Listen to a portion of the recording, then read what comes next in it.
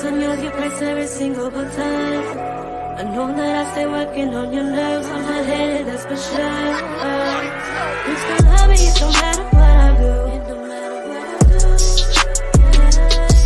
No matter what I do, guess I'm loving you.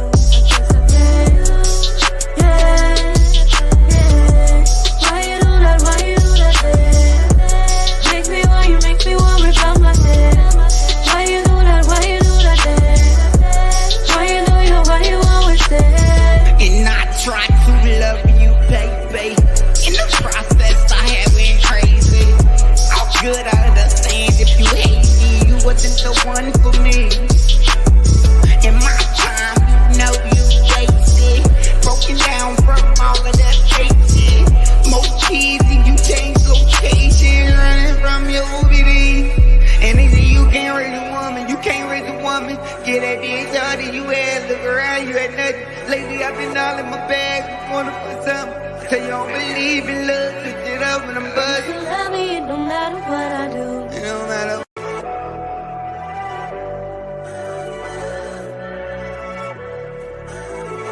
Make my heartbeat take the air out of my lungs. I press on your price every single time. I know that I stay working on your nerves. I'm not headed, that's for sure. You still love me, it don't matter what I do. It don't matter what I do. Yeah. No matter what I do, guess I'm loving you. Why you do that, yeah. Make me want rip out my head. Why you do that, yeah. Why you always there. And I try to love you, baby. In the process, I have been crazy. How good I understand if you hate me, you wasn't the one for me. In my time, you know you wasted. Broken down from all of that faking. More keys and you changed location. Running from your OBD. And they say you can't raise a woman, you can't raise a woman. Get that dick out of you ass, look around, you had nothing. Lately I've been all in my bag, wanna put something. Tell you I don't believe in love, switch it up when I'm buzzing. You love me, it don't matter what I do. It don't matter.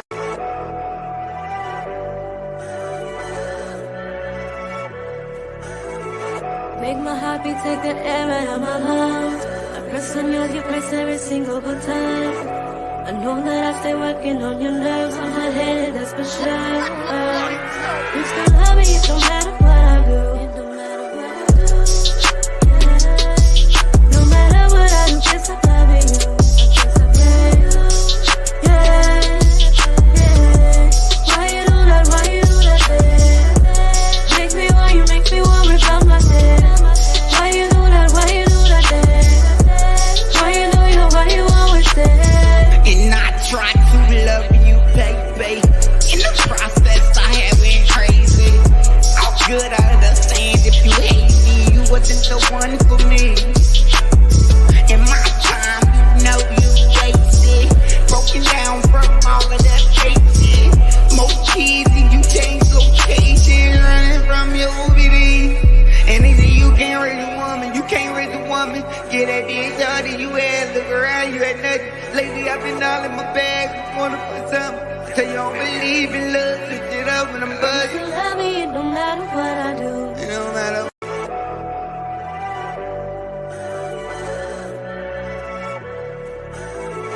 Make my heartbeat take the air out of my lungs. I press on your price every single time. I know that I stay working. The extra sound effects and the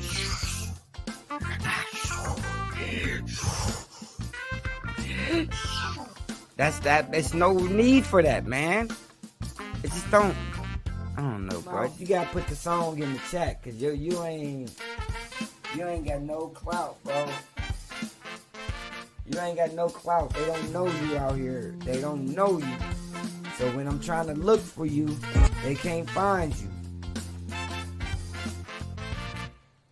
Gotta play the Birds remix, even though I ain't gonna be able to hear it. Let's play Word of Mouth, Bird.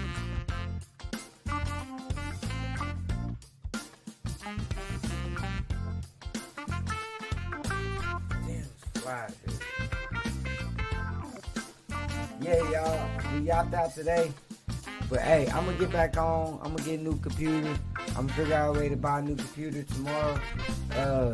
Y'all tap in with me. Let me see if anybody out there saying anything before I just hop off like this. I got about 45 minutes left of free time.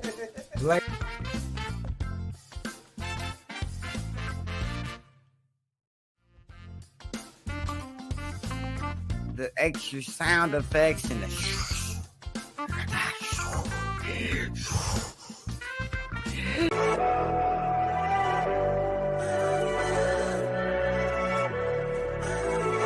Make my heartbeat take the air out of my lungs. I press on yours, you press every single button. I know that I stay working on your nerves. I'm not headed, that's for sure. You still love me, it don't matter what I do. It don't matter what I do. Yeah. No matter what I do, guess I'm loving you.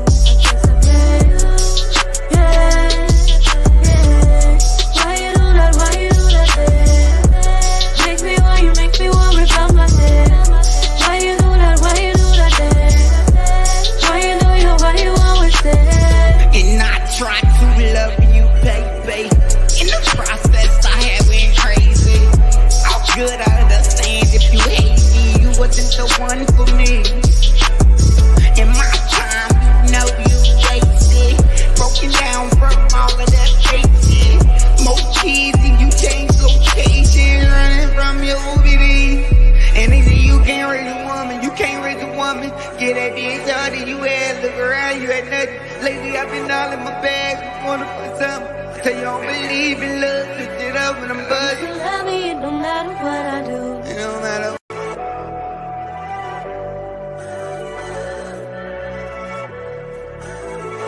Make my heartbeat take the air out of my lungs. I press on yours, you press every single button. I know that I stay working on your nerves. I'm not headed, that's for sure. You still love me, it don't matter what I do. It don't matter what I do. Yeah. No matter what I do, guess I'm loving you.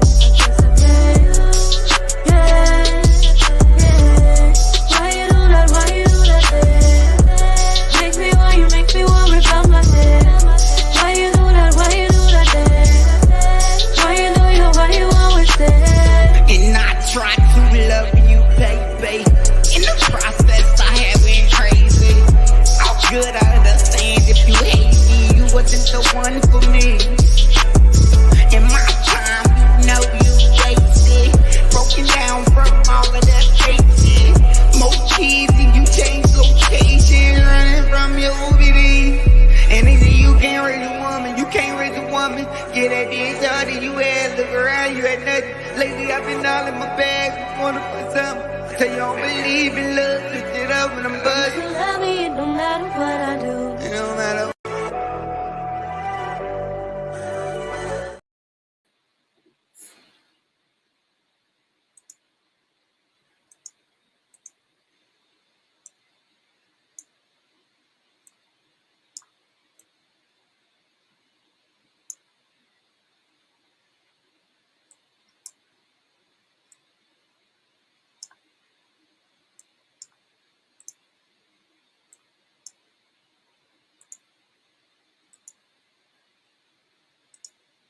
why is my freaking camera like this?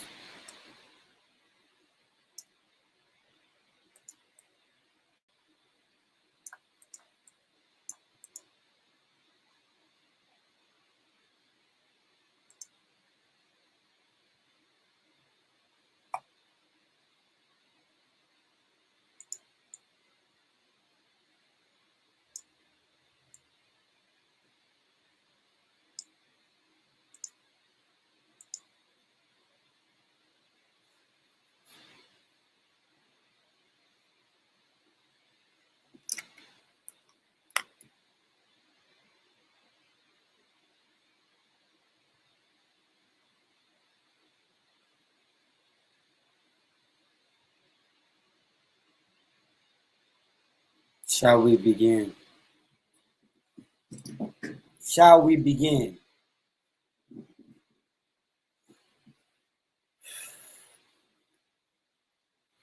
I don't like when it's people that I fuck with have shit happen to them.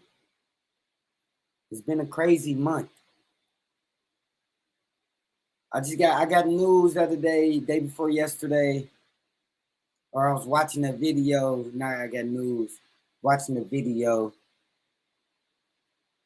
And saw them do that to Hassan, man. I saw him do that to Hassan. I'm just losing faith in everything. Shout out Word of Mouth in the chat, bro. I see you. I see you and I appreciate you, bro. I'm losing faith in everything, man. I'm just losing faith in everything. They got my boy Hassan Campbell. Word of Mouth. If you playing music, I'm sorry, you can't come in because I see you bobbing your head. I hope you're not playing music. No. All right, what's up, Word of Mouth, man? How you doing, bro? Good. I appreciate you and everything you bring to the table, bro. I just want to let you know that. See that? So look, bro, the situation is Hassan Campbell is in New York. He went back to Bronx River projects.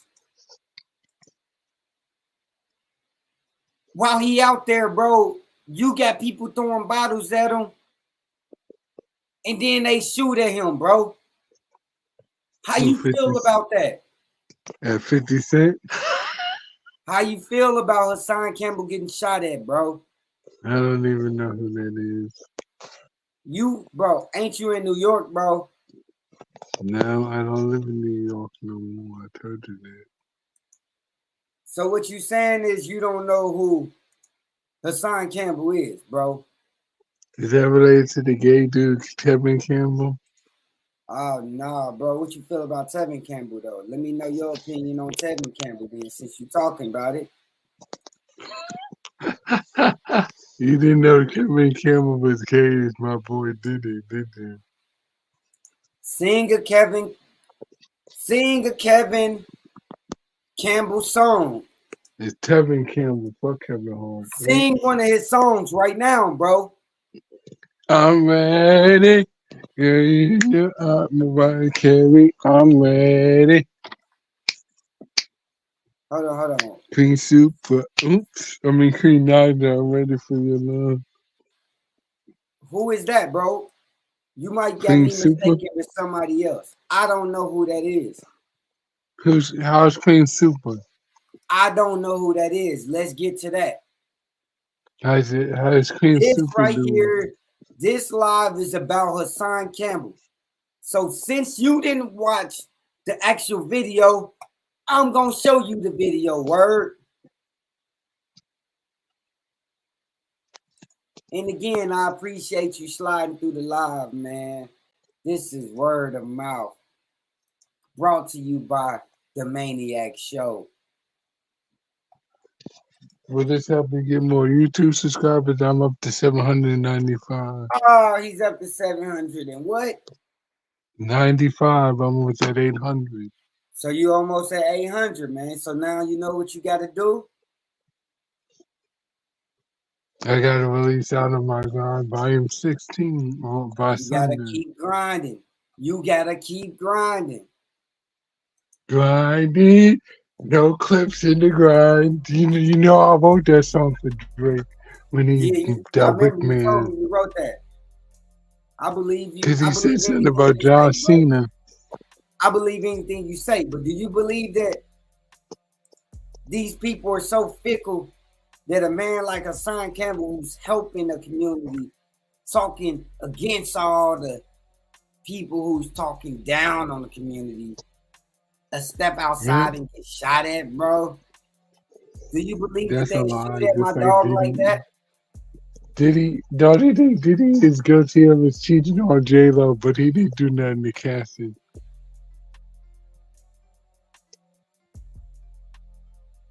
Word of mouth. I'm gonna need you to stay on topic, all right? That is on topic. I think about my brother Diddy. Word of Free mouth. my That's steps. another video, bro. Free my stepson, Tory Lane. Free Tory Lane. Free Tory. Free Tory. You just getting out everything you wanted to say, huh? Yeah.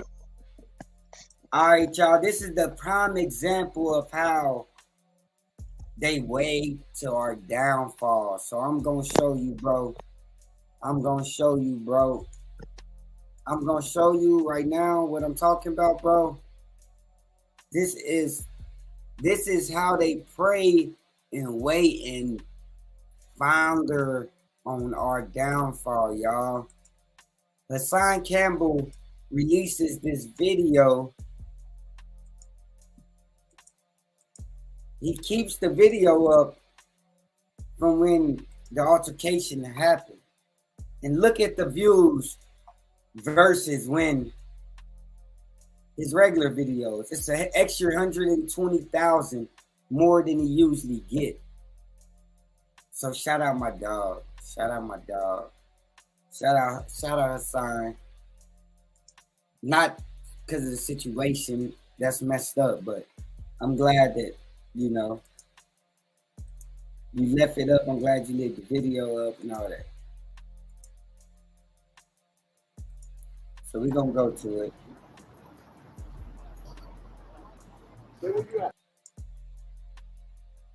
What up, though?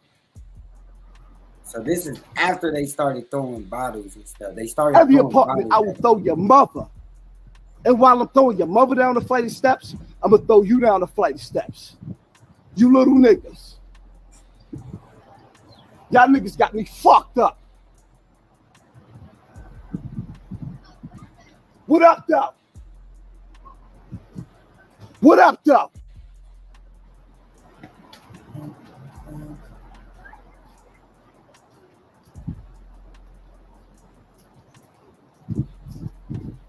What up, though?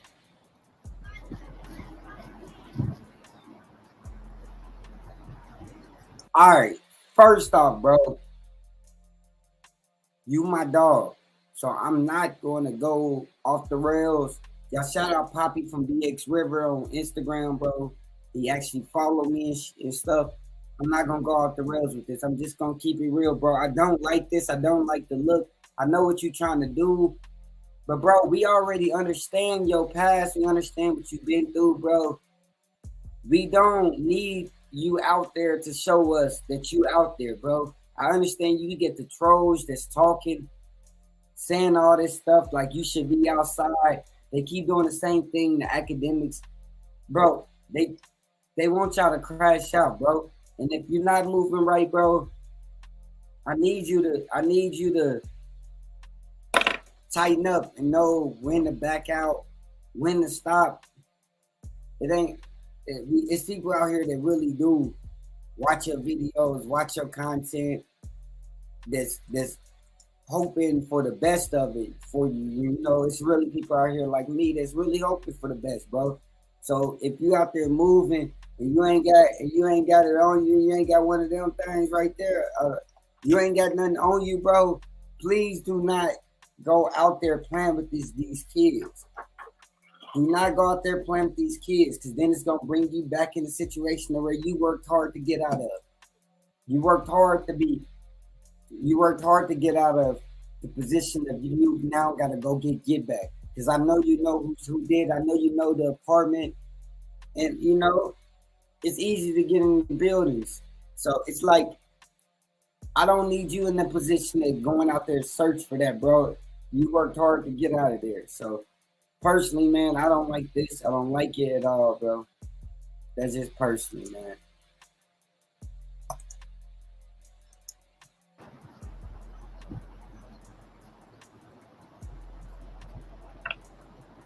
What up, though?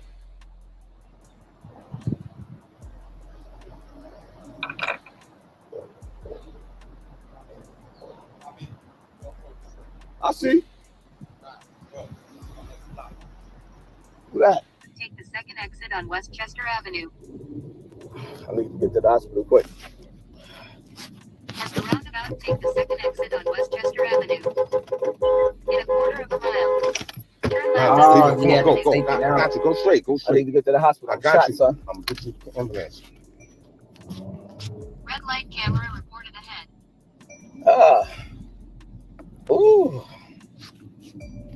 Oh, wait. Pull over. Let's just get your ambulance. That bullet getting hot. I know. That's why I said just pull over. Let me get your ambulance.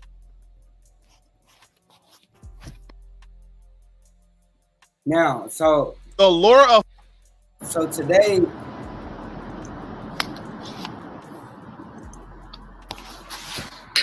today, he kind of like did his video today to let us know what's going on. So this was the video from today.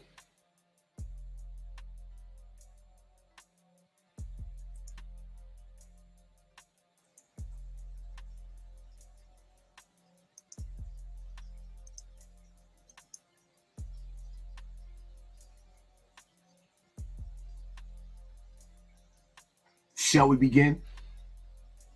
Shall we begin? Let me start this video off by giving thanks to all the people with your prayers, your good thoughts, your good energy. Let me give thanks to the people out there that believe in me and gave me the mental support that I need and needed at this moment. Let me take the time out real quick to thank God Almighty for showing me my purpose in life and letting me know that I still have work to do. Now, with that being said, that morning, first of all, I want to set the record straight with Mr. Checkmate, right? AKA Juju. I see dudes up there trying to put his credibility, his character at that moment in time with me going through a mental meltdown. I was broken. I was depressed. And I was like a suicide bomber on a suicide mission. I left out of my house that morning. Couldn't barely walk. Deep state depression. On my way to Bronx River.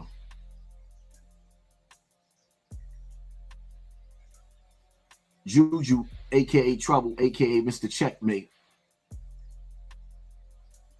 He hears my voice over the phone early in the morning. Phone conversation I don't even really remember. And he asked me where I was at. And when he realized what was on my mind and the state of mind that I was in, that man was vomiting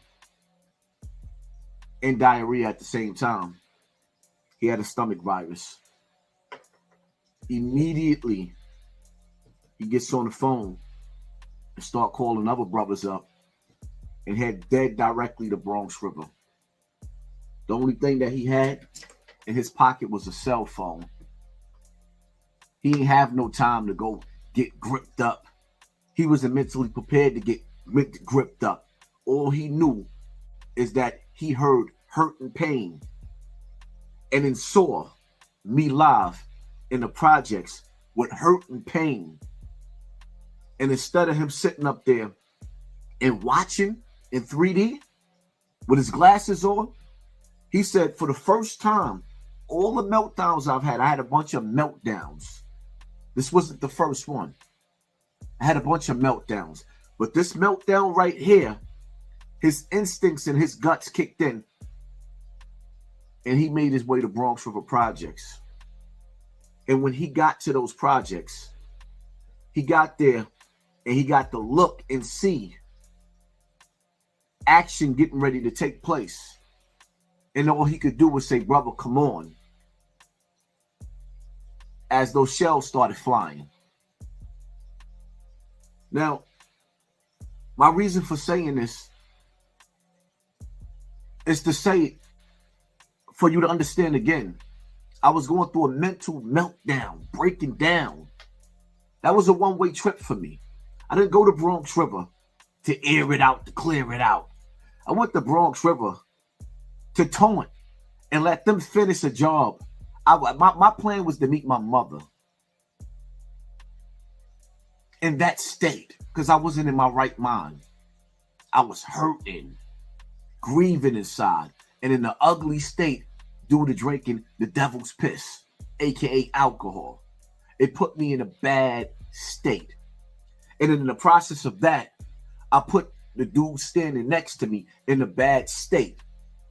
In the process, I got hit with him telling me, come on, let's go.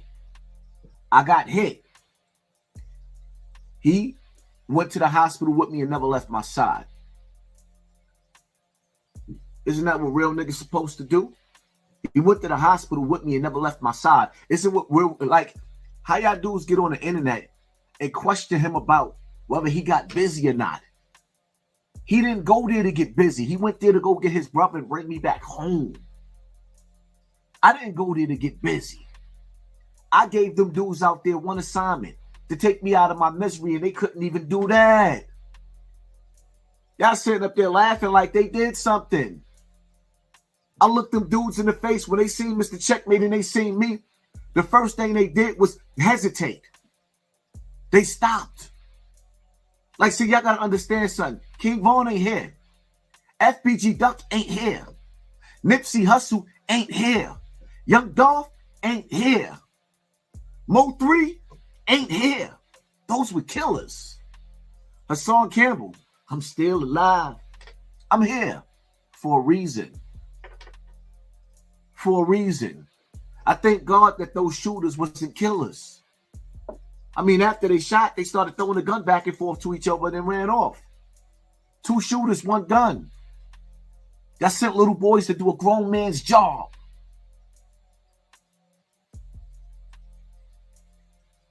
I'm going live tonight, maybe 7:30, 8, 9. Depends on how I feel. Stay tuned. But just to set the record straight, and let me say this, right? Matter of fact, I got a lot to say in my life. I got a whole lot to say, right? I got a whole lot to say. For all of y'all cats talking about I'm clout chasing. This is my life. This is my story. This is my pain. This is what I've been going through the whole 7 years I've been on social media. So I can't live my life and grieve in my life and go through what I went through in my life without me clout chasing. So I'm clout chasing. Y'all help me to understand that how all these platforms all over social media is getting paid off for my name right now. I'm in heavy rotation. So what y'all mentioning my name ain't clout chasing, but I'm clout chasing myself. Please help me to understand that. See, I can understand if I was going at Jim Jones and one of the rappers, y'all saying me clout chasing, but me actually living my life and y'all actually watching me get shot live on TV, going outside in the midst of a project, one of the most dangerous projects there is, and calling niggas out and they couldn't get the job done. So now I'm clout chasing? Nah, I was just that real. I was just that hurt. I was just in that much pain. And instead of y'all saying, yo, we got you, brother. We understand what you're saying. We going to turn the stove up on the Zulu Nation. In Africa, Bambaataa? Nah, y'all just laughed at my pain some more.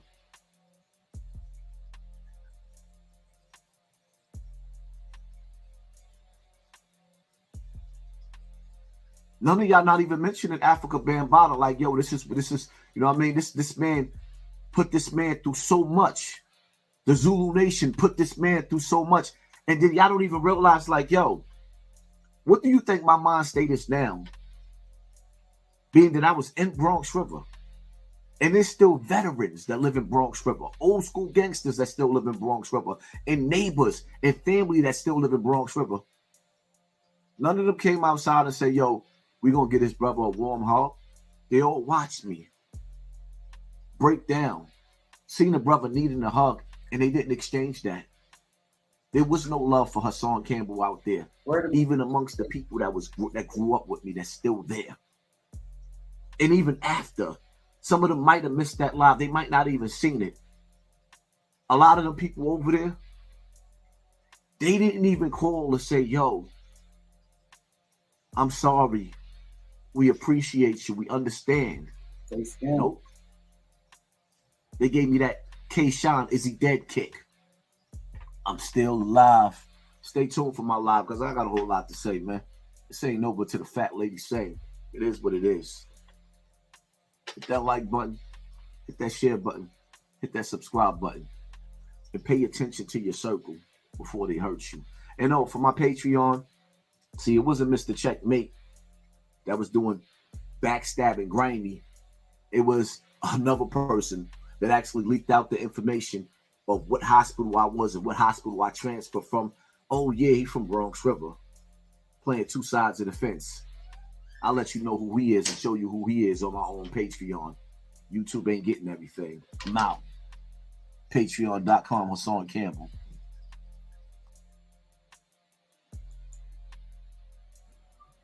That's keeping it a buck. That's keeping it a buck. He'll now be a protective group. And if we say some shit on him,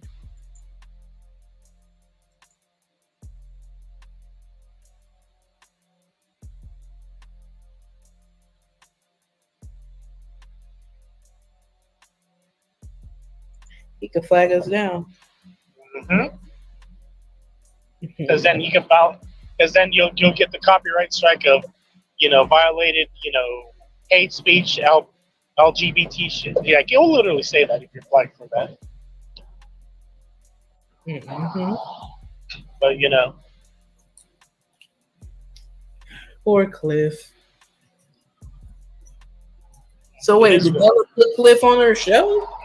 I'm not watching that dumb bitch no more.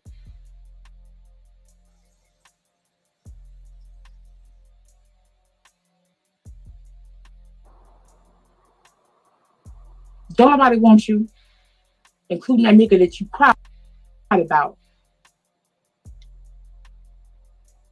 I could have helped you. Don't chase these motherfuckers and replace them. Who gives a fuck? I'm fucking at the grocery store, putting groceries in my car. I can't take it no more. I can't. This is too. Shut the fuck.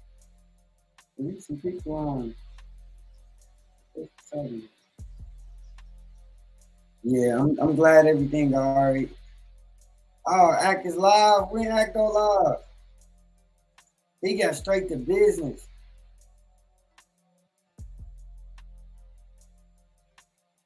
Story initially broke, this won't be the end, but also the story is there's going to be an attempt to drown this story among other stories that could be bigger or just other stories, period. Okay, I mean, that's classic media 101. Then I'm talking obviously about the Diddy and Cassie story. Today we have seen a influx, a litany of just accusations that are coming down in the same form that Cassie's did, but they're coming down in the form of lawsuits. Now, I'm going to be honest with you. I think some of these are a little bit coordinated for multiple reasons. One, I'll tell you about why we're going to see lawsuits about a lot of people in the music industry, and we can't all assume they're right. Now, I'm going to give you the difference, and people are going to try to lump this because this is going to make Puffy look a little bit better. People are going to say, well, oh, no, it's just a witch hunt for niggas, right? Like, you know what I mean? Well, Diddy got lawsuit, Jamie got one now, this person got one. Now, this is where the PR games go in, right? When it's like, oh, they got all your heroes. No. Diddy's lawsuit is very different than any lawsuit you're going to see, and I'm going to go over a few of them today, including Jamie's.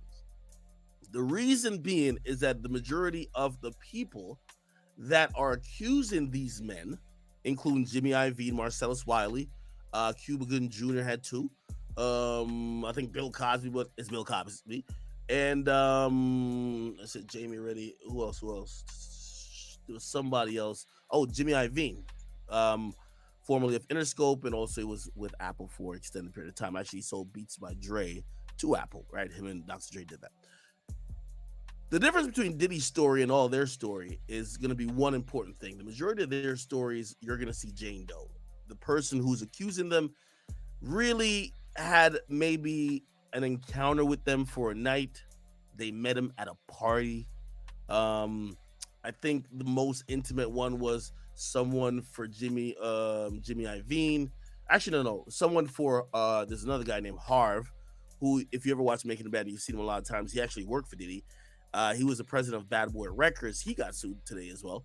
And I think the most intimate, or like the closest you'll see any of the victims, is he's getting sued by his assistant. So his assistant, while he was working at Bad Boy, is suing him. Now, this is why I'm saying this. This is going to be classic media and PR tricks. You're going to lump it all in. Oh, everybody's being attacked. And you know, when everybody seems to be just coming out with an accusation, people are going to be like, oh, okay, they're just all looking for bread. The only difference that is significantly different with Diddy and everybody else is that Cassie was literally his girlfriend for 10 years.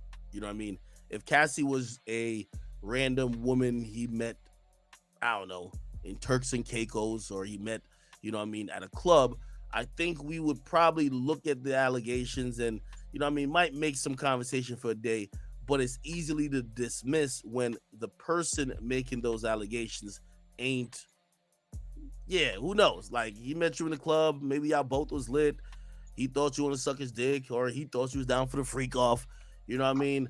And apparently you weren't, so now you're 10 years later, you're trying to like sue him because you weren't down with the freak off. It was a one-night encounter. That's very much different than, and by the way, that's what's happening with Jamie Foxx. So Jamie Foxx met like some chick at a party, and we're going to go over that. The difference with Cassie, and I think it might get swept under the rug here, is that Cassie knew this nigga for 10 years and was with him for 10 years. Now, I see also people talking about, and I know I haven't properly introduced these other lawsuits yet, but people are wondering if the same thing is going to happen, whether to Jamie or these other people with power and significant amount of money. Will they settle immediately? If you ask me, no. For many different reasons. You get what I mean? I think Diddy had to settle immediately, but I don't see Jimmy Iovine settling. I don't see Jamie Foxx settling. And actually, let me bring that back, because, you know, sometimes these lawsuits are better off just being settled. They won't be settled within 24 hours. You get what I mean? It's probably gonna, you know, be some shit that happens. Anyway. Okay. Everybody up here? Cool. I see YouTube is chilling. Let me make sure I'm reading chat, because sometimes I get into my diatribes and I neglect chat. Give me a second. I got Twitch right there. I got YouTube right here.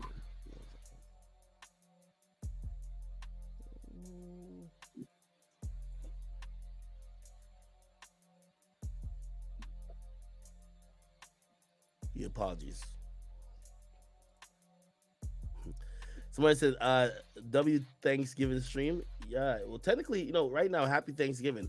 I know later on y'all gonna be going in. I don't know how y'all family give Thanksgiving up, but you know, usually we meet around a certain time, probably later than many people. What time y'all eat dinner on Thanksgiving? Anyway, like my aunt or my mom, they'll make turkey, but nobody eats it. Everybody just eats oxtail, curry goat, mac and cheese, rice and peas. There's stuff in there too, but nobody really eats turkey. I ain't gonna lie to you. And there's chicken, but nobody eats chicken either. It's just really oxtail and curry goat. Okay, cool. All right, perfect. Here I am. Somebody said if Jamie settles, we'll know. Okay, so cool.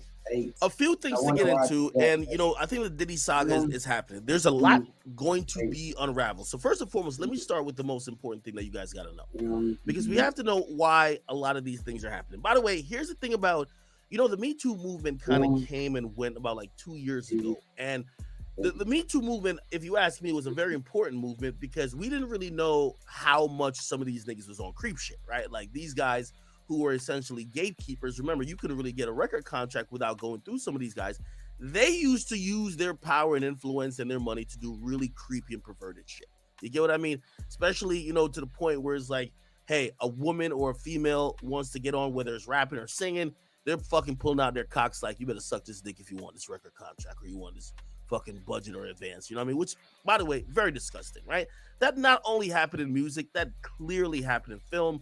Hey, you want this role? And by the way, some of our favorite actresses literally had to get down on their knees. I'm not making fun of this, by the way. I'm just telling you the reality of it and fucking suck off these old, senile, wrinkly motherfuckers because they were the people who owned or had the power and control in Hollywood to make sure these people either could get in these movies and really be able to provide for their families. So the Me Too movement, if you ask me, was necessary at the time. Now, I'm going to tell you what happened from the Me Too movement. Of course, it rooted out the biggest perverts, right?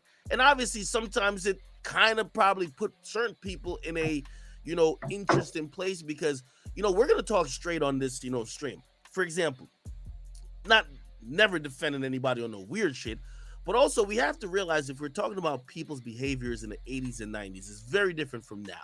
You get what I mean?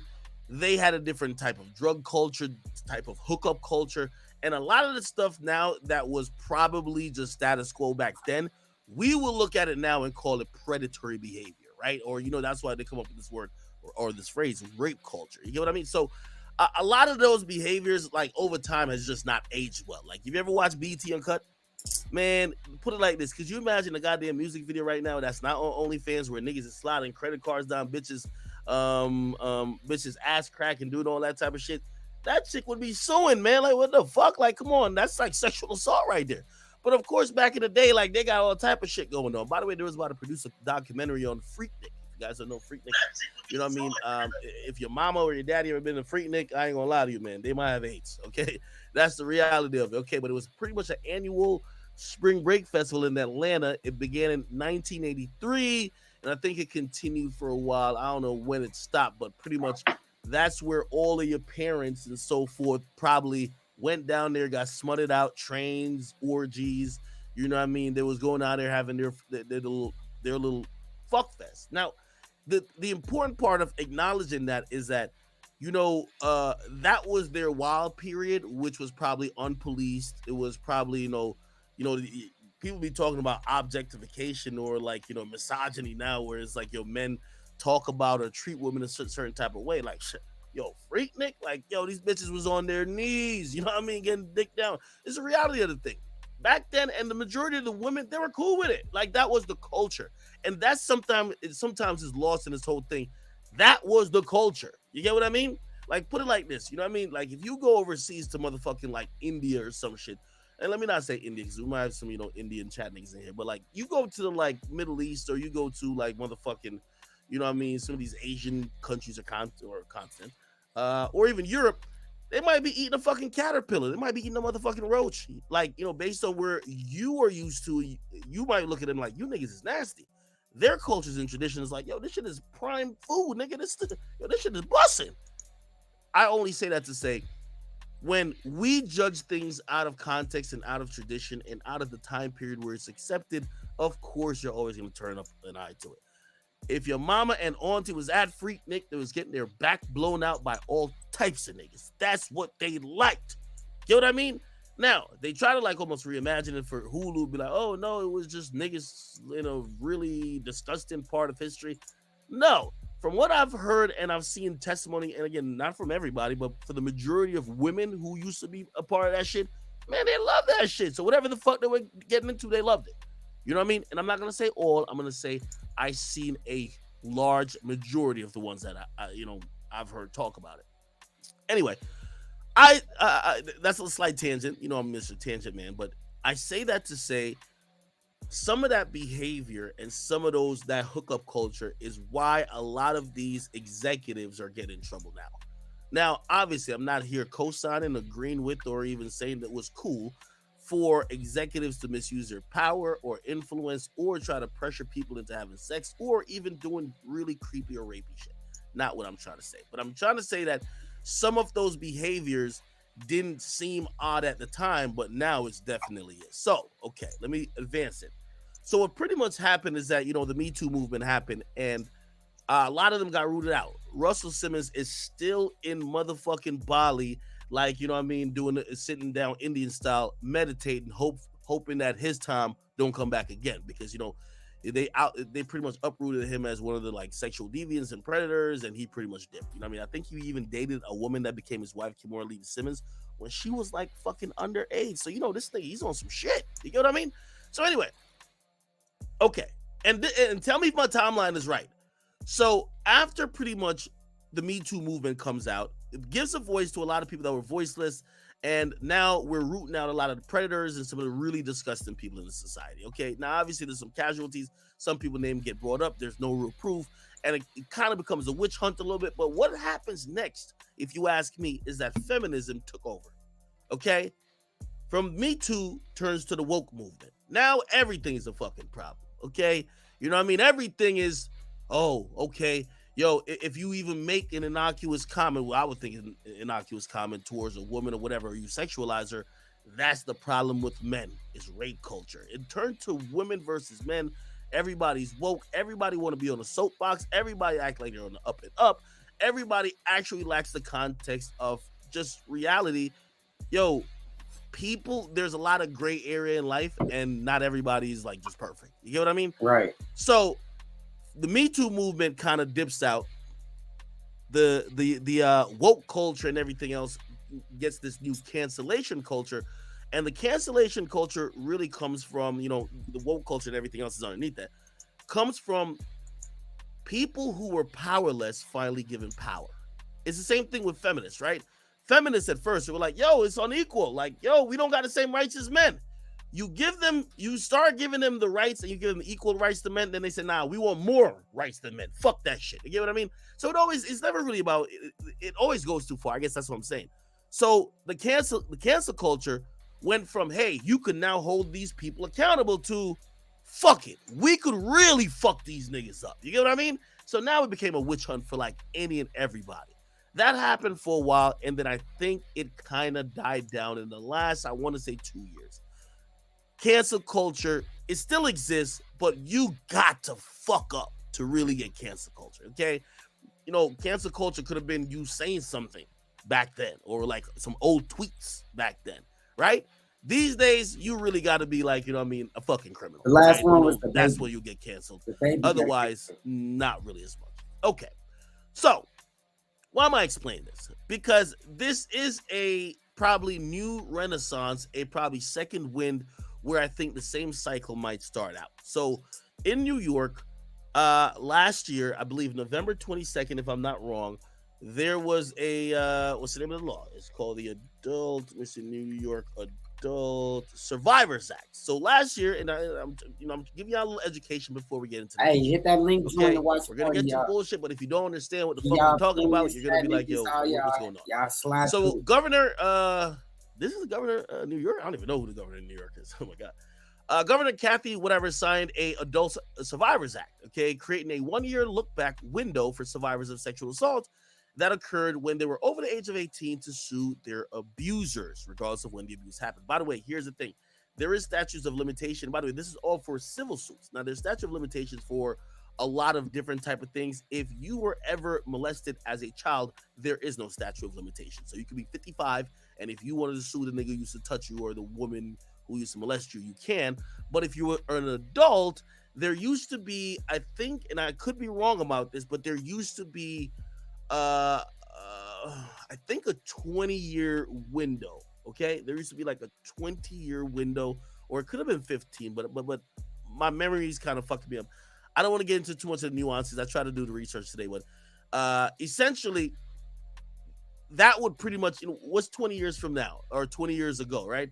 20 years ago is like pretty much 2003. So all the shit that happened in the 90s, and again, I think I might be wrong on the 20 years part, but regardless, somebody say it was 10 years. It probably was 10 years. Thank you. It probably was 10 years because, 20 years, Cassie's thing would have still been good for a couple more years. And a lot of these other guys, they're getting accused of shit in the early 2000s. So I do think it's 10 years. Okay, cool. So then, anyway, the people whose statute of limitations expired, so they couldn't sue their quote unquote oppressors or the people who victimized them or sexually abused them, assault them, they got a 1-year window to file new lawsuits to basically get the justice they never got. Okay, this was signed It was signed in November. I know. I think it was November 22nd, or something like that. Anyway, okay, let me just go to another. Just a press release. Here we go. Okay, cool. The lawsuit that launched. Oh my god. The lawsuit that launched 2,500 sex abuse case and failed celebrities is expired. Okay, so the groundbreaking Adult Survivors Act is expired. It's expiring on Friday, people. Okay, that's what I know. So Friday, if you got, essayed, I don't like to say the word, but I mean, who cares about saying it? If you got sexually assaulted, if you got, any creep behavior happened when you were an adult with a guy, or even if you're a guy with a woman, you have until Friday to file a lawsuit if it happened in New York State. This is only a New York State thing. So again, I know people are going to think that the whole culture is under attack, but not really. Here's the problem, though. This is why we're seeing a lot of musicians get caught up in this. It's only now where the music industry is a little bit decentralized. Like, for example, QC is based in Atlanta, right? Before, every record label used to be based in New York. So pretty much your entire, you're going to have, like, first of all, the Major League Baseball headquarters is in New York, right? All record labels are in New York. There's a shit ton of, like, really important big businesses, all headquarters in New York, a lot of important people in New York. And essentially, the reason why you're seeing so many people in the music business get caught up because they all were officed in New York. Again, this is only a New York thing, okay? Yeah.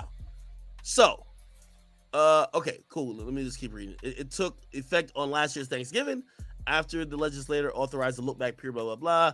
Advocates predicted at the time that a temporary measure would turn the trickle lawsuits into civil state civil courts into a flood, and so approved. With the act sunsets this Thursday, more than 2,500 actions will be filed under legislation. Okay, cool. Now that you understand that, it's the last chance for anybody who got touched, who got forcefully fucked, or anything of the sort over 10 years ago to file a lawsuit.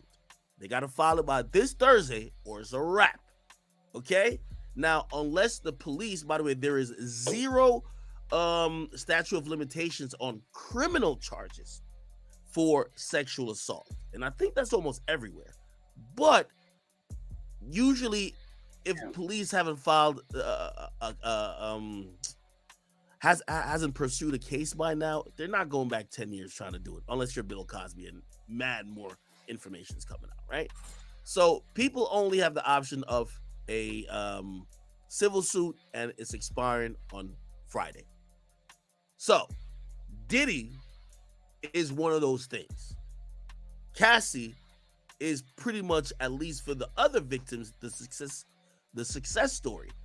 She didn't have to go to court. She didn't have to sit through the deposition. She didn't have to get cross-examined. And also, you got to imagine, no matter what we say about Cassie, it would be embarrassing. She got the bag and she dipped. So everybody else is filing to get the bag, but it doesn't mean they're lying, or it doesn't mean they're telling the truth. I think with Cassie, it's a little bit different. People look at Cassie to say, you're saying your name, right? Because most of these other people, they're going to be called Jane Doe, which means they're doing it anonymously.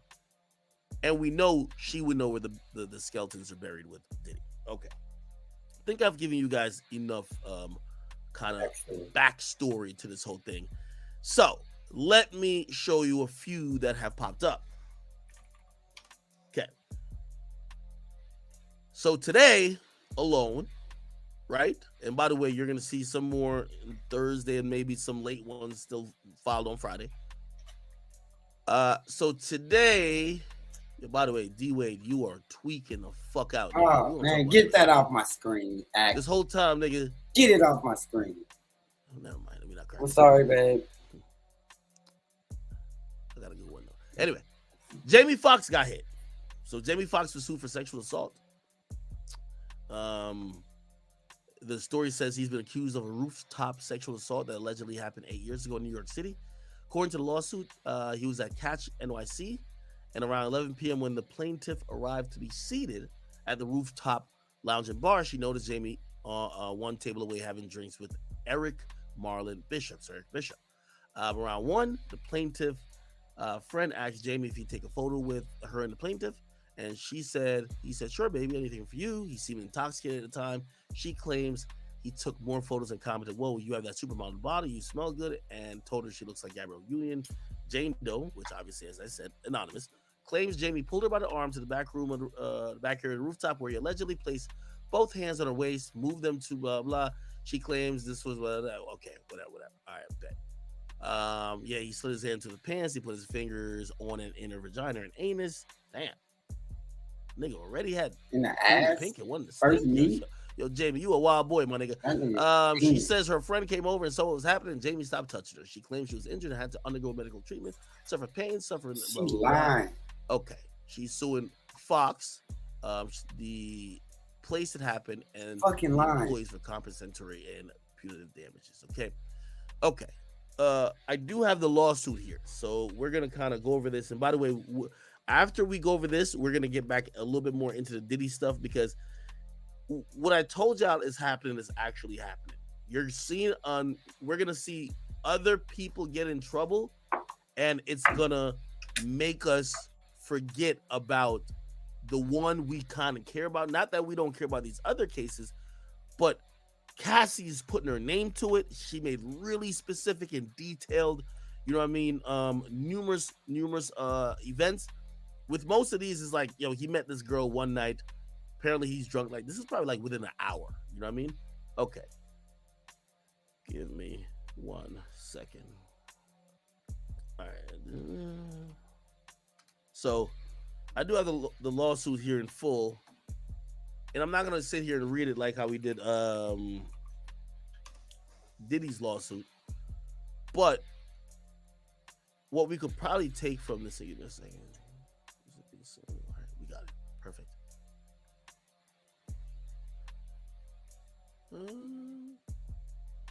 Oh, I didn't. Sorry, Chad.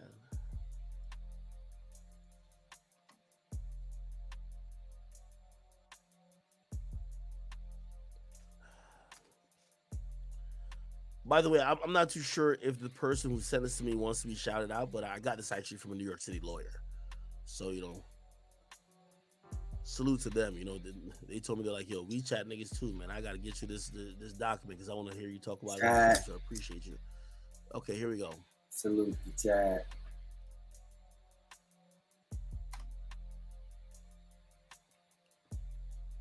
If this shit don't... Give me 1 second. Sorry. Yes. All right, cool. So here's a lawsuit. It's Jane Doe versus Eric Bishop. Oh, wait, actually, Eric Bishop is Jamie Foxx. What is that Jamie Foxx's real name? No fucking way.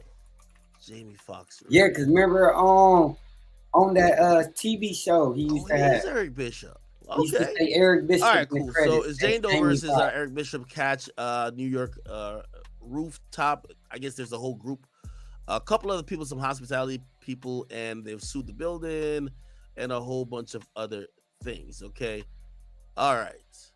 Now, I'm going to just try to get to the information that's directly written in the lawsuit. Here we go. Fox. Okay. Here we go.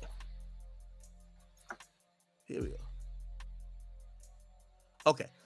On or about, so this happened in 2015, which, by the way, ironically, if there's a 10-year window for if there's a 10-year window for statute of limitations, I think we have to acknowledge that what Cassie did, that a lot of other people are going to feel emboldened by. Remember, Cassie got the win.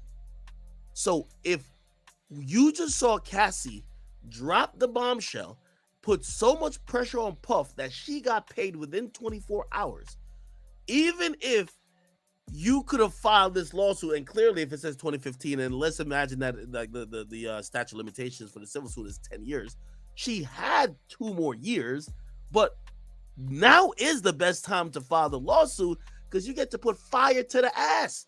Yo, what you gonna do? Diddy just paid up. You ain't gonna pay up? Hey, I don't want no 30 million. You give me 3, I'm straight. Jamie, you give me 3, I'm straight. I'm out of here. You feel me?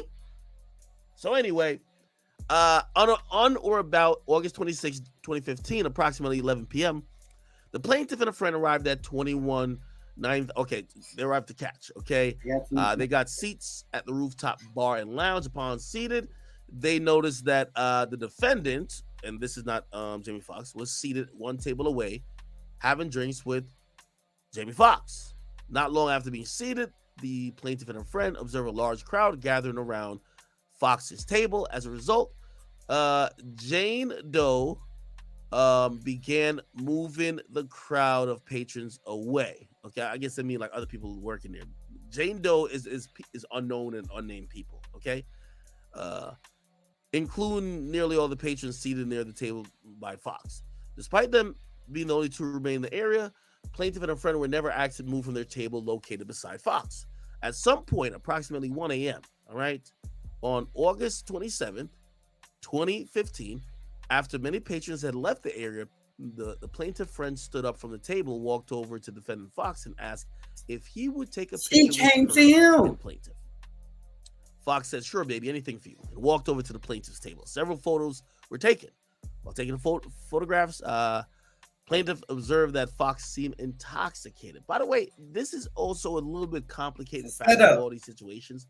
When alcohol is introduced, saying people were intoxicated, number one, it's going to work in very different ways, especially when it comes to a lawsuit, because it's going to severely limit the believability of somebody's side. If you were intoxicated, you know, sometimes your memory isn't the best, or maybe you're not in the proper state of mind, or you could have been blacked out. Now, again, remember, this isn't like a criminal case. You know, I don't know if you ever heard it, like, I think ignorantly, you know, I'll state this, but I don't think this is true. They're like, if two drunk people have sex with each other, like, they almost basically look at it like, well, shit, if y'all both were out of your mind, it's kind of hard to deem who's the person at fault. If somebody claims somebody took advantage of them, yeah, we're both drunk, right?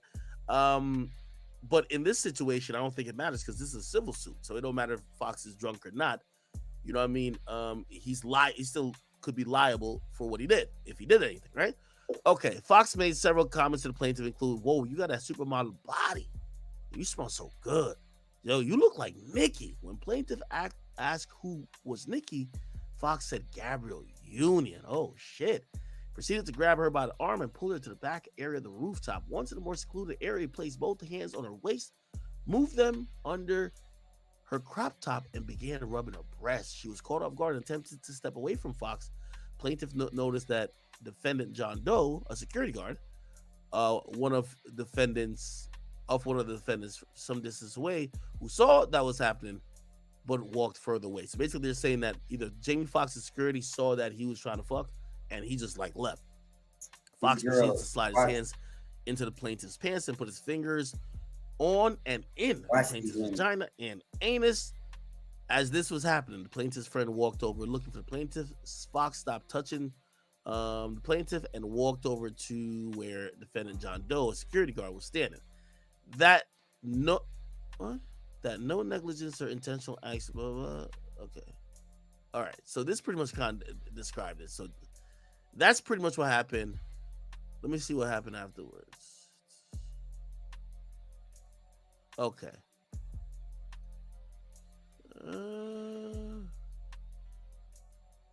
She did say she went to the police.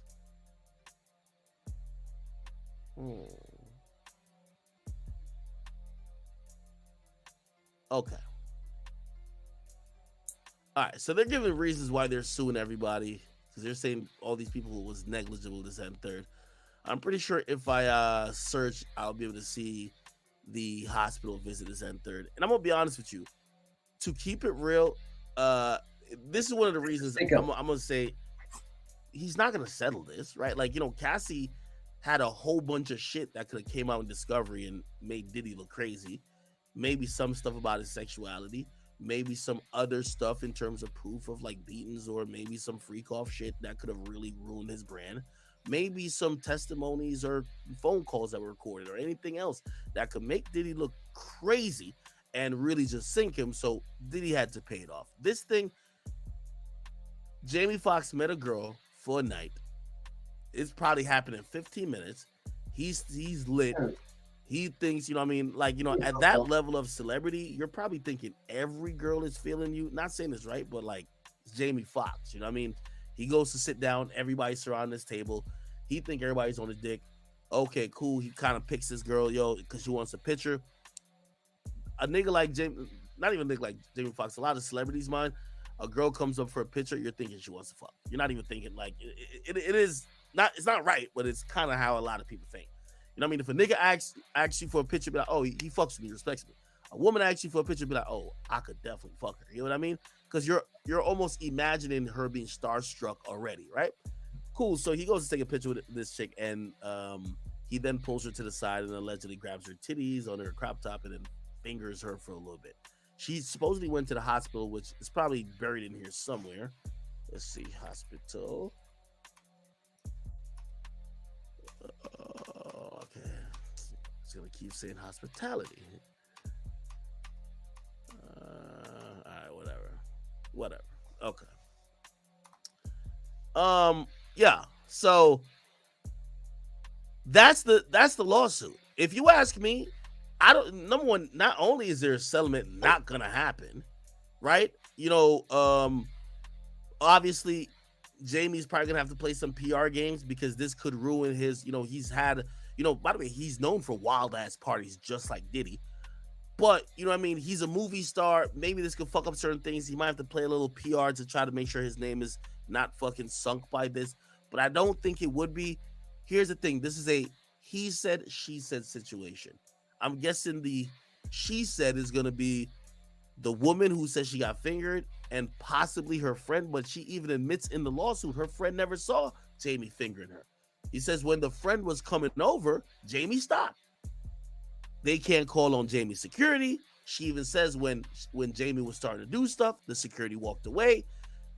I'm pretty sure, number one, you're suing Catch, right? You're suing the rooftop bar restaurant place that it happened in. They're not gonna give you fucking surveillance footage to you know what I mean? First of all, this is 10 years ago or 8 years ago. They're not gonna give you surveillance footage to get them fucked up in court. So they're not gonna be any help. So it's really her word versus Jamie Foxx and everybody else there. I think this is a very winnable case. And whether he did it or not, it's not for me to judge because I'm not there. But this is the reason why you're not cutting this chick no $3 million check or no millions at all. You fight it out, you beat the case, or it's going to get dropped. Or if maybe at max, you know what I mean? Hey, you pay some punitive damage or some compensatory damage for just some negligence, but they'll dismiss the claims that, you know, it could be proven that you sexually, you know, did some shit with her, right? Because, I mean, even if she went to the police, it's not like, because you do like a rape kit on like somebody being fingered. And then even if you did do it, I guess you have to match it to the DNA. I don't know, whatever. Anyway, the point what I'm trying to say is that this is completely different from Diddy. And I think he's going to fight this. You know what I mean? I don't think you're going to see none of this shit get resolved in a day. Okay? So yeah, you know what I mean? Listen, not saying this woman is lying, but any chick who done got fingered, piped out in the bathroom, sucked some dick like in an alleyway of a celebrity in New York City in the last 10, 15 years, they're probably gonna like rethink that incident and be like, that nigga never did hit me up again. He never did take me on tour like he told me. He never did send me that cash app like he said he was. He never did. Fuck it, I'm suing that nigga, right? So we might see some, you know, fraudulent. I'm not saying this is what that is, but hey, to me, this is weak. Okay. Now, a few other people that got caught up in it. Okay, so that's the Jamie Foxx situation, if you guys don't know.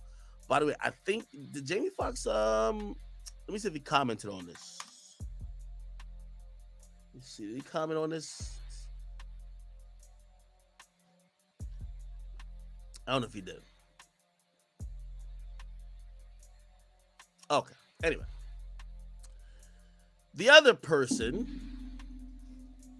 that got caught up was and I'm gonna keep it musical because there's a lot of other people that got caught up. And people are now saying where their smoke is fire. So former Bad Boy president and label hit? No, yeah. Former Bad Boy president, Bad Boy the label president. His name is Harv Pierre. He got hit with sexual assault, negligence, and whatever. And this is after the lawsuit got settled by Diddy with Cassie. So let's read about him. Harv Pierre. Okay.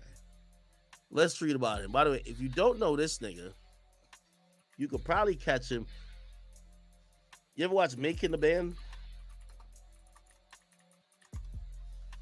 He was always on there.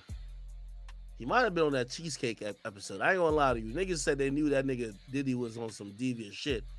When they seen this nigga Diddy told people to go walk to Philly for a cheesecake. Not to Philly, to Brooklyn for a cheesecake.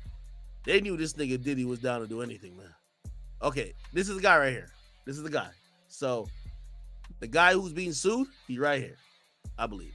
Bald head, yeah. I think this is him right here. This is him right here. By the way, why did like I think this was aired on like VH1 or like MTV. Why did they never replay these at all? Like this was the funniest reality show if you ask me, man. Shout out to my boy Chopper, man. And Bad Bunny and everything. Okay, cool. So that's the dude there. He's known for being around Diddy, and here we go into what the fuck supposedly happened. Okay, says on the heels of the high-profile sexual assault allegations against Diddy, an assistant has filed a lawsuit against the former president of Combs Bad Boy Entertainment, alleging sexual harassment and sexual assault. Harv Pierre allegedly used his position of authority as plaintiff's boss to groom, exploit, and sexually assault the assistant, according to the complaint, which was obtained by Rolling Stone. The assistant, who has chosen to remain anonymous, alleged she was sexually assaulted multiple times by Pierre between 2016 and 2017 in New York City and other locations. By the way, again, let's look at the time. Let me see. I just want to statute of limitations, New York City. Yeah, it keeps saying 20 years though. It keeps saying 20 years, unless I'm wrong.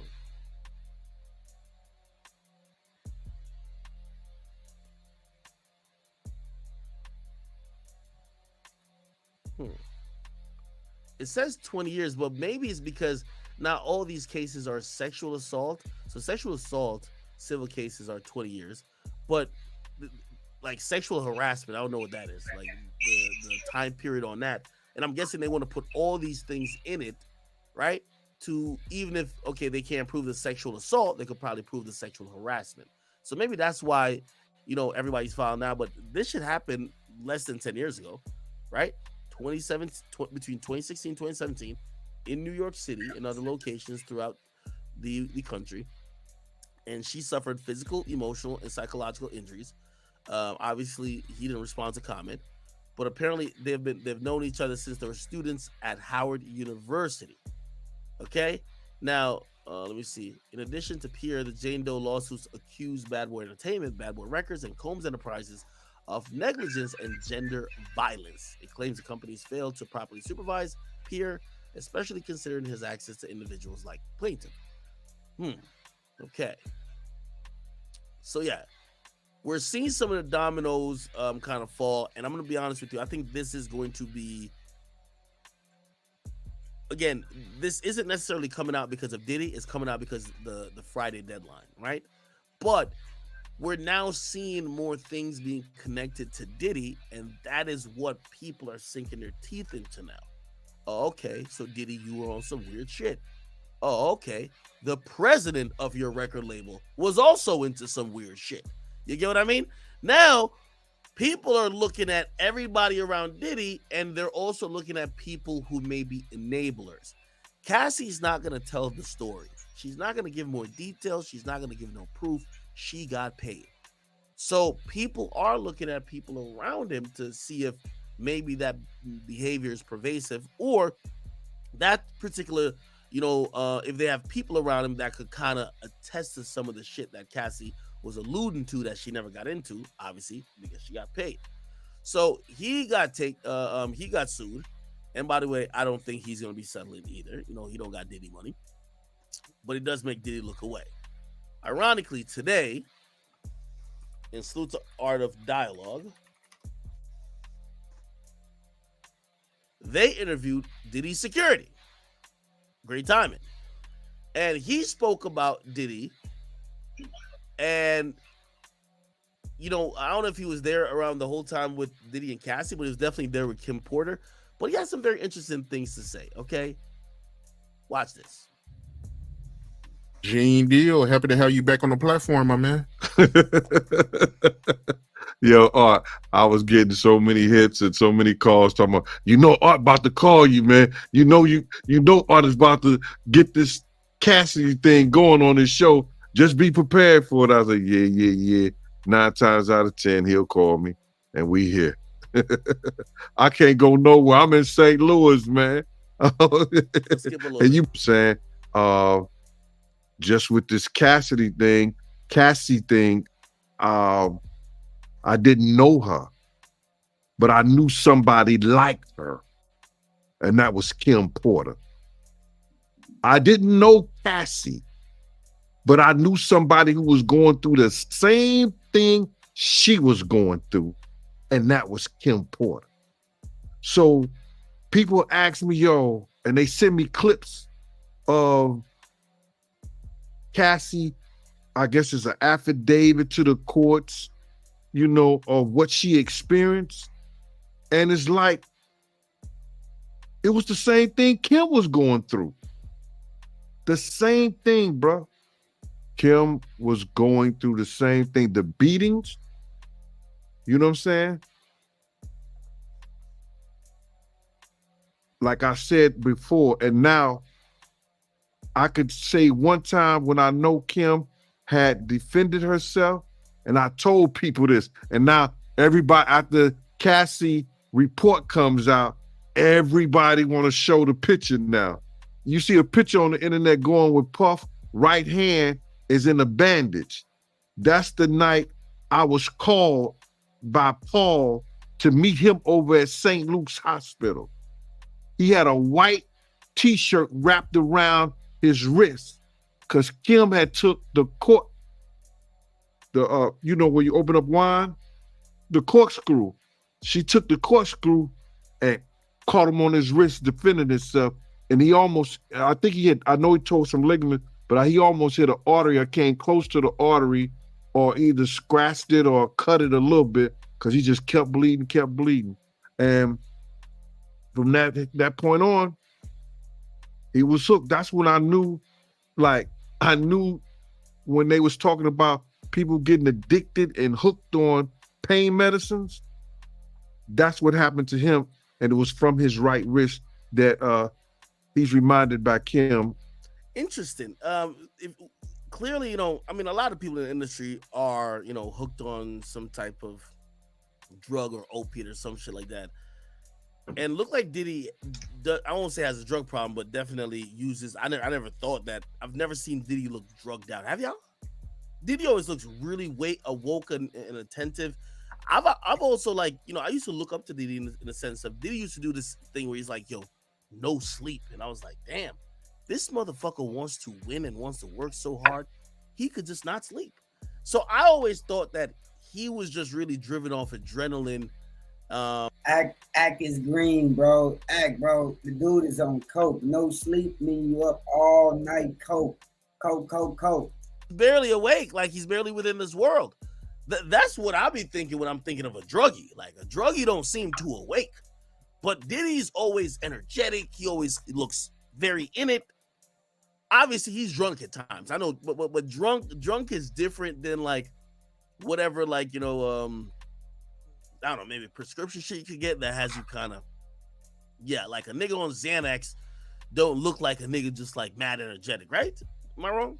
Anyway, it's interesting to hear Gene Deal says, and this is his bodyguard at the time, he says he believes that Diddy's addiction to certain medication or certain drugs came from him being injured by his, by Kim Porter. And once they prescribed the medication, he probably kept taking it afterwards, right? That happens a lot. All the time now. And looking at this lawsuit, right? And like you said, she did accuse him of abuse in this lawsuit. Oh, I see a couple people say, yo, Ak. Nah, man, that's cocaine for you, man. Cocaine and Molly, nigga. Or maybe talk to me, Ak. I'm here, bro. Add me to But she also like accused him of sex trafficking in this lawsuit. How you feel about that? Well, he get the sex trafficking because he took her to different states and had her perform sex acts with different, male prostitutes and different people, sometimes against her will. We look at this and we say, well, that was his girl and she did it on her own. She didn't have to. Man, you can't say that. That was a 19-year-old girl that what they call now groomed by an older man. And yes, she got some of the benefits of being with a billionaire. Do you think that Diddy groomed Cassie? Again, this might be a rhetorical question because let me first define what I think grooming is. I thought grooming was like had to do with like underage. Like, okay, you're basically grooming someone to be with you whenever they could be with you legally. Kind of like almost in a way where people are like, hey, if you're with Kylie Jenner and she's 16 and 17 and you're basically kind of grooming her to become your girlfriend when she becomes 18, right? That's what I was thinking grooming is, but maybe this is grooming too, right?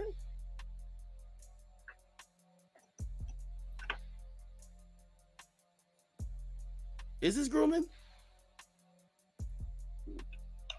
I don't think so. Yeah, some people say, nah, he took advantage, not grooming. But not grooming.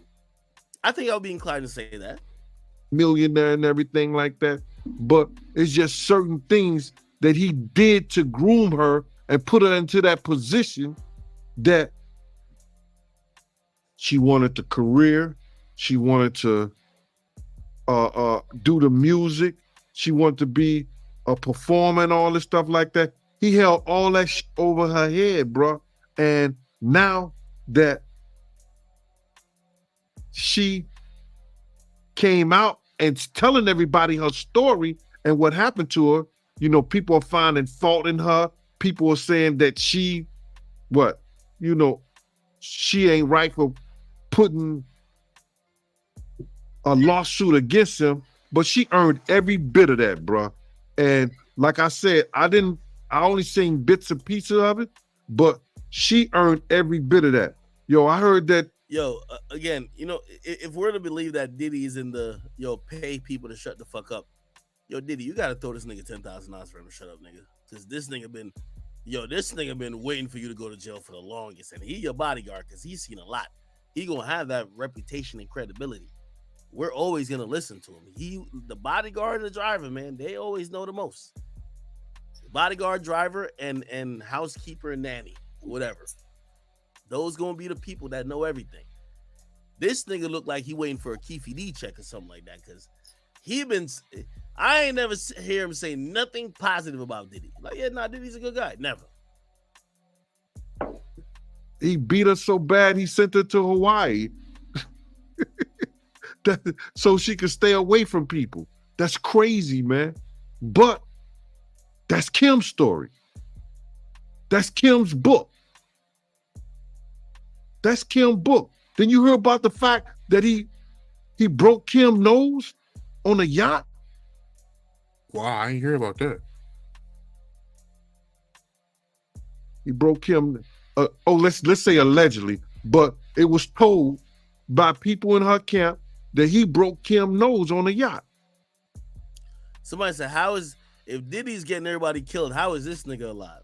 Simple answer, nigga. I don't think he owned a car. He probably got a bus pass or something like that. You know what I mean? He ride the Greyhound. You know what I mean? Hard to catch a nigga lacking when you can't put a car bomb under his car. He don't got none. You feel me? That's the only reason I could think.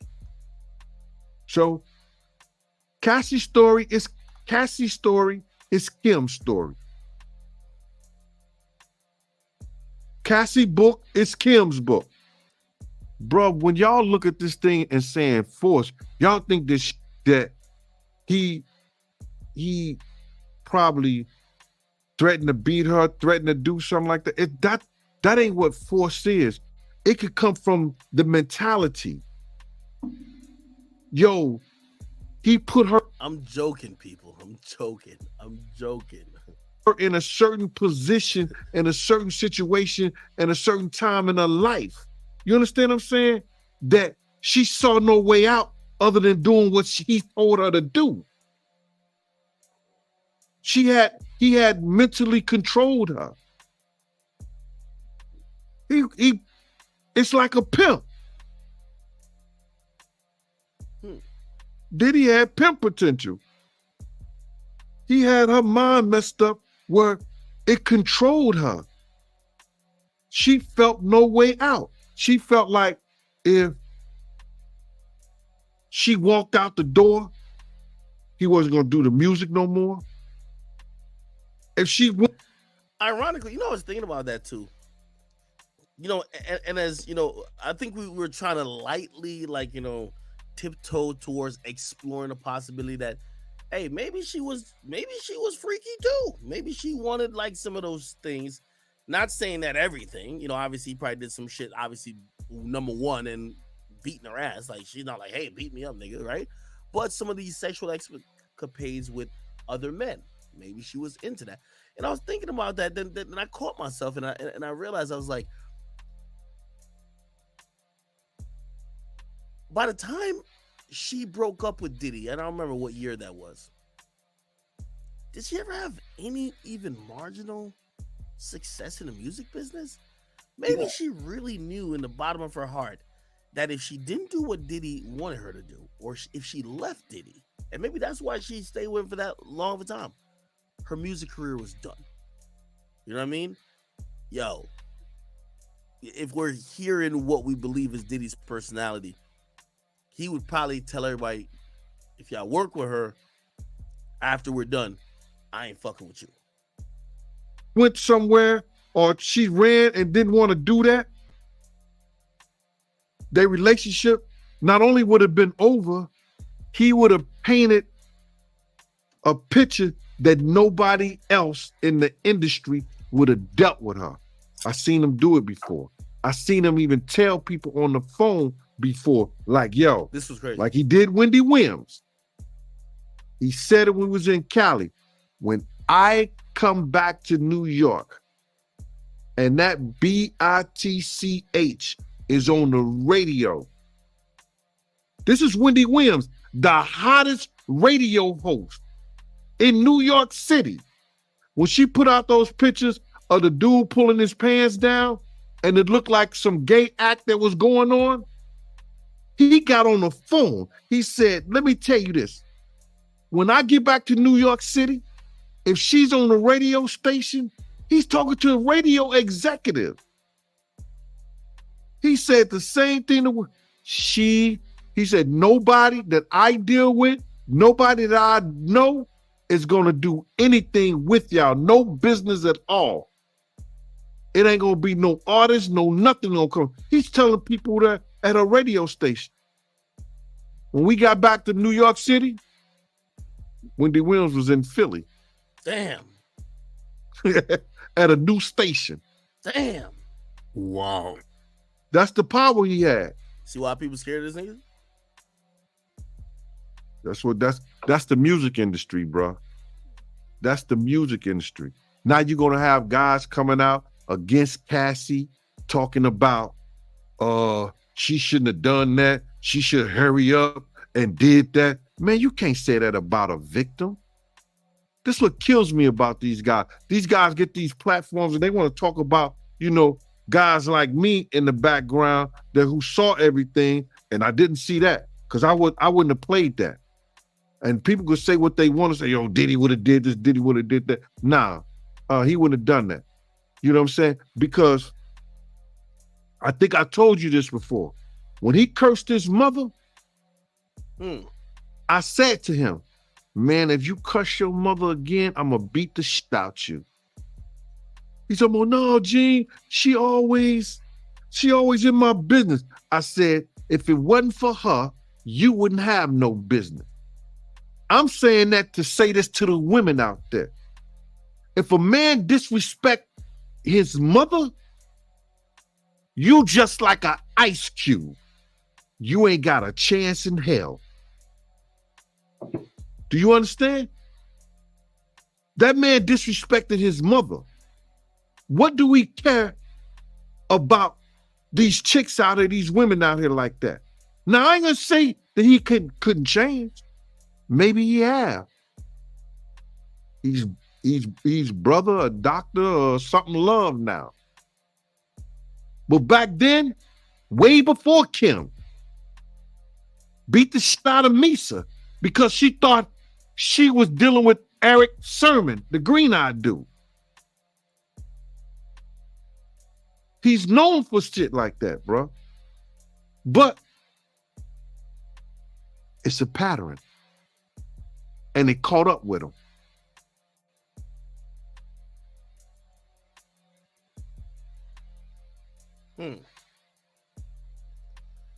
Interesting. Now, there's a bunch of stuff actually, kind of happening. And, I don't know if you've seen me post this, but I think the major one is this is music to the ears of the parent company, Diageo.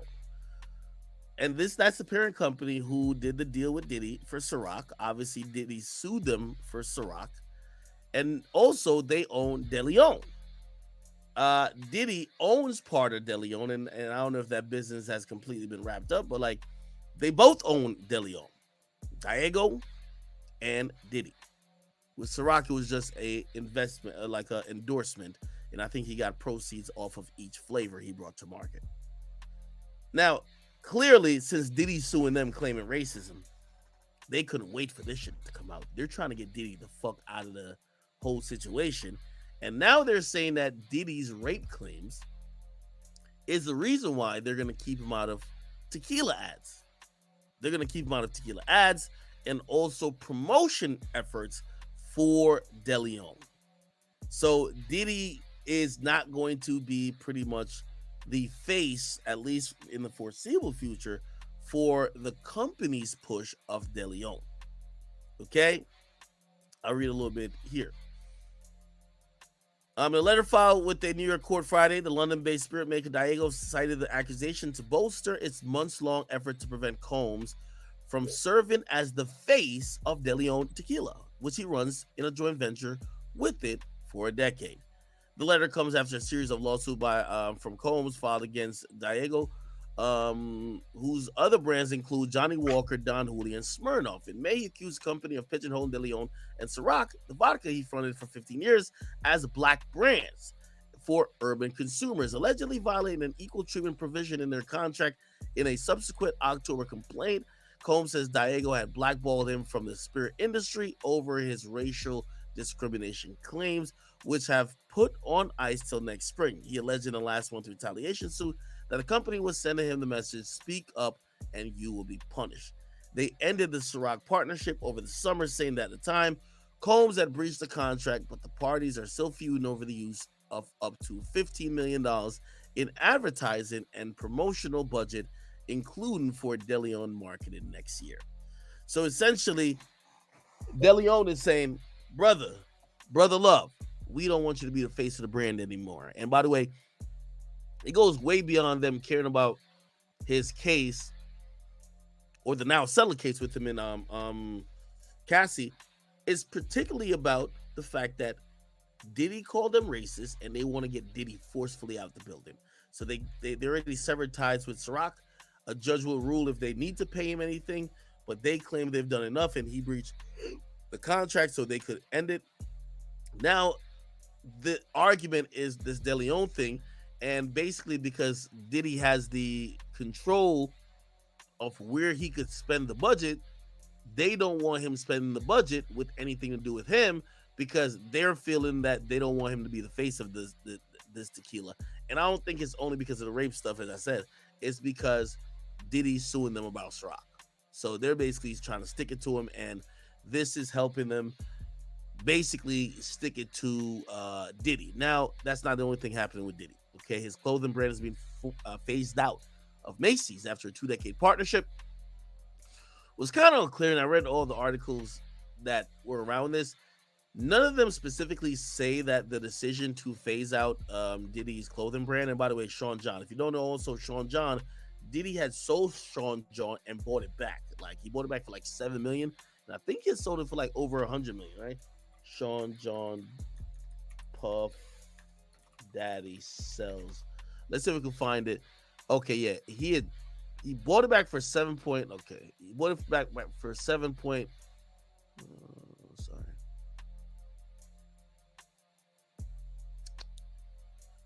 Pause on this say. Yeah, he bought it back for $7.5 million, and he had sold it for. Let me see if I can find it. When did he sell it? He had sold it for. Why does this tell me how much he sold it for?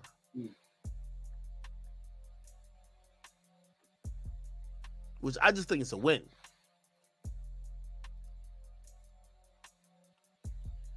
How much did he sell it Sean John for? Here we go. Oh my God, I gotta keep this saved in my ad blocker. Okay. Okay, he sold it for $70 million and bought it back for $7 million, which, by the way, is a great business deal. Essentially, the company that bought it couldn't move product anymore. They realized when you buy a company that's named after an individual, it's like me selling the Academy or me selling the brand of Akademiks, and I'm not a part of the brand anymore. Like, yeah, the brand kind of needs the person to be a part of it, right? So anyway, that company realized that they were losing revenue. I think they made their money or tried to make their money in the first couple of years, but essentially they were down to just sell the company back to Diddy. He bought it back for $7.6 million. And yeah, that's pretty much what it's been. Okay, cool. Let me see. Now, here's the thing. As I go back into this. Here we go. Okay. Now, what Macy's is not saying, and I think they don't want no parts of the controversy, they're not saying, yo, we're removing it because we think Diddy is a creep. They said, oh, we had already planned to remove it because the styles are old and we're trying to go a different direction. So they're not saying that it's because anything to do with this Cassie and Diddy lawsuit or any allegations, but the timing is really eerie that they're taking it out of Macy's, right? The timing comes a couple days after he sells the lawsuit. All these allegations are coming out, but they still say, and let me see, this is what they said. As part of our ongoing review of our brand portfolio, the Sean John collection has started to phase out of assortment since early fall 2023. So they're saying it's already started and it will continue to go. And basically they're saying that they've been evaluating the brand for a while and it hasn't been selling like it used to in the late 90s and the early 2000s, and they're just going to phase it out. So they're not saying this because of any of the weird stuff that we heard with Diddy, but come on now, you know, if there's smoke, there's fire. So Diddy seems to be, you know, in buckle down mode. He's trying to probably, you know, if you're asking me, hope that people look at this time period and say, oh, it's a bunch of powerful men who a bunch of women were just doing witch hunt lawsuits trying to get, except it's just hard to think that when Cassie's the person who filed the lawsuit. So I don't think that's going to work. Second of all, trying to drown his stuff among lawsuits for other people, I think people see through this BS because definitely him selling made him look worse. And this is why we're going to see as time goes on, how far the dominoes are going to fall with Diddy. Now, keep in mind, Diddy owns Revolt. Revolt has some advertisers. Will it get to the point where a advertiser says, we don't want to spend money with Revolt that's owned by Diddy because of these allegations? We haven't gotten there yet, but I think that's the fear for Diddy, and that's probably one of the reasons he settled this case pretty expeditiously. All right, cool. Somebody said he better have a hell of a PRT. I think he does. Someone said if you're wearing Sean John in 2023, you're cooked. I'm wondering, like, were they putting out new designs or so? Oh shit. Okay. Somebody says Diddy's owned by Revolt. Yes, it's the only black-owned media television company. Yeah, Revolt is solely owned by. Revolt is, yeah. See, American music-oriented digital cable television network founded by Sean Puff Daddy Combs and Andy Schwann, but it's the founder is him. It's owned by Revolt TV, but he still owns it. Diddy still owns it, man. Yeah. All right.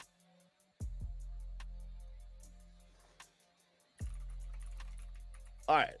So I think we kind of got the whole thing with Diddy, the update about some brands dropping him. We don't know if it's gonna get to like his television network or they're gonna drop him there. People in music have been pretty quiet. Nobody's really saying nothing. Everybody's just trying to see if there's going to be more victims that's going to speak out. We're hearing some anonymous people speak out, but nobody's willing to put their name on the paper.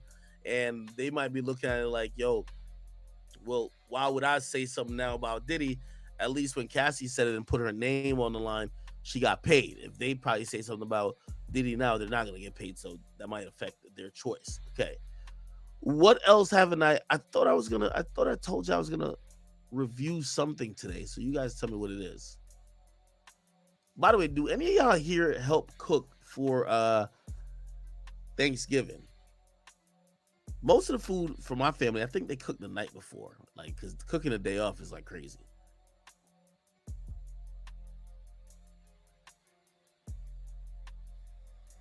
Slay says, why you think Diddy started all that brother love crap? He know what was coming. I agree. The fuck? Nigga, you went from the take that dude. Harlem shaking like a motherfucker. Now you're brother love. You want to spread love. Get out of here, man. Somebody said Chad can't cook. Luxury tax. He just smoked a turkey, man. Like, okay. Tyler Perry said, Smitty G says Tyler Perry owns BT and MTV. No, he tried to buy it. He felt like they were playing with the price with him, and he fell back out of that. Okay.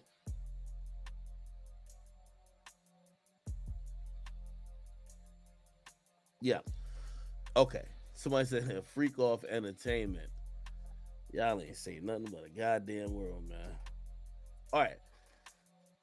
What else am I not missing, or what else am I missing in terms of all of these things? So clearly the Jamie Foxx one is. I thought the Jamie Foxx one was going to be more in depth because Jamie Foxx is notorious for his parties. Now, we don't know if these are freak-off parties, but I got to imagine these are some freak-off type of things, right? Do I think Kanye's behind this? Nah. We did YB Complex interview yesterday.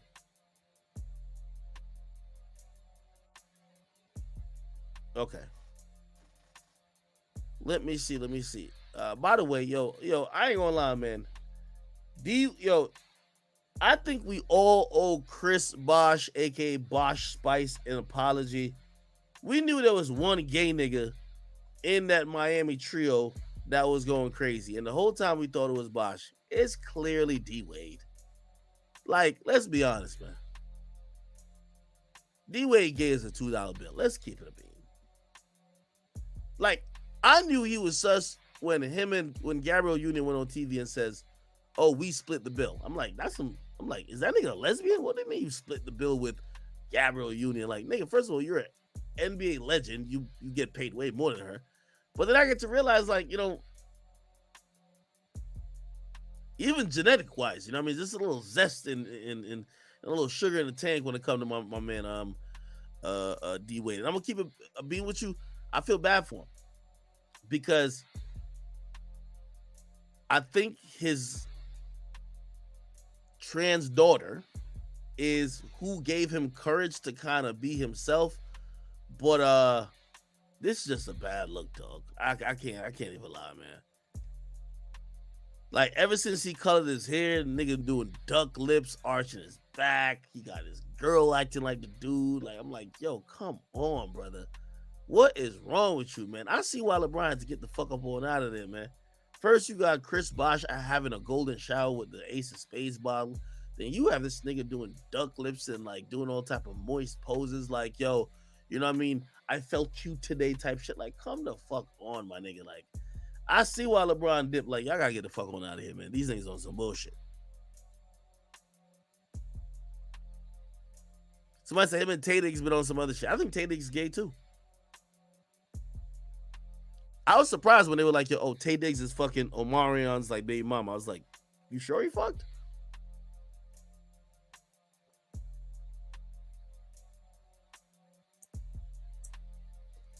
So this is why LeBron was looking at him in a side eye in one of the memes. Yo, by the way, do you think that like all the former gay, like it's been mad gay niggas who play in the NBA. Do you think all of those players know each other? Somebody said, nice Miami lifestyle, man. Miami's the devil's playground. Nah, I don't think Miami makes you gay, bro. I don't think Miami makes you gay, bro. Anyway, they say I was mentioned on Joe Budden's podcast about it. What did Joe say about me? Let's go look. Did Joe finally speak on Diddy? Because he was tiptoeing around. My boy wanted no smoke, and I understand. Told you I talked to him on the phone.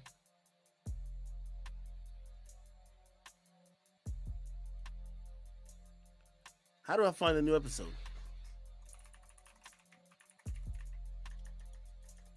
Joe Budden. What did he say about me? Just give me a timestamp or whatever the case is. Here we go. Yo, these niggas still push it up on SoundCloud? Yo, these niggas the GOATs.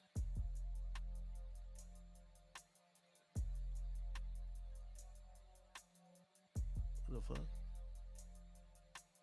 What's the timestamps? The fuck? I can't play this shit? Alright, fuck this, man. Like, yeah, this is why SoundCloud's losing so much. I just watch it on Google Play. Google Play ain't gonna force me to. The thoughts, views, and opinions expressed. What that nigga Joe say? No shit. Scared the shit out of me.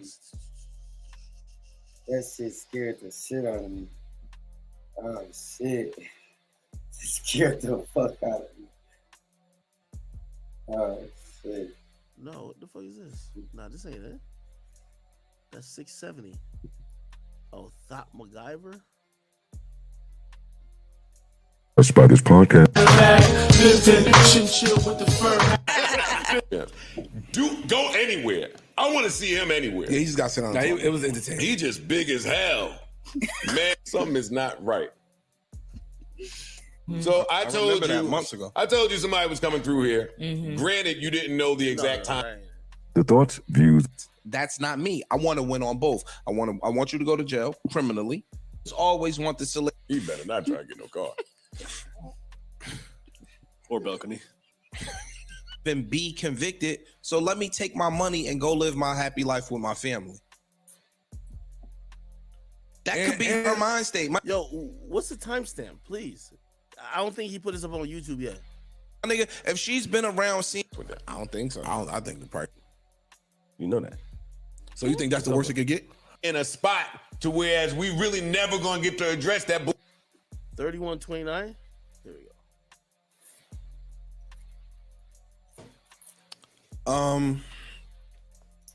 I think it was smart on his behalf.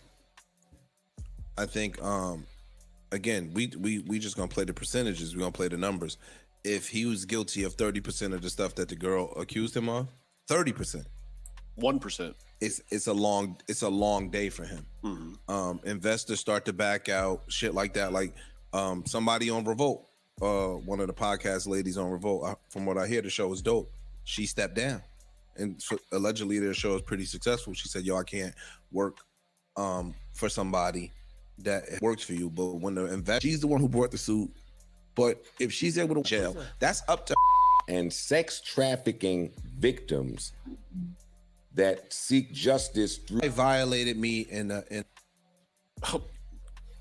Talking to the air. Yo, stop, yo. What? All right, come on. What All I'm, right, go ahead. Be no, serious. what I'm saying is this. Go for it. Like, me and you done freaked off. Whoa, whoa. Pause. Just whoa. We have. There's a consequence to the freak off. Be paid. Broke niggas get to do freak offs and not be sued. Yeah. So look, but then being a wealthy man, you have to now protect yourself way in a different way. Broke niggas just get them texts for a month and then she go away.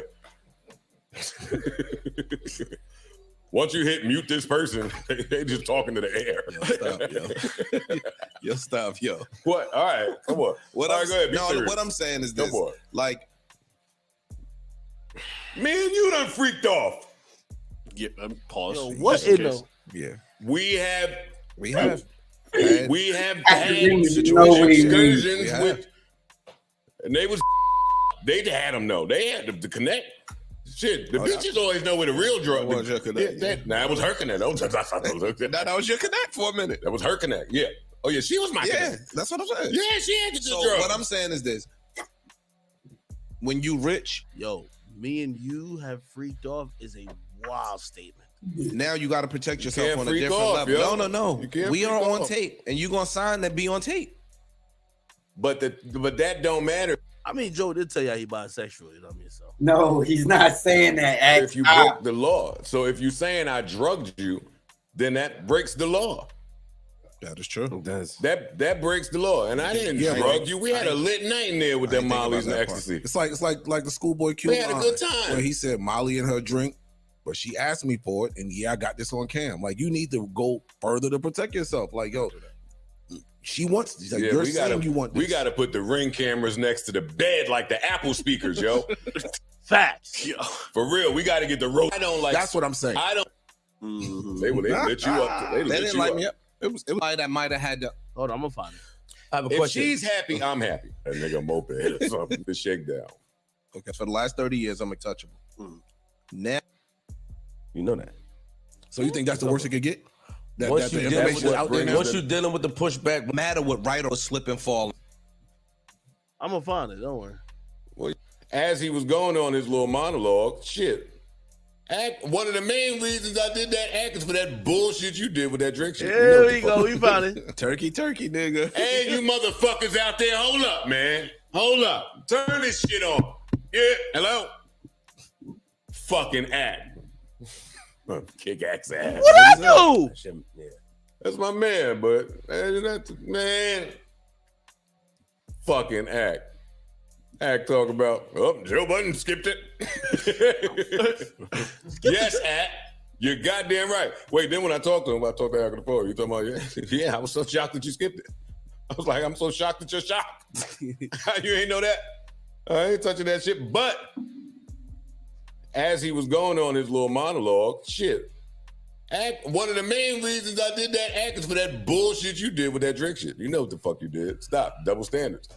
Double standards. You felt the way about Drake. You was able to hide your little opinion, make me the postcard for how you felt, blew that shit up. I got attacked. Fuck you, nigga. Yeah. Yo, Joe, I'll be honest with you. That's why you're so good, man. You're right. Yo, I ain't gonna lie. When I woke up and I see Joe was going in, I'm like, yeah, Joe, tell Drake, tell that nigga. That's what we want to tell him. Nah, he not even scapegoating me. Nah, nigga, he was right. Nigga, I posted that shit on my page bright and early. Nigga, I seen that nigga say what I wanted to say. I posted that up. Then when I seen Drake get at him, I'm like, oh shit. Let me tone my critique down. Not like down, like I'm gonna not say what I really think. But I was gonna be mad heated. I was gonna be on 10. I was gonna be on tilt. Nigga, I was gonna blow a blood vessel when I was talking about Fall the Dogs, nigga. I wish you. Then when I seen him talk about, yo, nigga, I got a 767. You live in a modest house. Joe, you a failure. After I seen Drake write that long ass paragraph, I said, let me just say, I'm gonna give it a couple more days. That would have sended you though. Yo, I ain't gonna lie. Nah, Joe, thank you. You took one for us. Pause. Like, appreciate you. I'm glad he realized. nigga, I couldn't wait for that clip. I think, Grant, was it you that sent it or was it chat nigga memes? One of y'all sent it. It was like, get that up on the page. Get up on the page. Get that up on the page immediately. I couldn't be the first one to criticize Drake. What the fuck, nigga? I'm the biggest fan. The fuck is you talking about? You feel me? Like, come on. So when I seen, like, first of all, Joe, you know you my mans. Like, you know, we know each other. You know what I mean? Yo, Joe, you known as the hater. Like, yo, that's your thing. You're the hater. Like, of course. Thank you. When I seen Joe tell me if this is instigating. Yo, Drake lit that nigga up. You know what I did? I called Joe. Yo, Joe, what'd you do? Yo, I ain't gonna lie, I'm so fake. Yo, I called Joe's phone. I said, yo, Joe, bro, what'd you do? Why you got the boy so hot on the gram? That nigga's at a birthday party. Happy birthday. I'm like, fuck that party. We gonna ruin your whole day, Joe. We want to get this shit lit. Yo, Joe, what you do? Like, nigga, I'm playing. I don't know what's going. Yo, Joe, what you do? Why you got the boy mad lit? Joe's like, what are you talking about? Yo, you ain't see what he sent to you? Nigga, first of all, you know when Drake commented on my page, I catch it, like Yachty said this, I catch it 0 seconds. Be like, yo, Champagne Poppy commented 0 seconds ago. Nigga, I already caught it 0 seconds. I called Joe 5 seconds after. Yo, the nigga ain't even reload his Instagram before. Yo, you ain't hear what he say? He wilded you up on the ground. Joe's like, what are you talking about? Nigga, check your phone. I got you with the screenshot. I sent that nigga the screenshot. Yo, I said, Joe, what's going on? I ain't gonna lie, I was wilding Joe up. I thought Joe was gonna come back on the gram with some bars. Joe was just like, it's okay, Aubrey. Age is undefeated. I'm like, what? No, Joe, no, what the hell? No. Entertainment. Yo, Grand, you right. I'm really, like, because I told Joe on the phone, I said, Joe, you know you really responsible for Scary Hours 3? But if we really tap into it, peel back the layers, I think I am. Because I ain't going to lie, man. Joe, we needed your opinion that day. By the way, Joe, first of all, and that's another thing. That's my last beef with you. We're going to get over it. When are you getting sensitive about being the guy? You're usually the guy who everybody cusses out for you saying the right shit, but you said it too early. But later on, niggas realize you're right. You used to be cool with that. Now, what the fuck? Now you don't want to jump off the bridge no more. What the fuck? That's your thing, brother. That's your thing. Anyway. All right, people. We got 13K on King Akademiks. Please hit the like button and hit the subscribe button too, that you guys could comment. But it's all good, man. Oh, what else he said? Yeah. Share your real thoughts now. Your turn.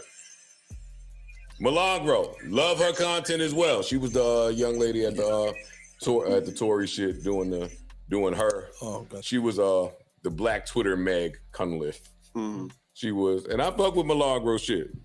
But up, Joe, I didn't say nothing how he being paid off. She was going in. Yeah, she went a little crazy. She went crazy, but it's cool. She know how to toxicate shit. It's cool. I can love the content from a distance. So I retweet. I said, you do it. She gonna put up a link talking about I did. This nigga Joe, man. Joe, we love you though, you know. Yo, I still think, hey Joe, Me You Milagros is hit show. I'm telling you, hit. Niggas really can't handle us by ourselves. And I miss going to war with you, my brother. We gonna get it together. Hey, look at Cassie smiling like a motherfucker. The check done cleared. Salute to this queen. Is Cassie black? I can't tell. Is Cassie black, people? Look at this headline from page 6. Cassie, smart. Wait, what the fuck? They got all type of ads on this site. Yo, page 6, yo, clean up, man. Cassie smiles as she's seen for the first time settling Sean Diddy Combs abuse rape lawsuit. Shit, I'll smile too if I just got her. Oh yeah, that's that 30 minute smile. Oh yeah. Damn, she look older. I forgot Cassie like 37 now. That's that look that said, for the dozens of freak offs I've been in, I deserve this fucking money right here, nigga. Fuck that. After 45 freak offs, nigga, and you on like, yo, Diddy was on some American Idol, like trying to find the nigga with the biggest cock to fuck Cassie. Like, yo, Diddy, that's some sick shit, man. They say Diddy was telling her, yo, find the biggest dick in town. Like, god damn. What type of fetish is this? No, Cassie, type in big black dick. Like, what the hell? Yo, Cassie, man, you deserve that bread, man. You deserve that bread. What the fuck is this? Oh, I thought this was like a flashback to the freak offs. I'm like, yo, they're doing this shit on the beach? I'm like, oh, nah. My bad. Oh, yeah. Yeah, Cassie. Yeah. Okay. What the hell Cassie been doing the last couple years? No cap, she might have been broke. I ain't even gonna hold you. This shit look like she just wearing merch. Like, shit, she might have been broke. And I ain't disrespecting her, I'm just saying. Like, but fuck it. I'm glad she got the brand. Get it. Get it. Oh, she's being a mom. This is a little daughter right here. You know what I mean? We love the kids. We love the kids. Yeah, she can't stop smiling. Holy shit. That's some real shit right here.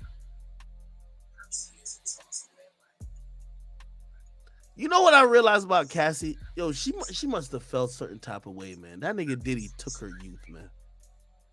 Took her youth from her, had her in all type of freak offs. And she probably felt she walked away with nothing. She walked away from this controlling dude with nothing. And I think if maybe she had kids with him, maybe this would be different. Like, let me ask y'all a question. This is hypothetical. If she had 2-3 kids with him, do you think this lawsuit ever comes? Just answer that question. Somebody says, yo, she's carrying the game Twister. She finna play naked Twister. This might be another freak off. Oh, nah.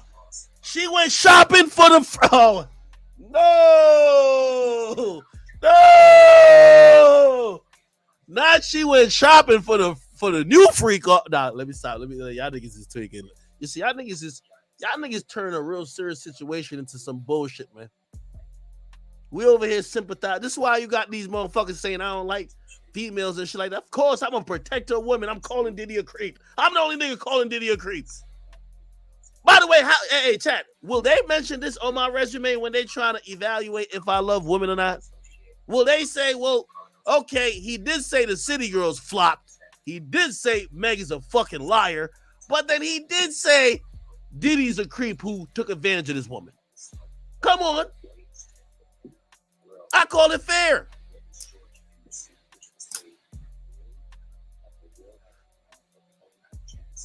The Naked Twister game, though? Y'all ever play Naked Twister? I'm fat, so I can't be stretching like that. Like, that's too much, man. That's too much. This some freaky foreplay shit. This some freak off shit. That's some real freak off shit, man. I ain't even gonna lie to you. Bruh. And by the way, probably the wrong time to talk about these things because, you know, obviously these are very serious abuse claims, but we got to lighten the mood. And you do know I'm claiming, I'm jacking the comedian thing now. You feel me? I don't do no type of foreplay. Fuck that shit. What type of foreplay y'all get into? Let me see, like, and again, obviously we're talking about consensual activities here, people. But what's the most extreme foreplay shit you did? Y'all doing Naked Twister and shit like that? The only foreplay I do is taking shots. All right, let's fuck. Let's go. Dick is hard. Let's go. Somebody said this is Jamie Foxx vibes. Oh, man. Somebody says what? No, we not talking about her. I'm talking about y'all personally. Y'all. Somebody said, "Ack, you put the oxtails on the titty." Now, food and sex don't go together to me.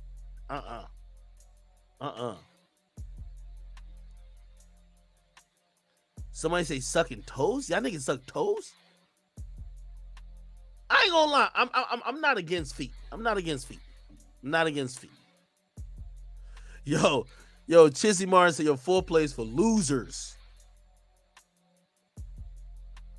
Yo, can we ask a theoretical question? Like, this is like a Diddy question. In these hypothetical freak-offs, and by the way, what was Joe talking about? He does freak-offs too. Except the way he said it, I don't think that's how you're supposed to describe the freak-off. By the way, another thing, is the freak-off the party that Wack was talking about? So the freak-off is the party. I don't know if the way Joe used it is the way you're supposed to use it. You can't say to your male friend, "We done freaked off." Like, pause. Like, that sounds crazy. You can't freak off with your male friend if you're a male. Unless you're like, so. Okay, let's get the picture of Cassie out of here. Damn, Cassie smiles from ear to ear. Yo, Cassie, I'm going to keep it a beam with you. It's like hitting the lotto. Move. Move. Diddy might hit up Ray J and send one of them gay booty goons to come kill you, man. Yo, get out of town. You got your 30 million or 50 million, whatever you got. Oh, damn, she even waving to the paparazzi. Oh, yeah, she got paid. What type of car she got? She gonna definitely get an upgrade. God damn. Damn, she used to look so good. This nigga Diddy, man.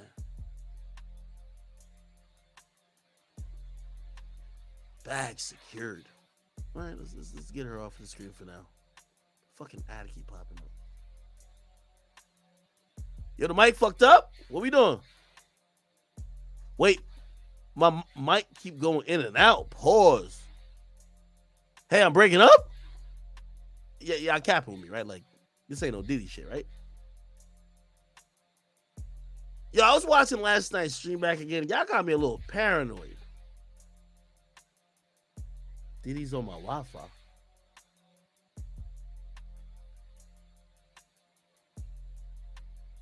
I'm good?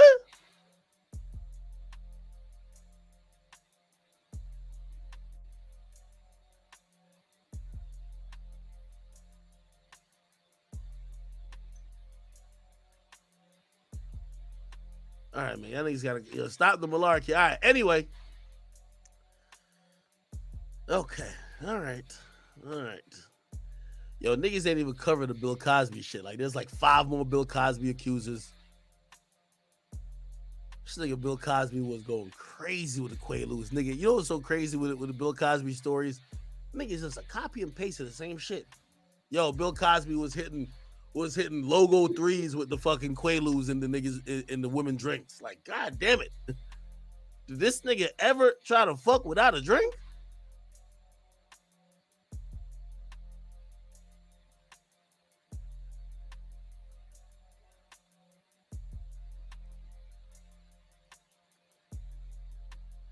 Look. Met him in 1969. When she was a young comedy writer. He was starring the Bill Cosby show. She visited the studio one day. Yo, it looked like this nigga Bill Cosby was like a walking bartender, nigga. You see that nigga at the train station? That nigga already got a cocktail. You want some? Like, what the fuck was this nigga? Every day he had a drink? She said she visited the studio where the sitcom was filming. After Cosby offered to work with her on a skit, when the two were alone, she drank a beverage he gave her. What the fuck? And lost consciousness?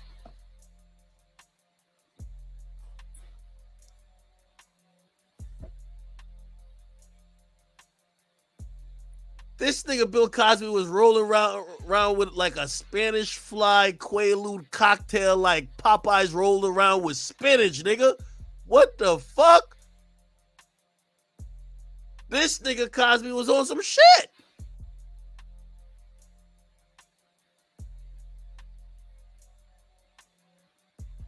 Wait, the mic cutting out. All right, hold on a minute, because y'all playing. Let me see.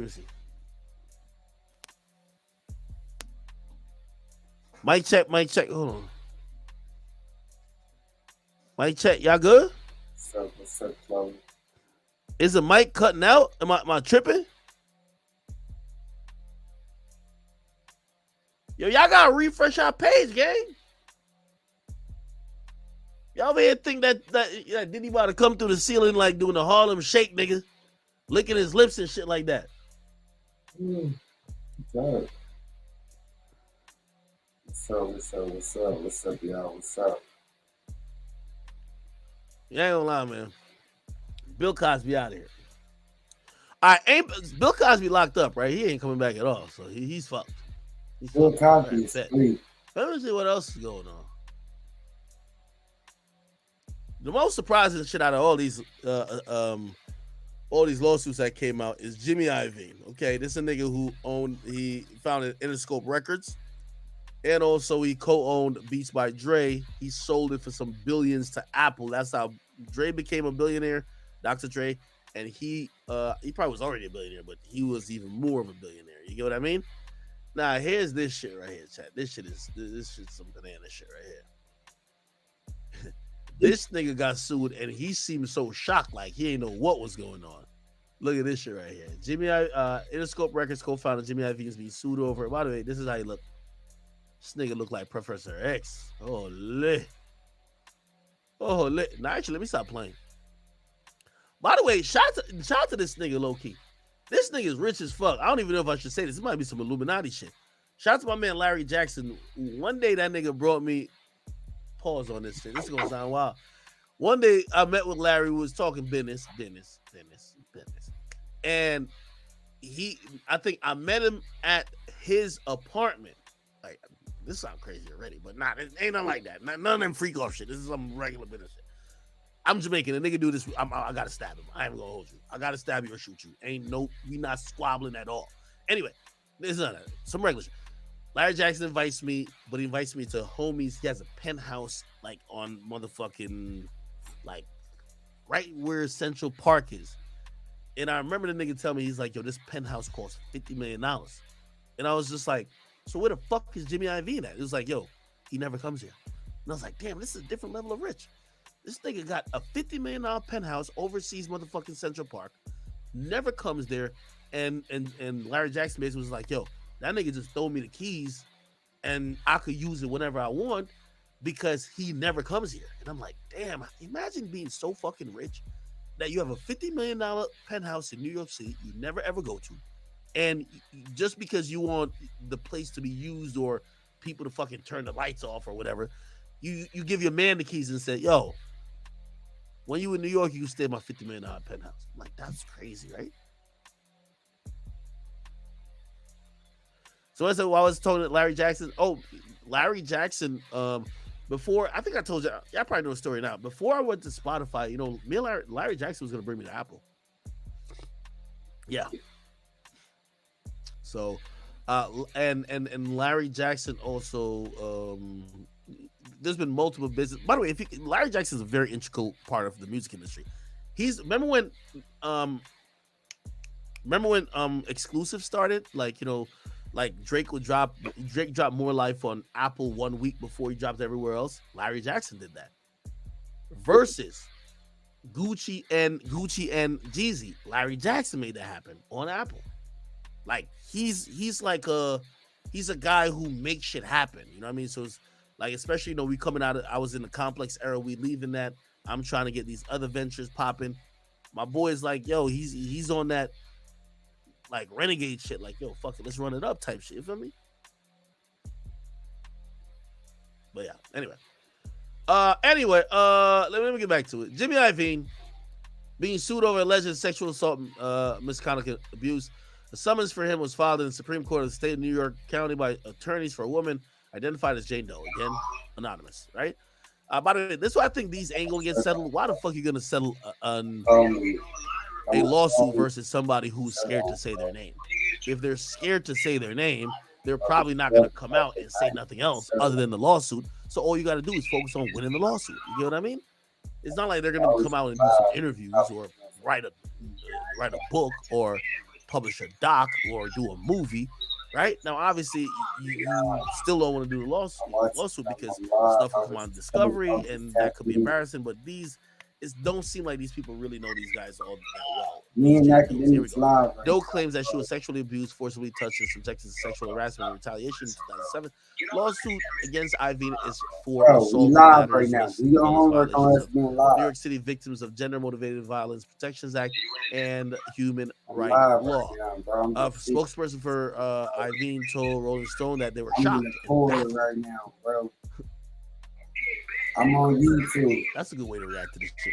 Go to YouTube, bro. You see my How am I getting face, sued, bro. right? You see my Shocked to face. death about the summons. This inquiry is the first time we've heard of this matter. They said no one has ever made a claim I'm like on this against YouTube, Jimmy bro. Iovine. I gotta Nor get have off we the ever been phone. contacted or made aware of any complaint I'm on by live anyone, already.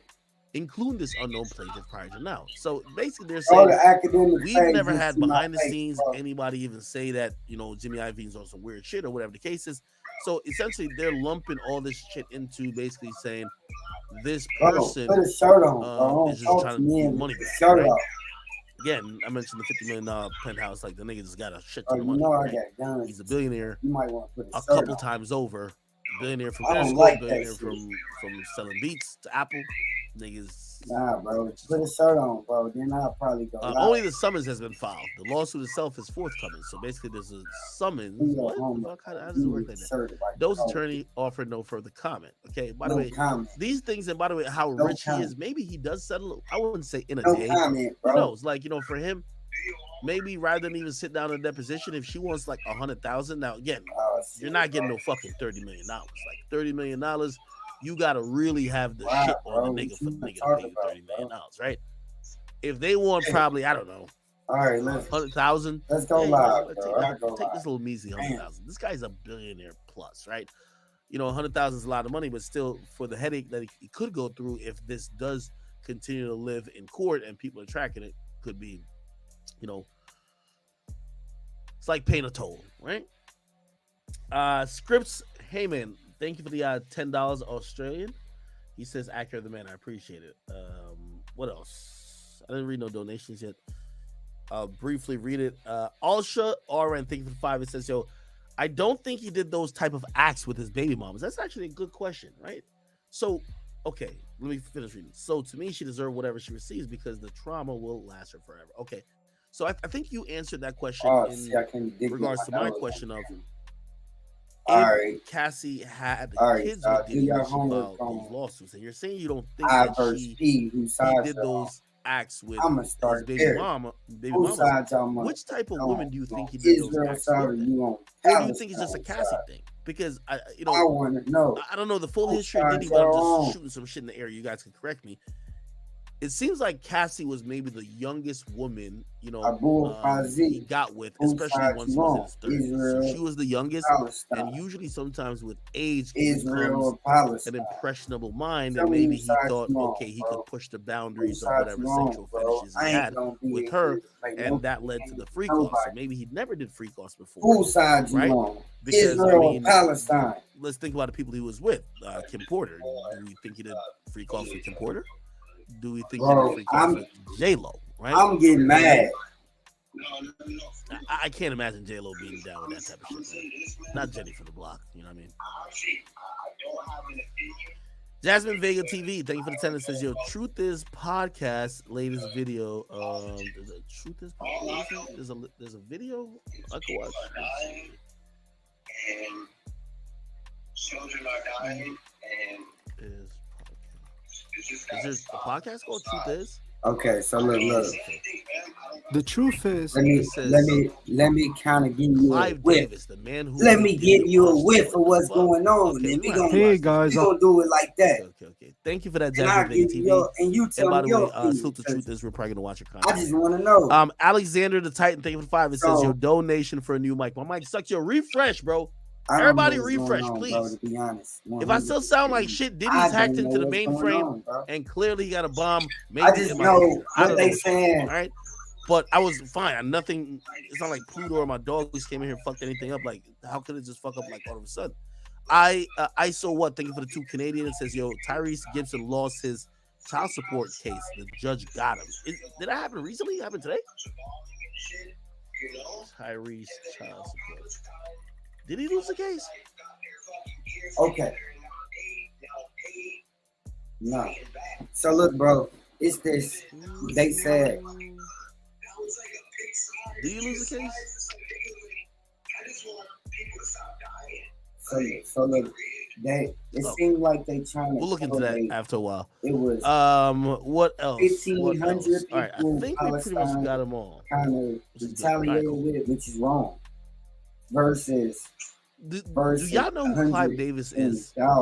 Very important person in the music. So it's a big difference. But let's watch Israel, this. Might give us some Israel, bro. insight. You got wait, bro. You got to think about Israel is ran Clive by Davis, the man who made Diddy a monster. First of all, we don't know if Diddy's a monster. The J peoples, the J dogs. Again, I know the allegations. The Jews. That would be something a monster would do. But since we don't have it's all like, the facts and picture we this. Have all the proof, Picture your land is Palestine. I gotta go get my. But they're saying that Clive Davis is the person who made the monster. Palestine, right? Let's hear what this person got to say. I hope all is well. Thank you for joining me for this Truth Talk episode. In today's episode, we're going to be talking about Clive Davis, the man behind the monster P. Diddy. Let's get right into it.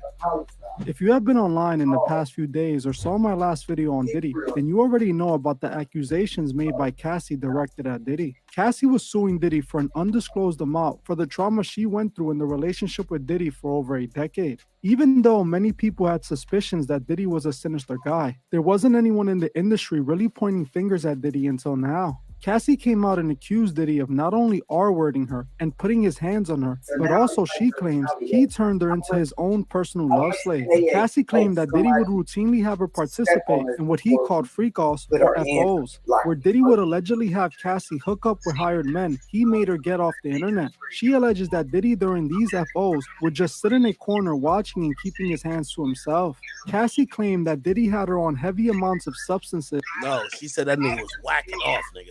Is to be able to participate in these freak-offs. While the world was shocked and was expecting Diddy to finally pay for his sins, this wasn't at all what happened. Within 24 hours of the media... All right, let's get to the Clive Davis I only have power this man truly has. He can make criminal investigations disappear like some sort of magician. I'm actually surprised nothing has happened. Yo, if Cassie did this shit for Diddy, man, that's some type of love, man. Cassie. She actually filed a restraining order on Diddy after they broke up, and I believe this is what might have kept her safe. I'm not saying Diddy cares about a restraining order, as he's a big bad wolf, but Diddy knows that if she were to be taken out or go missing, he would be the first person people would look at due to his restraining order. Same thing that would happen if Diddy decided to take Cassie out today. Everyone will point their fingers at Diddy. So if Diddy is planning on getting Cassie out of the picture, he is going to most likely do it like it was done to Kim Porter. He is going to wait a few years and then take her out when no one is expecting, blaming it on substances or maybe even pneumonia since it worked for the last problem. Diddy is truly a monster and represents everything that's wrong with the music industry. What most people don't know is that Diddy actually had a mentor that molded him into the monster he is today. Most of you should have heard about the powerful music executive Clive Davis and his contribution to hip-hop. Clive Davis was behind artists like TLC, Whitney Houston, and Brandy. Back in the 90s, Clive Davis actually signed Diddy to a label deal for Bad Boys after Diddy convinced him that hip-hop was going to be the next big mainstream music. The story goes, Diddy was fired from Uptown Records and was looking for a new home for his record company, Bad Boys. This is when Diddy ended up meeting Clive Davis, who decided to fund Diddy's Bad Boy vision, taking Diddy under his wing and mentoring him. After becoming Clive's prodigy, Diddy became the mega hip-hop executive and mogul he is today, reaching heights he wouldn't be able to without a man like Clive Davis behind him. Now, the industry for many years has been talking about this meeting between Diddy and Clive Davis, claiming that Diddy did way more than just show music to Clive.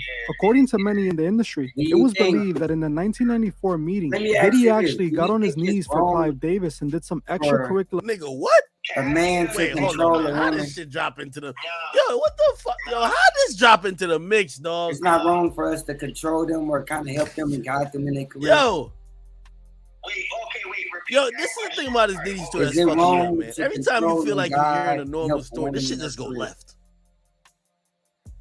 the mega hip-hop executive and mogul he is today, reaching heights he wouldn't be able to without a man like Clive I'm Davis just asking behind you, him. is it Now, the wrong? industry for many years has been talking about this meeting between Diddy and Clive Davis, claiming that Diddy did way more than just show music to Clive. According to many in the industry, it was believed that in the 1994 meeting, Diddy actually got on his knees for Clive Davis and did some extracurricular activities for him. It is also alleged that Diddy would then end up secretly dating Clive during this time for 5 years.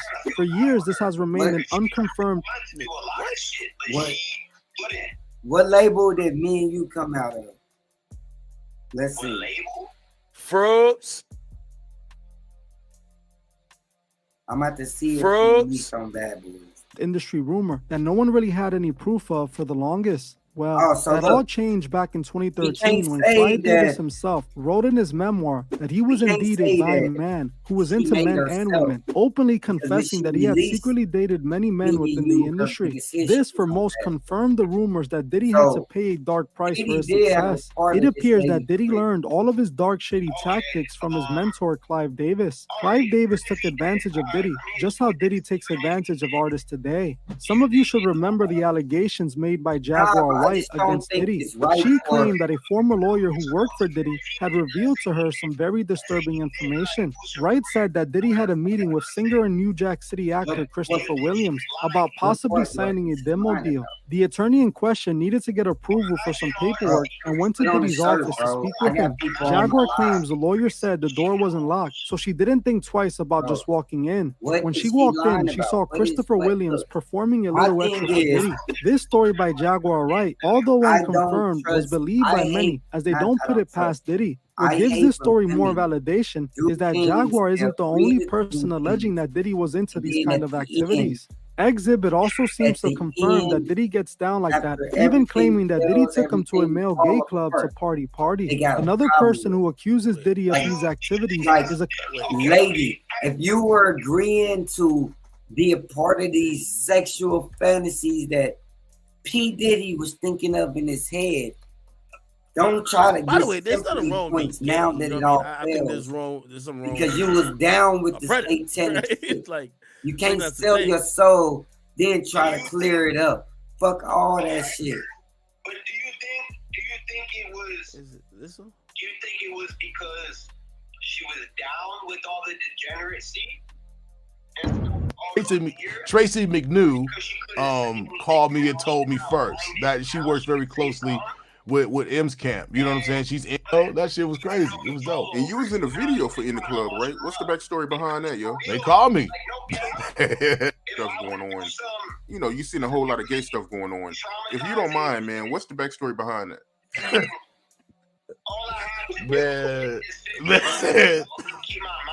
Man, I ain't gonna touch that shit, man. Fuck that shit.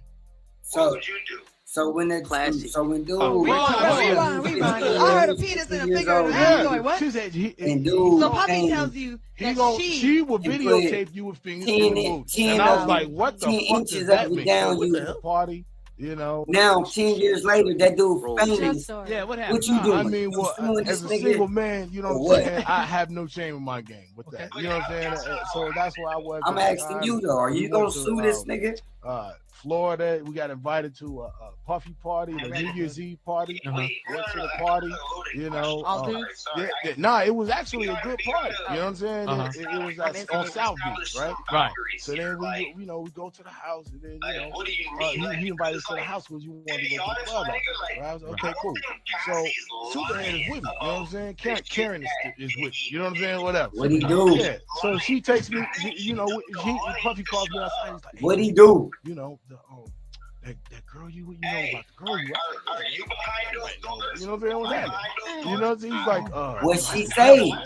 You know what I'm saying saying? she ain't I was doing like, what he what was you being mean lying that's the devil? about. Yeah, and I was like, what you mean that's the devil?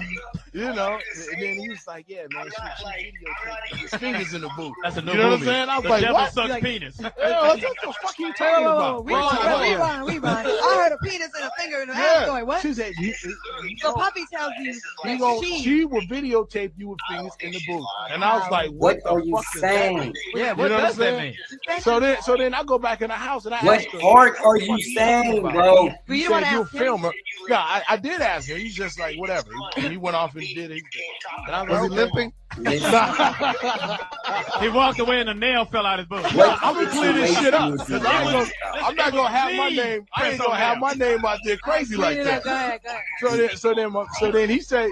So then she say. I told him what he told me, and she was like, "Oh, she started laughing like a motherfucker." I'll tell you later. So then I was like, "Okay, well, I'm not gonna make a big deal of it, whatever." So then he's, then I guess he's had some prior incident with her that he don't want nobody to know about. You know what I'm saying? I understand. So we get into the truck. He said, "Let's go to this club."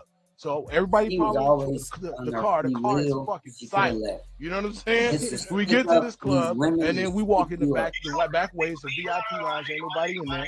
And then the But club is all jumping. I gotta finish.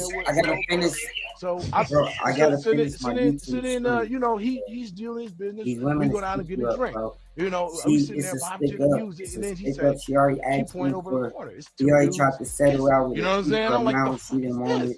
So now, you know what I'm saying? So I'm like, okay, then there's girls in the club too. And then she pointed another direction. It's another dude over there, like butt ass naked. Down. You know what I'm saying? We take off, man. You know what I'm saying? We leave the club directly. I didn't say peace to nobody. I didn't see nobody. Yeah, it was suspect. A lot of suspects. The club was chalk it up. You can chalk it up to being in Miami or whatever. Blame it on the I've been in a gang of clubs, man. The club was called. I ain't never mistakenly stepped into a club having that kind of activity. I want to talk about. You want people to know about interest. I don't know if the story that I have about P. Diddy is a thing. I love it. You think it's something we didn't talk about it on the show, but you told us a serious part is being sure. I'm in like a an old shoot. Go to the law. Comedian by the name of Fat Drew, who previously told a story that is very similar on a podcast. According to this comedian, he walked in on Diddy during a Miami party while he was spooning with another man by the name of Felix the House Cat. I'm not hating on you want to talk about that? It's like sharing. Artists that become problematic. Some people online believe that Clive Davis took out some of his artists that he was having problems with, one being Whitney Houston. It's pretty much well known that Whitney Houston passed from substances, but according to some people online, this wasn't what happened at all. Some people believe that Clive had Whitney taken out for his benefit as Whitney was aging out and being replaced with a younger artist, Brandy. People believe that Clive had people go up to Whitney's hotel room and take her out, making it appear like a substance-related situation. This theory was actually backed up by an investigator who claims Whitney was taken out by high-end dealers who she owed $1.5 million to. This investigator claimed he found defensive wounds on Whitney, stating it was no way she took herself out. What's even stranger is that when it was reported that Whitney had passed, they told Clive Davis, who was hosting a pre-Grammy party at the very same hotel Whitney was found in. Clive was alerted about Whitney's passing before the party began and still decided to host a massive party, almost appearing like he was celebrating the fact that she had been taken out. What makes this entire situation even stranger is that 2 days before Whitney had passed away, she crashed an interview between Brandy and Clive Davis, handing Brandy a secret note. No one knows what this note stated, but it is believed it was a warning to Brandy to watch out for Clive. I think I should take a deeper look into what happened to Whitney. If that is something you guys want to see, comment Whitney below. Whitney wasn't the only artist that passed mysteriously while being signed to Clive Davis, as Lisa Left Eye Lopez also passed mysteriously while being signed under Clive. You know where it comes from. Diddy sold his soul years ago in that office to Clive Davis on his knees. Clive made him. Good shit, bro. We're not gonna believe Hey, we tap in with me in a minute. Anyway. That's some bullshit, man. It said Diddy sold his soul on his knees. Oh man, we good. He don't even look like a nigga who sucked dick. He look like he got his dick live real quick. Long talking mouth. Keep it a bean. Long winded. All right, I was like, oh, chill, wait, bro.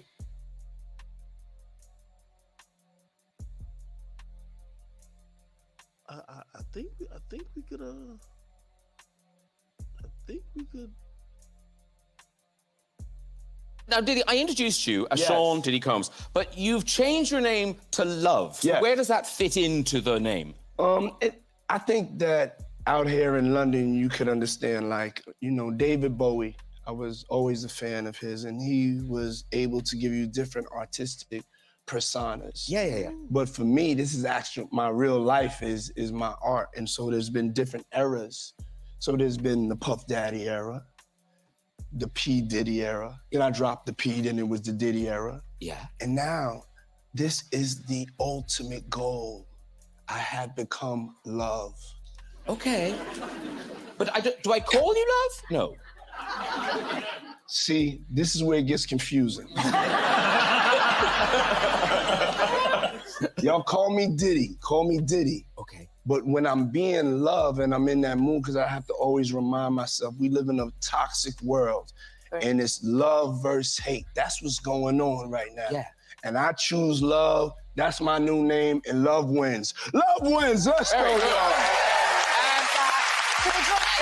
Let's drink to that. Cheers to love. All right.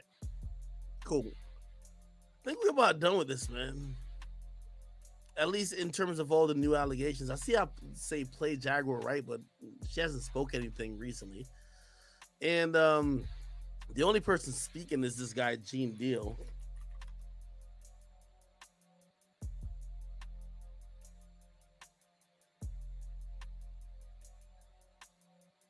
The only this thing is hilarious.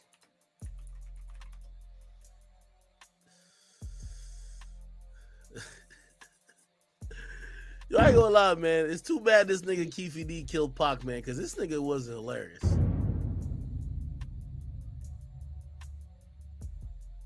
The last time we spoke, right, you was telling Puffy to reach out to you because you feel like he owes you for everything you did for him. Have anybody take a picture reached out to you, or have Puffy reached out to you directly? No, he never reached out to me. I think he should. You know what I'm saying? That's wrong. I be seeing Murder Mace saying, how can he move to LA? He don't know who killed Biggie. This and that. Like, damn. But no, he never looked out for me, you know. Never tried to contact me or nothing. You know what I'm saying? You know I'm out here, you know what I'm saying? I lost my empire behind him trying to, you know what I'm saying, be his friend. You know what I'm saying? Seemed like he took me down. I ain't even met the brother. Really be that. You know what I'm saying? Yeah, but Puff, no, he never looked out for me or nothing like that. People going around saying he's just gay and stuff like that. I was like, damn. You know, he got a lot of baby mamas and stuff like that. In my opinion, I think he probably like bisexual or something. You know, I think he's bi or something. You know, that's my opinion of him. What makes you say that? I think he bisexual. He got, you know what I'm saying? He got Young Miami, all them little bras and stuff, but I think he bisexual. Look, I was watching the Grand Champion, and he was talking to Fabulous. He talking about, man, we got a party. Fabulous said, we already party. You know what I'm saying? No, we got to really, really party. I'm like, damn. So Fab was like, man, we already party. No, we didn't party. Did you see that? Yeah, I seen that video. I know what you're talking about. Like, yeah. Like, damn. Yeah, it's to me, one night we was in Anaheim. He came out the tower. He on the tower with a towel wrapped around him. And it's about, you know, it's about fucking 50 Crips up in the suite. And he, you know what I'm saying? He bend over all of this shit. Like, man, you gotta get your mother. You know what I'm saying? Yeah. You don't do that in front of around. You know what I'm saying? Especially, you know. Fuck that nigga, man. Fuck that nigga, rotten fucking hell, nigga. The dub, you don't do that around. Fuck that nigga. It wasn't right. Men don't do no shit like that. Fuck him, man. Hey, bug him. Bug up. Nigga, what you talking about? You gonna bug up on a nigga who got a public defender, nigga? I thought he was an OG. Shit about him then. Nigga got a public defender, nigga. But now everybody saying he, remember that. You know what I'm saying? Do that thing. Nigga, you put money on the book, nigga. Cause he, you know what I'm saying? Got Young Miami. He got some young bad bitches though. I ain't gonna lie. Now, why he free? Yeah. He ain't free, nigga. Nigga locked up. Okay, he like Suge, nigga. He going blind in that bitch. He like Suge, nigga. He gonna end up just like Suge. There's a lot of weird shit going on. You know what I'm saying? The vibes ain't there. I guess that's what Tupac. By the way, this guy was Diddy's like LA shooter. I was talking about the Illuminati and shit. It's like Vivica Fox was with this big gay man. He was 6'9". They called him his name 6'9". He had the red hair with big old booty and shit. No, he was gaying them over. What the fuck is going on here? It's just a lot of weird shit, dude. You know what I'm saying? Shit. It ain't right. You know what I'm saying? I guess that's what Tupac, I guess he wanted to get up out of the Illuminati or something. Man, I seen her. Matter of fact, MC Light pulled off with Tanisha on. You know what I'm saying? In her brand new 5'6". Snitching was a fucking photo. Yeah. This would be that shit weird, dude. Nigga, Yeah, that's some weird ass shit going on, you know. Yeah. And what was Tupac doing at the party, yo? Him and Puff was there together. They was there, you know what I'm saying? This niggas That's why I don't know how they fucking fell out or nothing like that. They was road dog. You know what I'm saying? Oh, that's before They even got pictures of him. He got on that blue sweater with the turtleneck. Him and him hugged up like this with the black hat. Have you ever seen that picture? Nah, I don't recall, but I'm pretty sure I came across it. Yeah. That picture there, that they was at that party that day. Yeah, that's just like a bunch of weird shit. That whole fucking that shit weird, dude. Yeah, bunch of it ain't right. All right, pause. I got a question for you, gang. I got a question. Yeah, go ahead. Wait, bro. Let me introduce y'all. Hey, Akademiks, bro. This is Malcolm. Malcolm, this Akademiks, bro. Are you good? Appreciate you, gang. Appreciate you. Yeah. Toronto man, them. Yeah, I know, fam. I know. Top 5, he's a goof though. Still, fam. Don't watch that. You own the shirt out there? You wear shirts? Yeah. Bro, top 5 still riding in the cell right now, fam. Bro, do y'all own shirts in Canada? Huh? Y'all wear shirts in Canada or not? Nah, we big body over here, fam. Alright, bro. I'm just saying, bro. But yeah, what you got to say, bro? Go ahead. All right, I got a question for you, fam. Actually, I want to know, like, where's your head at? What you think? What you think about Keefy D and his tall stories? Shout out Keefy D for trying to get the truth out before he died. Them bitch ass niggas ain't did shit to him so far. All them bitch ass niggas knew who did it. All them bitch ass niggas let this nigga live, and now them bitch ass niggas want to be happy with this nigga go to jail. I ain't gonna bitch ass niggas ain't slide for pot. So them bitch ass niggas gonna sit here and listen to these stories. They gonna get these stories. Dang, actually, no way. It hit different when Pickman go in like that. I ain't gonna hold you, man. It hit different. Cause you know what, man? I ain't gonna hold you, man. Like, anybody who could fucking tell 2 + 2, this nigga been fucking telling us for 4 years. And he didn't just tell us, the story been out. They already knew. They have no excuse. And you know what? And it's so true. It's like niggas acting like they don't know, and nobody ever slid for Pop. Nobody. This nigga walking down the street. You see how they caught it? You see how the police caught this man? This nigga was walking his dog. Oh, it's fucking crazy. Nigga was walking his dog. Police pulled up on him. They said, "Hey, we got a warrant for your arrest." He just went quietly. They said, "Oh, we'll speak to you." Walking his dog peacefully.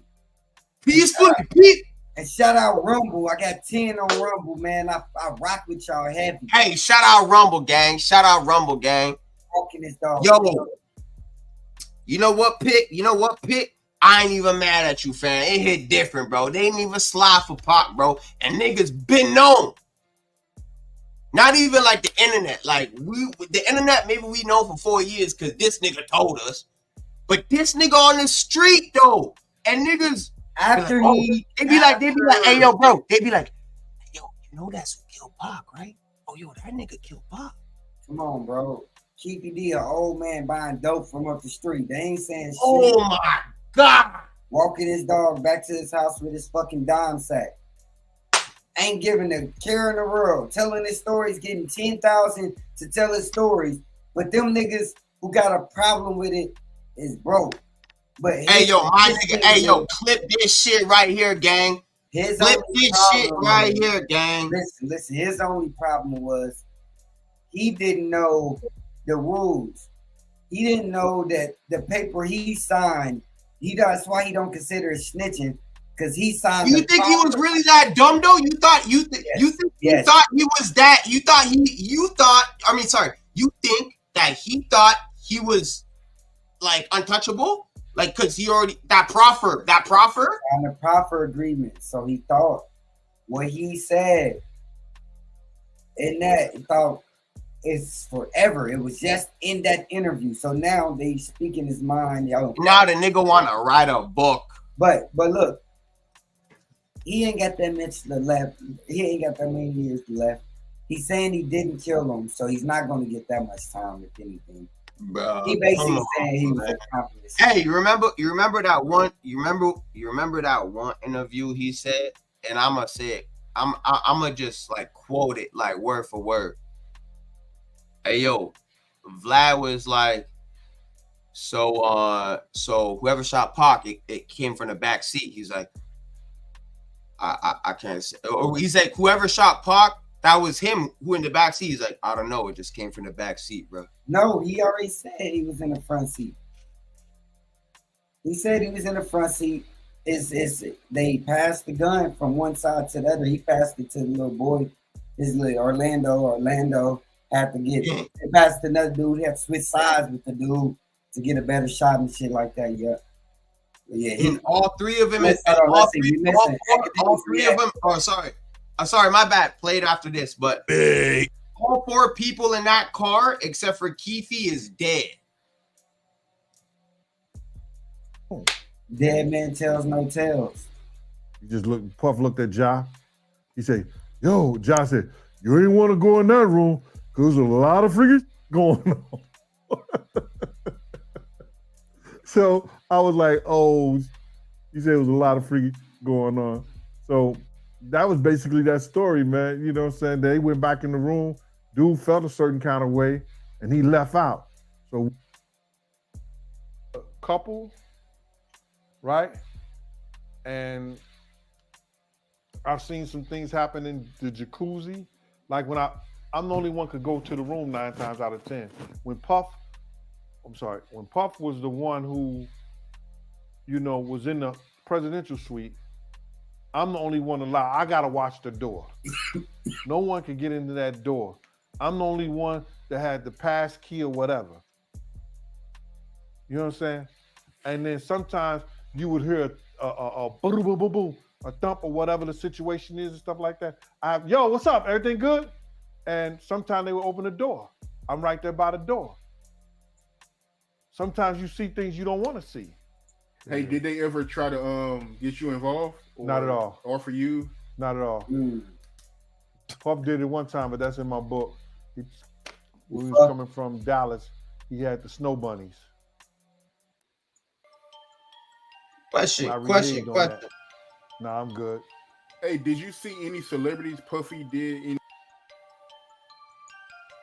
Yeah, what's happening? Question. Now, I seen a tweet or a post from the NYPD themselves, their official Twitter, right? They said, at this point, we are not investigating Sean Puffy Combs for any investigation, right? Now, after this Cassie shit just dropped, they released another statement and said he is under investigation for a sexual assault type shit. Whatever, bun that type shit. Do you think this man is nervous right now after all of this? Who? Diddy. You got it mixed up. They released the shit saying he's guilty or they looking investigating, but then flipped it around and said they wasn't investigating. So he's not. He paid everybody off. What you're gonna see is the downfall. A lot of other people getting caught up to get the attention out of Diddy. Open your eyes. Everybody's going down. If you want to make Diddy look bad, the industry going down. Diddy is Kind of powerful. seems like that, yeah. As soon as you talk about Diddy, like it'd be like, Shout out Diddy. I Need a Girl is one of my favorite songs. The swinger stuff with? Yeah, I did. I would have did the same to Cass. Tell me about that. I just don't click this. Don't click this. I think I told you about that. One time, him and somebody, him, Sarah, and this young girl flew from Atlanta, and they, in flying from Atlanta, we had this artist with us, right? And we were staying in the presidential suite at the hotel. And this particular artist and Puff, they told me, don't let nobody come in the room. So Okay, that's the same story. I said, all right, cool. So I propped my chair by the room door while they went in. So this artist's cousin knocked on the door. So I went to him and I let him in because I knew him. I see his face and everything. I seen his face several times before. He said, yo, I got to speak to my... Okay. All right, people. All right. I mean, if you ask me, man,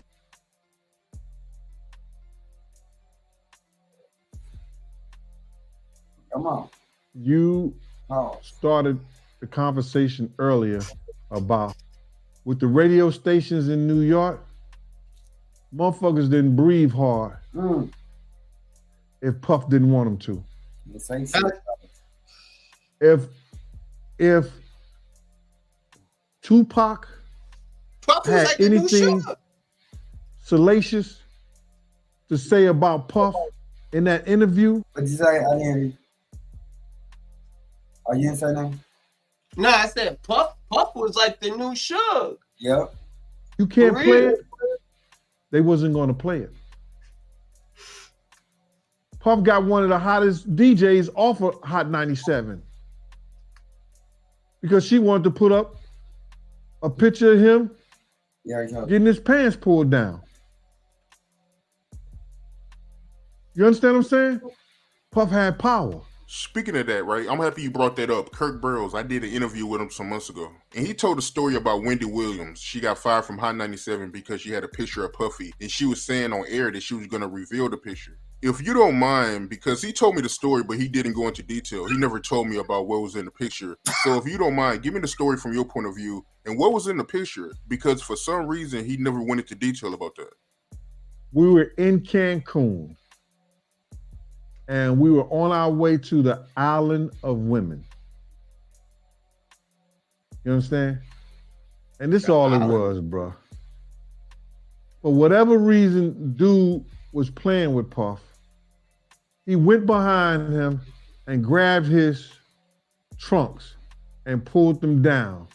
When he grabbed his trunk to pull them down, some girls that was taking pictures. They took that picture and emailed it back to Wendy Williams. Wendy Williams said she had him in a compromising position and like it was gay porn or something like that. And all right, man. Enough of that. All right, if any new Diddy stuff comes up, y'all can tell me. I'll circle back to it, but I don't really give a fuck. Yo, have y'all seen that Tiana Taylor and Iman Shumpert?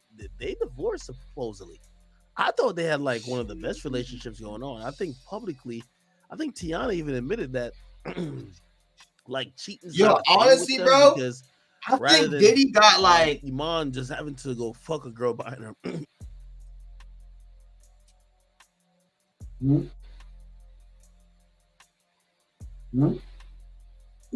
Mad bitches. I hear. I said honestly, bro.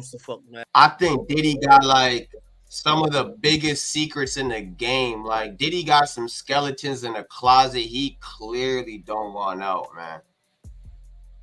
And to be honest, I think it's only a matter of time. I think this Cassie shit's just the start of it. Let's burn it up. Right. I mean, somebody said Will and Jada. Now I think Will and Jada had that. Well, if maybe Will and they had Jada that, got some I think they were people. fucking niggas. All Like, these- you know what I mean? bro, I don't think Jada ain't none really of let these bitch go in the people room. say. And I think Will, he probably like what Jada like. Dick. You know what I mean? So it is what it is. You feel me? Somebody said they've been broken up. Oh, have they been broken up? Yeah. Wait, rewind that. Rewind that. I like them as a couple. It's Iman. Tiana and Iman sound like they kind of go And together. they've been broke up. So I said Blueface and Jaden, they have threesomes? I thought Blueface and cheats. There's notorious couples that just, like I think it's like the way that the female kind of deals with a guy who's probably has like a maybe a rabid sex drive or maybe a sex addiction. Be like, yo, hey, listen, as long as you fucking the bitches with me and not behind my back, it's all good. You get what I mean? Somebody said Will and Jada, new legal documents obtained by TMZ. Tiana filed a divorce with former NBA star back in January, more than 8 months before they announced the separation. In the docs, Tiana details the demise of their marriage, accusing Iman of being jealous about her fame and feeling insecure about being good enough for her. Damn, really?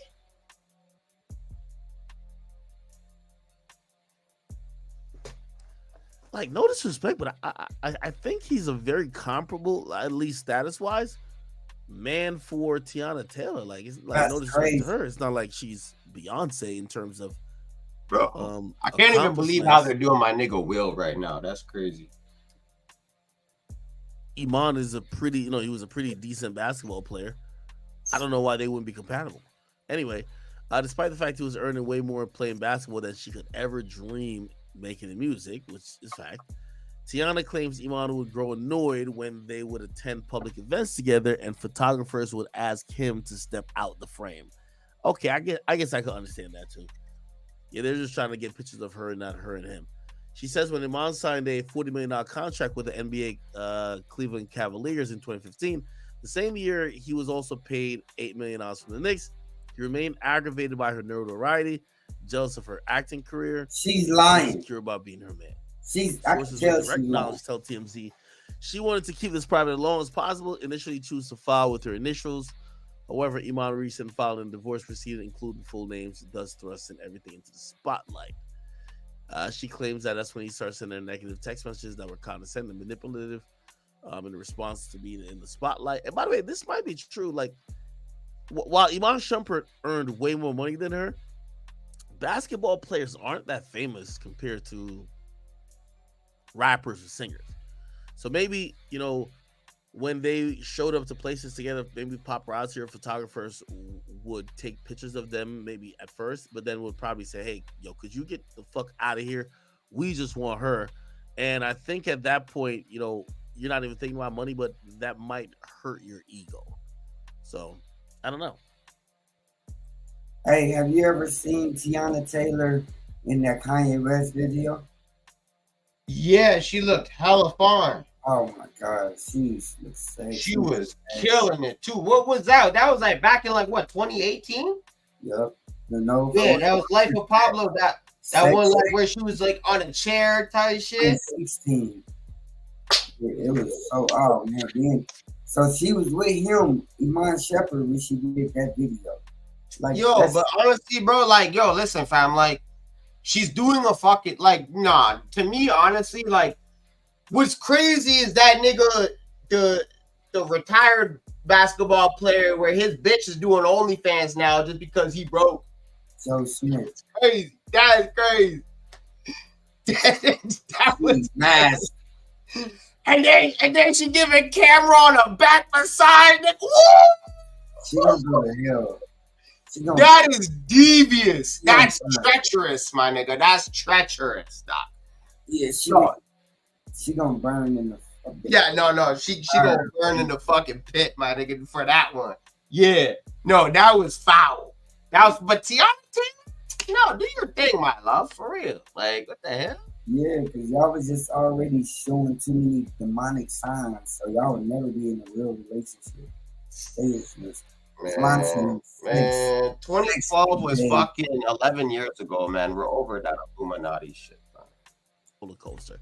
So basically, she's saying, this nigga who wasn't that big of a star in the NBA was attention starved, even though he made more money than her.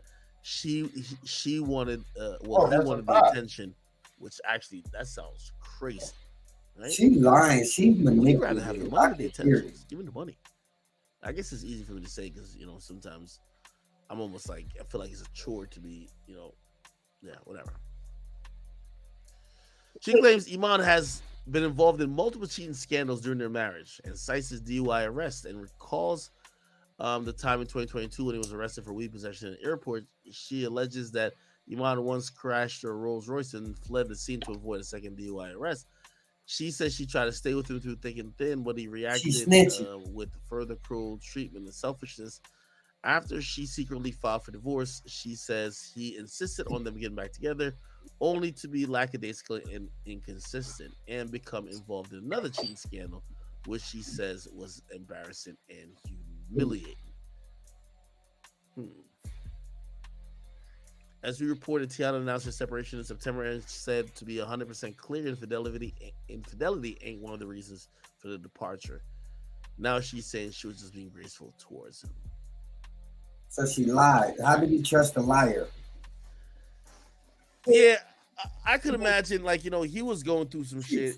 Again, he's a former player, has the money. Oh, you want to DM? But when he goes out with his wife, he's treated like he's not the guy. He's treated like Safari. He's treated like, a side project for her fame and her existence. And it probably bothered him. I'm going to slide through them DMs. Nigga said he treated like Safari. Somebody said talk about Bieber like you talked about Bobby. I don't know what Bieber been doing. What the fuck Bieber been doing? Is Bieber putting out music? I haven't heard nothing about Bieber at all. Someone says Tiana doesn't age. How old is she? He got tired of it. Hey, wait, pause. Hold on. Pause. You hear about this nigga Akademiks beefing with this gay nigga with the BBL? I'm sorry, bro. You gotta. You gotta be careful when you talk about those type people. Come on, man. We on fucking Rumble right now, nigga. Fuck are you talking about, bro? I'm on YouTube. Well, you gotta pick one, bro. Pick a side, nigga. In Facebook. So listen, bro. All I gotta say is Akademiks put his foot in that big boy ass. Pause. Hey, yo, this is why I don't like talking about these people. You didn't say nothing. All right. You got to. Akademiks took a shit on dude's face. Pause. No, I don't know, bro. I ain't gonna talk about this situation, bro. Whoa, what happened? Whoa, what the hell? That dude is gay. You can't be having a beard and be that big, bro, and have a BBL, bro. Okay, that don't work. Okay, Kanye West, former scares trainer me, Harley bro. passed I have away. nightmares about Hey, that. but these niggas supposed to fight. These niggas supposed to fight. And you know what I said? I said, hey, yo, bruh. I said, despite like, reports that gay niggas, like, hold on, acting that I don't even know that nigga name. Whatever. Saucy Montana, whatever. Santana, bro. The beef is over. Yeah, Bro. All right, check this out. Bro, you bringing up old shit, bro. No, hold on. We need to bring this up. We need to bring this up. Nah, fuck that. I ain't letting it go. Watching something. Don't bring up old shit. Fuck that. No, my T-boy shit. Nah, I ain't letting it go. This nigga said he will fuck, like, Act was like, yo, like, oh, yeah, I'll fight that nigga. I'll body him. I said, yo, Act, hold on. I said, yo, gay niggas been fighting their whole life. Like, for real, gay niggas been fighting their whole life. Never been in a goddamn group fight. All right, bro, get to your point, bro. What are you trying to say? I'm trying to say, I'm like, yo, if we really fucking seen Act in a boxing ring, I think your hero would be a little bit disseminated, my friend. Like, right, because, bro, Listen. It's already over. Ak already found a gay dude for the fight. No more beef. All right. Act out of it. No more beef. The dude sold 3,000 and he fucking famous. He had 3,000 views on Spotify on his last song, the diss record to Akademiks. Akademiks won an award. If that dude can go get his BBL fucking shot up with fucking rat poison for all I care. I'm tired of it. That big boy can't fight. He's just big. You think Ak can fight? Bro, you better leave Ak alone, bro. Ak ain't never been in a goddamn fight in his goddamn life. This nigga been sitting in front of a computer for 8 years. It's a lot about nothing. Bro, Kanye probably disrespected this guy. This guy don't want to be around him. The guy happens to be at the same hotel. Or else. Kanye is trying to egg it on a little bit. He tries to turn up. Kanye got security. Or else. He asked the hotel to call security. And then everything just kind of falls apart, right? This ain't shit, man. This ain't shit. What else? What else is going on in the world? Am I tripping? Did we fucking run out of topics? I know it is Thanksgiving, so I do want to say happy Thanksgiving to all y'all. By the way, this year we do have a lot to be thankful for.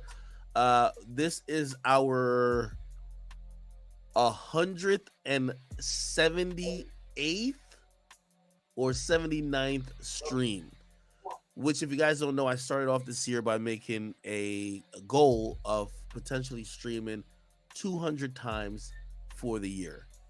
We are almost at the 180 mark, which means we have to do 20 or 21 streams for the rest of the year.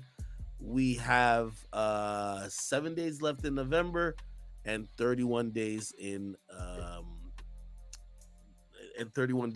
December. So 31 and 7, that's 38. And we need to do 21 days. So 21 days out of 38. So pretty much I need to stream about every other day for the rest of the year for us to hit it. But we kind of are on pace. Yeah. So somebody said ain't happening. Yeah, it is gonna happen because I'm gonna give y'all a stream tomorrow as well. So y'all tell me when y'all done eating y'all turkeys and shit like that. We're gonna have a stream, and the stream might not be like, because I think we ran out, like we've been streaming a lot, so we hit pretty much every topic. We're probably just gonna do like just some fucking. I'll just give y'all some jokes and probably do some e-dates and some dumb shit like that. No. React to Kanye West songs. I will not be doing that because it's gonna kick us off. Oh, hey, someone watch this. Oh, thank y'all. I should roll down my topics, man. That's what I'm at. Aunt Glizzy. Yo, he said Meek almost robbed these niggas. This is hilarious. I gotta watch this shit right here. He said Wale tried to get the Glizzy gang. Oh my god, that's loud. Glizzy gang back here. Here we go. Post me this, that, and the third, because Wale threw up a comment. All right, I'm gonna tell y'all. I said the Diddy story. Diddy story came out. Wale is in the comments, mad at the Shade Room. It's posted on 70,000 blogs. It was on the radio. It's everywhere. You can't stop it. He wrote a paragraph under there that say, y'all didn't post me on my birthday, but y'all post Aunt Glizzy. Boom. I wrote under that post, I replied to it, and basically at the end of that post, I told him, bruh, I could have told him what you did to Meek Mills if I really wanted a clout chase, or what you did, what you was trying to get done to Meek Mills if you want a clout chase. If I really wanted a clout chase, I could tell some stories that'll really go up. So now I'm thinking about it. I'm gonna tell the stories that's gonna really go up. Let's go up. So let's get into it. So boom, back in the day, I used to be with Shy Glizzy. I hang with Shy Glizzy. I was his enforcer. Man, I ain't gonna say enforcer. That's my homeboy. That was my partner, my best friend. I go everywhere he go. My job is to make sure he all right. I don't rap. I don't do nothing. My job is to strictly make sure he in these rooms, he good, and everybody. Hey, I like that he starts his stories off like that because it makes it so believable. He's not trying to make himself seem important. He ain't trying to act like the story revolves around him. You know, like some people have this quote unquote main character syndrome. They always want to like everything revolves. Like he basically saying, nigga, I'm just the guy in the crew. Okay, I'm holding down Shy Glizzy. Good. So Wale come around from time to time. Wale is Shy rap friend. They both rappers. They chasing their career. They both blowing up at the time. John Wall come around too. Sometimes John Wall come around and he hang around, but when they come around, they don't bring no security guard. John Wall come with us. It'd be me, Shy, John Wall. Ain't John Wall like a big ass blood? That nigga used to be. That nigga would do a layup and throw up like all type of sign. Nigga like be like this. Like, yo, what's up, nigga? Once I seen that, I knew that nigga wasn't gonna be in the league too long. He was too worried about gangbanging more than actually winning championships, man. Has that nigga been in the playoffs? There was a time niggas used to say John Wall was cold. That nigga got to DC, man. I seen that nigga made a 3-foot floater and threw up a gang sign. I knew that shit was not gonna work. Nigga, only one player threw up gang signs and won championship, and that's Paul fucking Pierce, nigga. John Wall, you was just throwing up gang signs to throw them up, nigga. You was catching carpal tunnel with all that. Now, let me stop playing before that nigga get on my ass, right? He a gamer, man. That nigga was throwing up blood, OTF, BD, GD. I don't know what the fuck he was doing. That nigga just kept throwing shit up, nigga.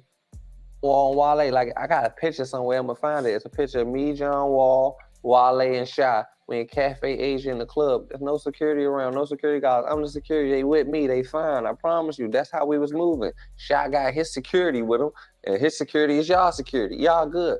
You know what I'm saying? That's how we was moving when they was around for them seconds. So Wale always end up around. Wale don't have no muscle with nobody he can talk gangster to. His most gangster street friend that's on his side at this time is Shy Glizzy. So Shy Glizzy and Shy Glizzy homeboys would be his muscle if he had any type of muscle. You feel what I'm saying? So Wale and Shy hanging out, they cool. Wale get Shy a feature on a song called 37 Niggas.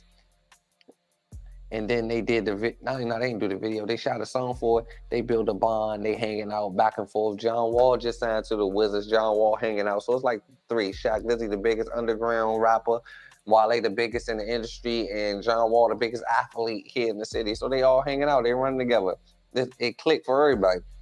And I told y'all, I'm just Shaq Glizzy security guy, y'all. I'm just here, and I end up securing them. So Wale come around. Wale's hanging around. So Wale signed to MMG. Wale and MMG with Fat Trail and Meek Mills. Fat Trail and Wale cool. They homeboys, they partners. But Shy Glizzy and Fat Trail don't each other at the time. They beefing, they into it. So for Wale hanging with Fat Trail a lot. I'm trying to get the story right so I don't mess it up, y'all. That's why I keep saying so. So Wale hanging with Fat Trail a lot and Shy not really liking that because he don't really deal with Trail. So Shy go hang with Meek Mills. Meek Mills and Wale is both together signed to MMG. Meek Mills does not with Wale in no way, no shape, no form. Like, I don't know this, y'all. I know this from behind the scenes. Like, me being a fan, before I knew what was going on, I was in the rooms and I'm hearing what's going on. I thought they was cool. They MMG, they cool, they good. Nah. Shy started messing with Meek more, and he started getting into it with Wale. Shy and Wale was getting into it at one point in time. I ain't gonna say they were beefing, but they wasn't seeing eye to eye. So at that point in time, when they wasn't seeing eye to eye, Shy running with Meek Mills. Meek Mills don't Wale at all. Meek Mills wasn't Trail neither. You don't see Meek Mills on no Fat Trail. Like Meek, like them niggas. Just when Meek at his highest point in his career, Meek like Wale. He don't Wale at all. They only label Meeks. Wale get the riff that Meek don't. Meek pressing Wale, going on Wale. Behind the scenes, they getting into it. At Raw's house, they getting into it everywhere. Wale don't got no goons or no niggas that can go to war with this nigga. So when Wale come around Shy, he just telling Shy his problems. I told y'all I'm in these rooms with Shy. I'm just listening. The Wall's just talking. I'm just listening. So he just telling them. I told y'all Wale know me. Like, we've been around. Like, I move around, and he with us, and we going through doors, and he right behind us. Damn near his security guy. So he know me personally. It's like 3 months before CIAA weekend. It was like CIAA weekend down North Carolina. It was like North Carolina. It was one of them jumps. I don't know what CIAA weekend, but Shy Glizzy and Meek Mills got a video. Shy was on the back of Meek Mills' dirt bike. CIAA weekend, Yo Gotti, everybody was there. I was there, had on gold earphones. I remember it. But this was like months before. Months prior to that, Meek must have did something to Wale behind the scenes, like pressed him out. I don't know if he beat him up. I don't know what he did to him. Cursed him out. He did something to Wale, and Wale's feeling like, wait. Wale was trying to get Shy to backdoor Meek Mills, like just talking, like trying to put a play together. And I'm just listening. So Wale asking me like, man, man, whatever's gonna cost y'all, man, like basically like whatever's gonna cost me, woo. But I'm thinking like Meek Shy Man, and that's out of my league, y'all. I'm Shy Man. I'm with Shy. Like it's Shy call for real, and I wouldn't do that to Meek. This out of my league. First of all, I'm appalled why they even. I don't know if he drunk talking or not. I don't even know how he just comfortable talking like that. He real loud talking, just loose as Shy. So Shy is a Meek man. So long story short, and nothing ended up happening. Nothing. Like a couple months later, we end up with Meek Mills down CIAA weekend. I got it on me. You know what I'm saying? I'm walking around making sure everybody, all right, I'm cool. I'm Shy security. But I was just remembering, I was saying to myself, damn, do you not know 2 months ago, Wale just was trying to backdoor Meek Mills through Shy? That's crazy over something that they got going on MMG, but I don't know. If I'm lying, y'all do y'all research.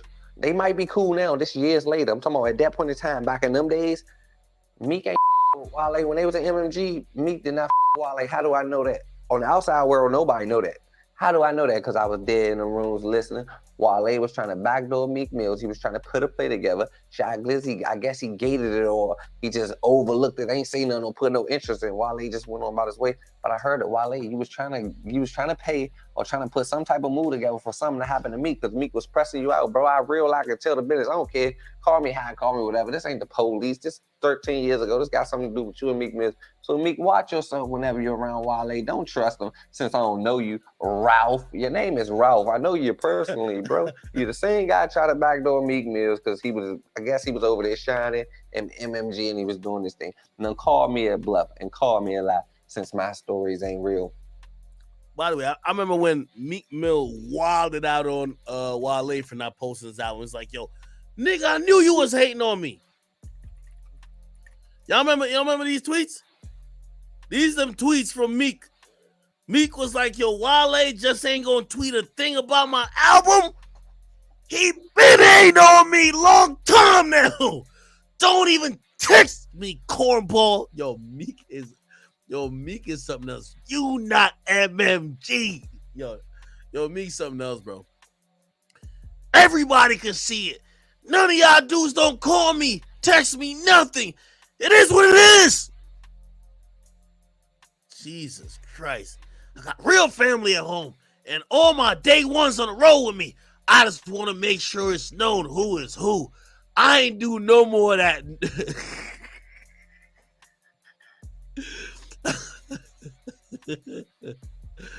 I ain't do no more acting for no rap shit. I don't want no suckers in arm reach of me. My hands might lose control. That's how I'm rocking. Yo, Meek is crazy. That nigga said I want no suckers within arm's length reach of me. My hands might lose control.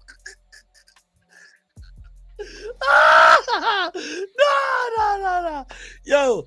Yo, Meek tweets are just too funny. I'm not even trying to like laugh at. Yo, this shit is just too funny, bro. Yo, I've never heard a nigga say that. I don't want no niggas in arms length reach of me. My hands might lose control. I might hold off and slap somebody. He said, I don't need no support. It's a lot of these dudes really be hating behind closed doors. All these guys that's on the rap scene know I got real family at home. Oh my God, nah, Meek is something else, bro. Meek something else. That's why Shy and Meek went their way. Wale and Fat Trail went their way. Now they fake just mutual because all their careers on the downslide now. But when all of them was on their high horse going up, none of them each other. You feel what I'm saying? I ain't here to lie to y'all. I'm here to tell y'all the truth and tell y'all what I know.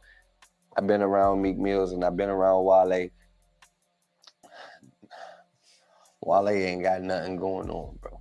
Wale ain't even really from here for real. So, Ralph, just remember, watch what you say because you never know when your words might come back to bite you. And if this make the shade room, don't tell them take it down. What you gonna try to sue me? I think like you gonna try to sue me. What you gonna try to sue me? Sue me for what? Telling the truth, bro. Come on, man. You know what's going on.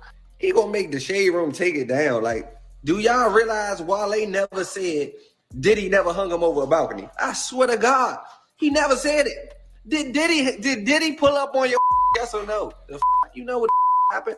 It ain't. I'm not the only one noticed. They noticed in the industry though. And on my mother, I'm gonna hip y'all to something. He commented this. This why the post got deleted, because this comment right here. He commented this. And I told him, bruh, you know what you told me about Meek Mills? Like, I ain't even here to spill all the tea. Like, all I'm here to tell you is, while they don't got no gangsters, while they don't know no hitters, he don't know no niggas that be gangsters. So he be around Shaq Glizzy and Shaq Glizzy homeboys for his protection back in the day. I'm Shaq Glizzy protection. This is before the Glizzy gang. So if he got some going on, who the he gonna vent to? He don't got nobody else to vent to. Meek was on. I don't even know this. How I know Meek Mills don't Wale in real life? We don't know that. That's some behind the scenes. Do we know that? Y'all don't know Meek don't with Wale at all. Like, they don't be together. They don't do videos together or nothing. Meek does not with Wale. He just make it look good for meetings and photo shoots. He do not that nigga. I don't even think they got a song together. I don't know. They don't with each other though. Nigga. Meek was pressing Wale out, pressing his so bad, and Wale was wanting something to happen to him. What you talking about? Niggas mad about not getting a happy birthday from the blogs, bro. Like, cause you talking about you ain't get a happy birthday, you ain't get the man. Shut your song up.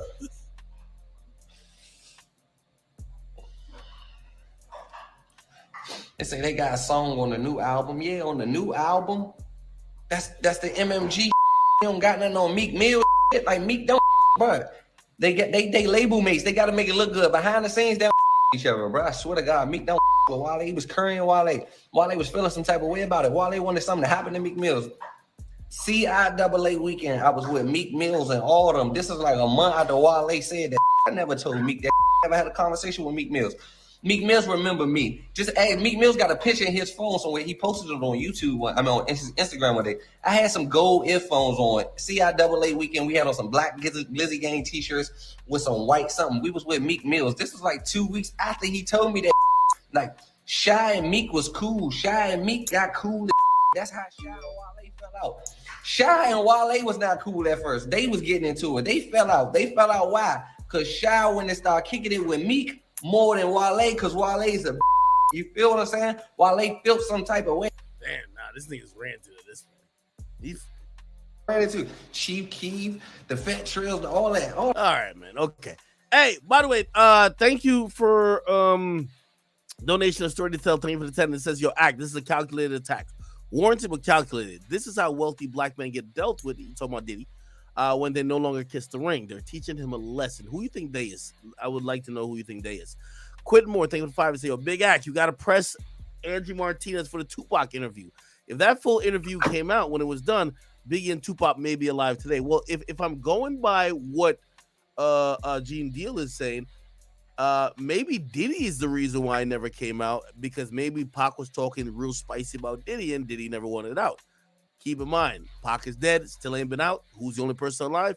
Diddy. Maybe that's the truth. Cat Valentine, what's up with you? Thank you for the 2. It says, yo, Jaguar Wright did a new interview tonight. Let's watch. Where's the interview? If you could tell me where, we'll definitely watch. Please, just tell me whose channel I can find it on. Jaguar Wright. Interview. She did a new interview. How could I see it? Oh, is it this? Show. I never lied and said that. Oh, okay. This is what it is. I bet. Okay. We'll go back to that in a little bit. A story to tell. Thank you for the 5. He says the reason I say it's calculated is because Jimmy Kimmel asked Puff a question about Gene Deal on network TV. That never happens. That is kind of true. Diddy looked mad shocked, right? Like Jimmy Kimmel, Diddy. Like he did kind of wait. What's this right here? Jimmy Kimmel. Our first guest, from working to my song. For yourself, I mean, internet. You're telling me I can't believe everything I read? Love. I saw a guy on the internet the other day. He said he used to be your security guard. Who said that when you were dating J-Lo, Will Smith and Jada tried to pick her up on a threesome, and you were going to beat up Will Smith. Is that true? I ain't gonna lie. This was the look of, nigga, what the fuck did you go off script for? Like, nigga, you ain't tell me this back in my trailer in the green room. you was gonna ask me this shit. He do look kind of. Look at the look on Diddy's face. Actually, the look on Diddy's face is like, nigga, you fucking with me? You want to wake up at a Tupac concert, nigga? That's the look on his face. Yo, Jimmy, you trying to wake up at a Tupac concert, nigga? Nah, he look crazy right here.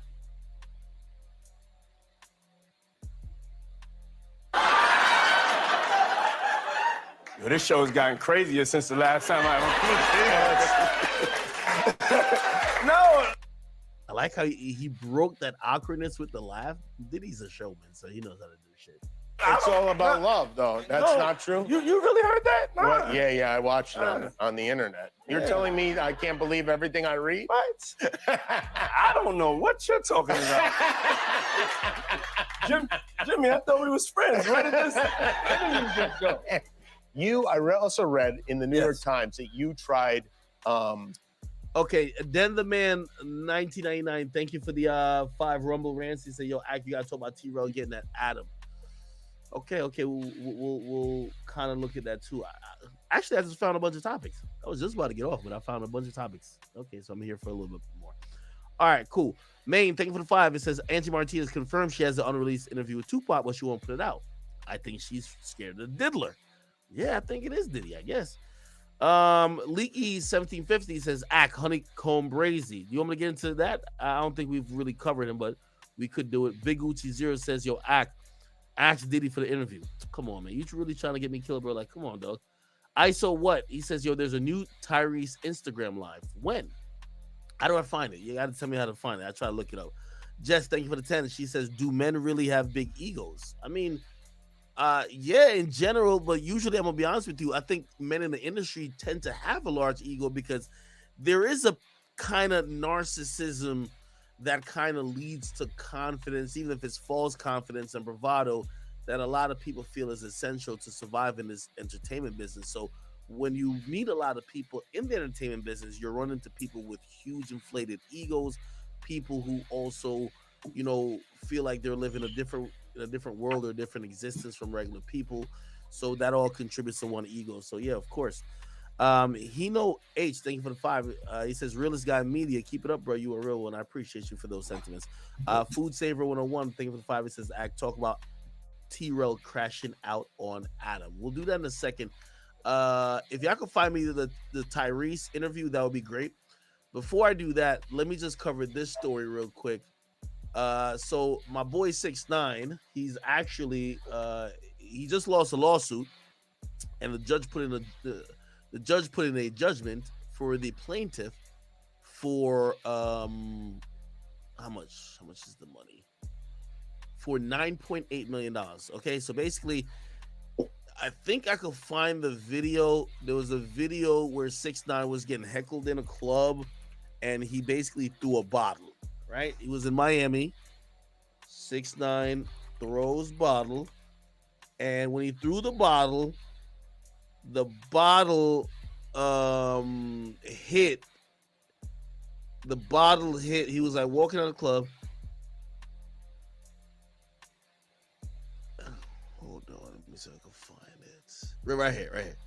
Yeah, he threw something back, and supposedly it hit someone. Right? Fuck out of here, man. Fuck out of here. What was it this? I thought he threw something back.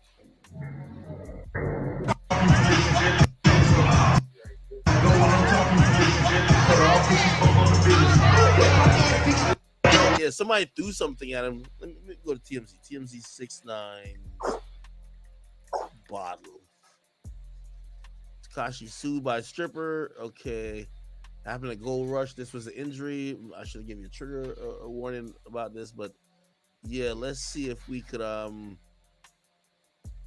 find the video of this. Can't really find the video of this. But yeah, it was supposedly this though. The video I just played though. Supposedly it's this. Yeah, I think this is Gold Rush. Yeah, so this was that. So like he had threw a bottle. I don't think it's caught on camera, but yeah, that's what happened. And it's because they threw a bottle at him. He threw the bottle back, and when he threw the bottle back, he hit a girl. Now, from what I was told, and please do not go harass this woman. This is a shorty right here. Okay, she's clothed. So she was hit with a bottle in the club, which I rated on a scale of 1 to 10. Yo, we ain't shit, right? We supposed to discuss her injury, nigga. We over here thinking about how bad she is. Scale of 1 to 10, man. What do you rank her, chat? Let me know in the chat right now.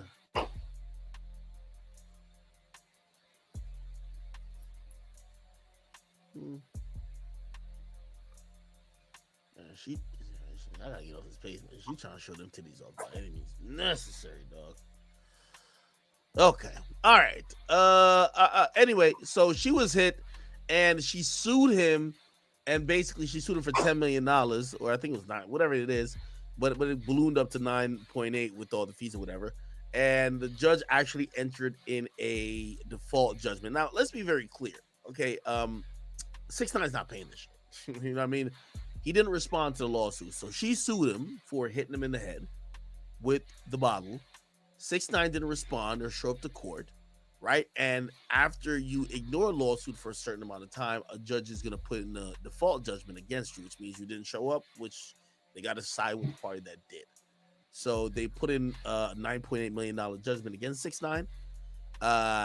When you hear these judgments, it doesn't mean the person has the money. 6ix9ine still got the money. And here's the thing. You now have to try to find a way to get the money from 6ix9ine if he doesn't want to try to go and appeal this. Like, usually people would try to appeal this to say, hey, oh, my bad. I didn't see the lawsuit. Okay, let's try this again, right? Or they'll come to a settlement with the woman by saying, hey, check this out. You'll never in your life get $9.8 million from me, but here's $300,000, okay? Be happy with that, and let's call it, yeah. Right? Now, granted, this is a judgment, so, you know, they could do what that woman was doing to Rapper the Game and try to use that judgment and be like, oh, we want to see certain shit, but first of all, 6ix9ine, because he's, you know, been involved in things he's involved with, 6ix9ine's technically, like, barely on the grid, you know what I mean? Like, I think if you ever see 6ix9ine's license, it's like, nigga, his crib that's listed on there is like some shack in Idaho, my nigga. Like, it's not where he lives at. You know what I mean? So there's no bills with his name. You can't find that nigga. If he don't want you to find him, and you know, I don't know if he set up like that or the government did it like that, nigga, you can't find that nigga. So in reality, this $9.8 million looks good, but good luck finding him, or after you find him, then you got to find the money that he has, which I think all that shit is. You know what I mean? Them shits is in the Birkin bags he gave to them girls in what's it called? Okay, so yeah, so he's a senator. So he's okay. There's 2 lawsuits with him actually going on, and if you're wondering after the whole Steve Will Do It thing, how 6ix9ine been getting like rich, 6ix9ine also was in a lawsuit with 2 vape companies. So imagine getting paid by Coke and Pepsi, and one day you're drinking Coke, the next day you're drinking Pepsi on some gangster shit. That's what was happening. 6ix9ine was promoting 2 rival vape companies. They're both paying him millions of dollars, right? One of them is Fume, right? They're the one who paid. Well, they paid him $1 million up front. Then they paid Kodak Black $1 million to collaborate. They paid for all type of other stuff. Yeah. So he's promoting them, and apparently he has another deal with another company called Dummy Vapes, which is kind of branded after him, Dummy Boy, Dummy Vapes, right? Makes sense. So he's getting paid from 2 competitors. I think that's dope. 6ix9ine's a finesser. You know what I mean? Shit. That's what I was looking at Steve to say, nigga, come on, 6ix9ine, my nigga. Like, what the fuck? You know, he took that $2 million from Steve, ran off of that. Now he's over here doing business. Yo, it's like doing... Like, name me 2 competitors, like 2 competitors in like any industry. It's like having an endorsement deal with Apple and Samsung. Fuck it. You know what I mean? Like one day you got an iPhone, the next day you got an Android. Like you just don't give two fucks, nigga. You know what I mean? Yo, 6ix9ine, my boy, man. That nigga know how to get to a bag, bro. You get what I mean? Nigga got to deal with Coke and Pepsi, nigga. Nigga got to deal with Canada Dry and motherfucking ginger ale, like whatever it is. Yeah, I probably fucked that up. Canada Dry and whatever, like the knockoff brand that kind of looks like it. My boy doing his thing, man. Yo, collect money every fucking place. You get what I mean? So, by the way, I didn't know people smoke vapes that much, and apparently this is I got put on game. Vaping, like, and by the way, I'll put all y'all rappers on game like about this too. Vaping is one of the the vape business is one of the things that has the highest turnover or the highest profit margin. That's what I should Okay, say. so when it's like so basically, they're probably making them in China or something, right? These things cost nothing to make, and you could sell them for like a wild amount compared to what you make them for. You get what I mean? Based on that, if you get someone to be a face of a vape, like, you know, I think it even says it here. Look, go down here. Dummy vapes, blah, blah, blah. They said a contract filed in court shows that 6ix9ine agreed to endorse the products made by Dummy Vapes in exchange for 3 diamond chains. Yeah, nigga. And a commission of, basically, he's almost getting $1 per vape. Like, how much does the vape cost? Like, he's getting like $1 per vape. Like, put like this, 6ix9ine doesn't even get $1 per record sold. Like, you see why niggas don't put out music? He's getting from over 75%, over 75 cents, honestly. But here's the thing. A nigga drop an album, they don't get $1. That's a fact. A rapper dropping an album, the album costs $10. You buy it for $10, they're not getting $1. That's a fact. You know why? There's overheads, this and third. Remember recoupment, this and third. Like, come on, man. Most of these guys in a royalty rate deal, Right. like, they're not getting $1. You get what I mean? Yeah. All he got to do is probably like 2 Instagram videos. You know what I mean? Just smoking like while he's in viral moments. He gets out of jail. Everybody in the world looking at him. He just fucking puffs the thing. Everybody wants to smoke the same thing as him. Great, perfect, right? So yeah, he's getting like $1 per one. He's cashing out. You see why he probably told Steve, like, man, fuck that streaming shit. See, to make money like that streaming, you got to be here putting in the fucking work. Like, again, we've been streaming. We trying to do 200 days in a year. 6ix9ine is, come on. Rappers are lazy. Like, rappers ain't trying to put in that much amount of work. So anyway, he signed with both of them, and they're battling over him. He even got his girl like a deal with. Yeah, he got his girl $250,000. Man. By the way, this Yailin Lamas Viral girl, that's his girlfriend. That's not her name. Oh, her real name is Georgina Lulu Guillermo Diaz. Oh, okay. All right, man.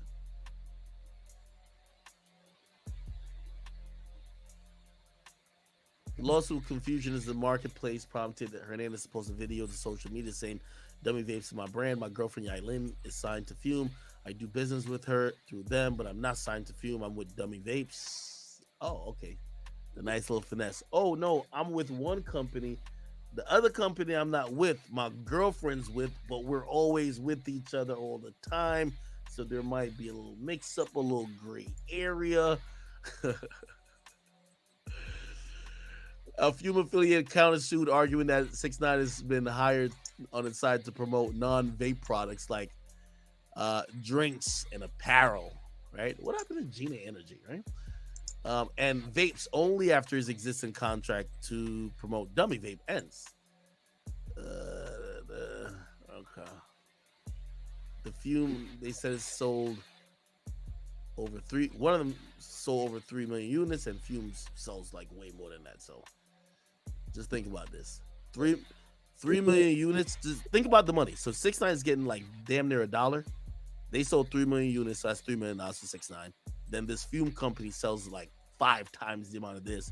So if he still has this, if he quote unquote has a deal, which I don't know, you know what I mean, it's still 12 minutes. If he has a deal with Fume, he probably got more millions over there. You see why niggas is like, man, fuck music, man.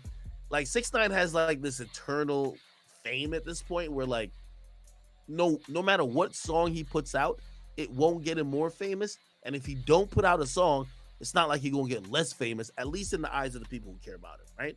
You know, obviously you might be like, oh, well, we don't care about 6ix9ine no more. But in that world that he still has influence in, they don't care if he puts out music, period, right? So all he got to do is just keep pimping these other motherfuckers who give him deals, right? The Dummy Vapes team once paid the rapper in stacks of cash presented to him in a cardboard box with a few logo. Yep. They said Dummy affiliates could have put it in literally anything on God's green earth, anything, but they chose to couch the payment as if it was a fume payment. Okay, whatever. Okay, now here's the thing. This woman who just now got the $9.8 million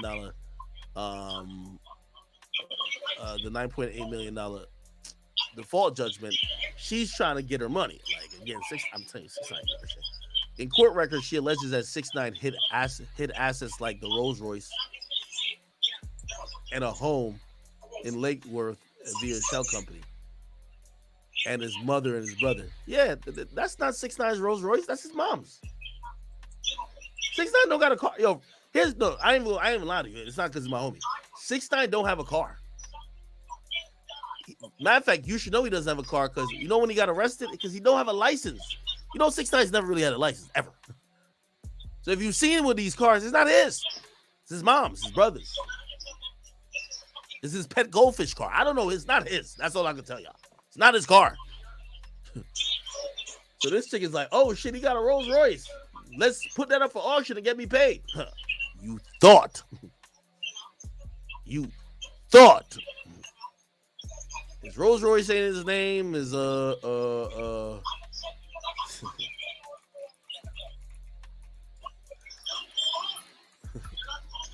let's go look at see? Look, this is why I made the video. He bought his mama. Look, that's his mom car. That's his brother. I think this is his pet dog's car. And then, yeah, he bought his mama Lambo. This ain't nothing. Well, he didn't buy it. She bought it herself. He just did it for the video. Yeah. What's the problem? Oh, yeah, and that other Rolls Royce, that ain't his? This money?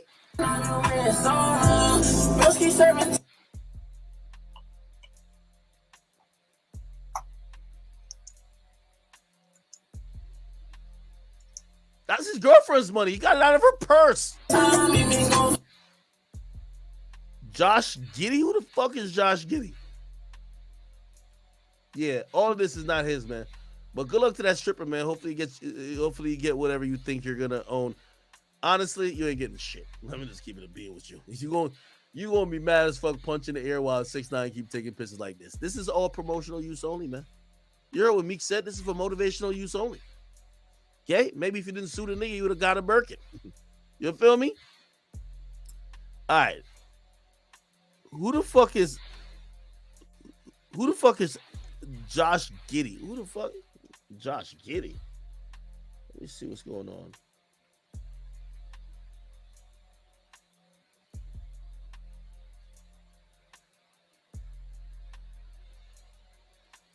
Is Rumble Riz? I thought I read it. Josh Giddey.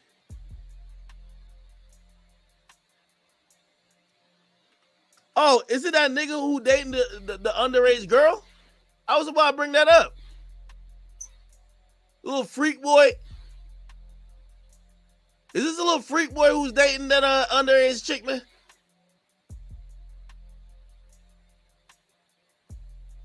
What I gotta type in?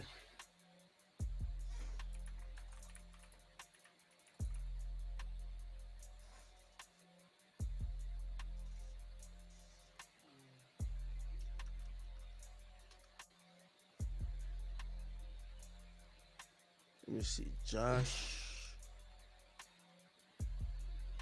Who the fuck I gotta type in to see it?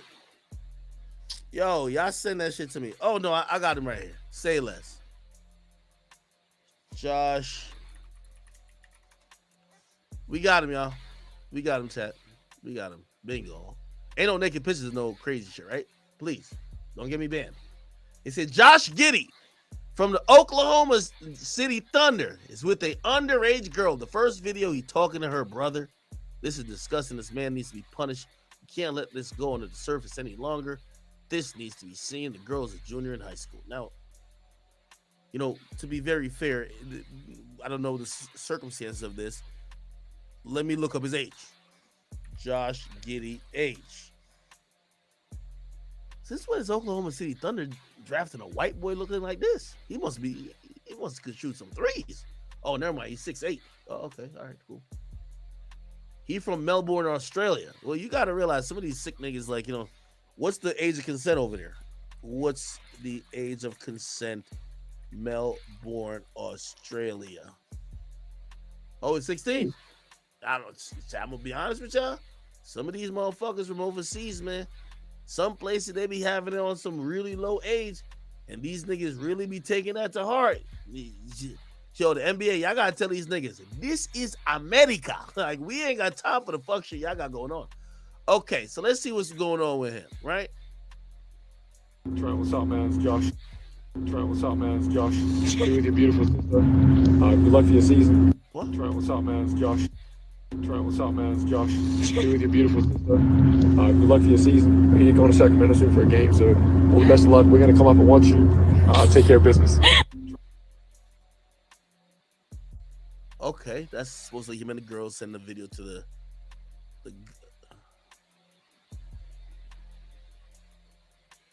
How old is this young woman right here?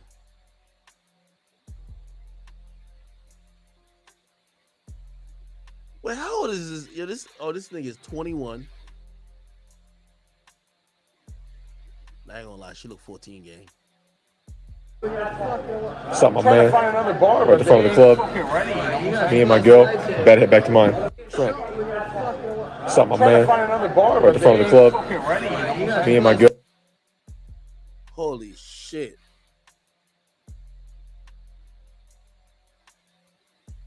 What's going on, chat?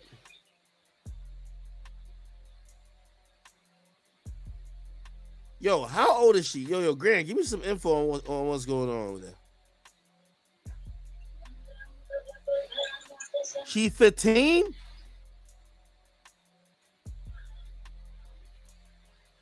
There gotta be some more info or conversation to be had here. Like, he's an NBA player. He plays in front of, you know, his home court.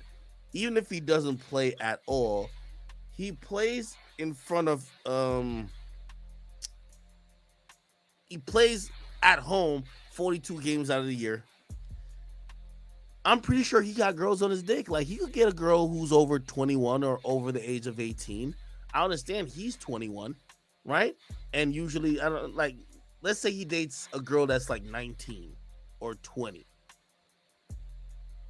Why can't he find a girl that's not 15?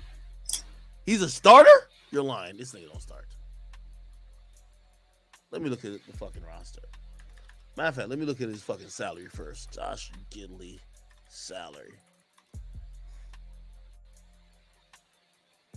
This nigga making a smooth $6 million this year. He looks like he's on a rookie contract still. Let me see. OKC Thunder depth chart. Let's see who starts for them. Yeah, I heard this nigga's nasty. Shy, this nigga right here. This nigga's a monster. Oh, he do start. What the fuck? Hold on. Pause on this site. He do start. He starts as shooting guard. He's a 6'8" shooting guard.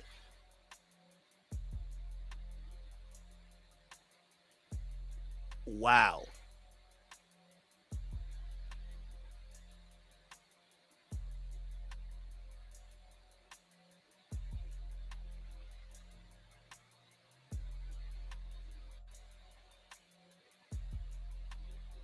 Yo, I'm gonna be honest with you, man. I'm going to think that if he knows she's 15 or she's underage to the point. Matter of fact, if she's under 18, I'm inclined to believe that it's because he's from wherever he's from, that maybe that type of dating is normalized. Where maybe, I don't know if it's normalized in Australia where a 16-year-old, somebody says, oh, he changed his his PFP black and on IG and turned his comments off. Now that's somebody in the NBA, a handler of the team, telling him, nigga, you're looking like a creep. You're going to go viral. Do this now. That's not him. This nigga thought he was keeping it P. You know what I mean? Except P don't stand for player. P stands for preteen. Okay, that's how he thought he was keeping it. Right now, I don't know if this is an Australian thing or whatever the case is, but he need to get his mind right, brother. He need to get his mind right, because it looked like he was definitely cool with claiming this young woman.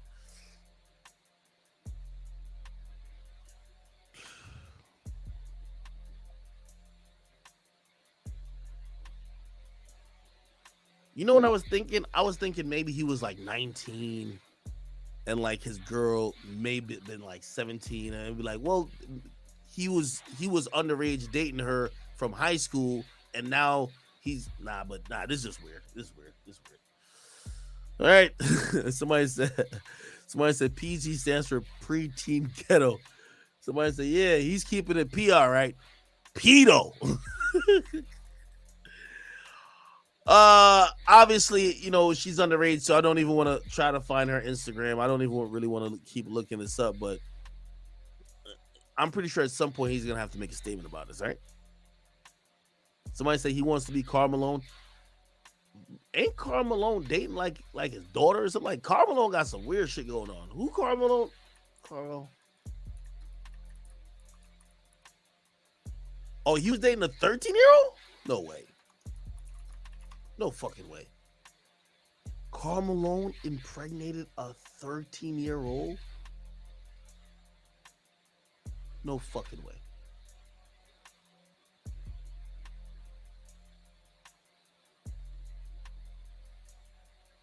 All right, this is some weirdo behavior, man.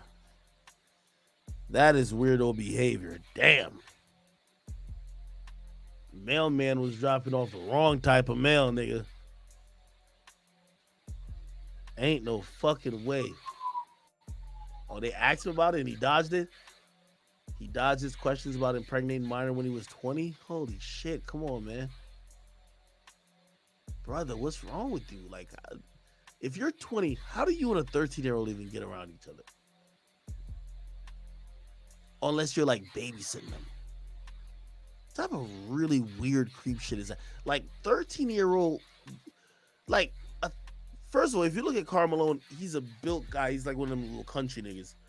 So at 20, he's probably a little bit into his man body already. Bro, a 13-year-old just looks like a fucking child.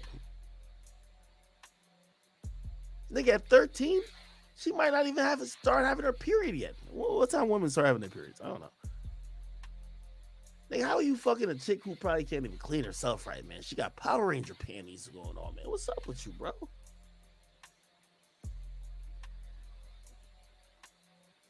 That's nasty. That is nasty. Y'all think this Josh Gilly is on the same shit?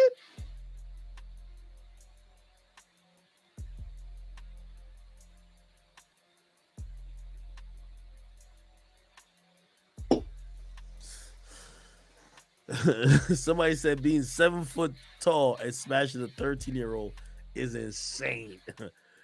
I agree, man. All right. Josh Gilly, man. I think you cook, brother. They'll be forced to talk about it at some point. All right. Where's the Jaguar White interview? You know what I mean? When me and you started working on my credibility, I think a lot of it was a struggle over. We had a slight misunderstanding, but then we just. Did y'all ever have a relationship?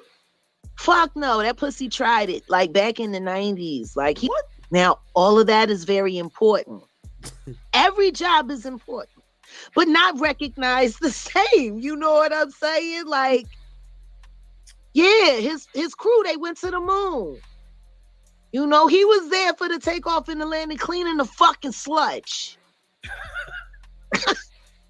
So if you want to stand doing that, like, if that's your claim to fame, the sludge cleaner, fucking bad boy, and the fucking CEO is now, you know, being deemed, you know, the new Charles Manson of our sexual times. Like, bro, go ahead, rep that.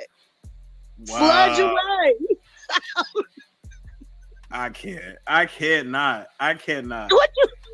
What you want me to say? I'm telling the truth. Sue me, Davin. Did y'all ever have a relationship? Fuck no, that pussy tried it like back in the 90s. Like he was younger than me, and I remember him, but that's why I wasn't trying to talk about it, because I'm like, oh, you one of them whack niggas that asked me for my number, and I said, fuck off.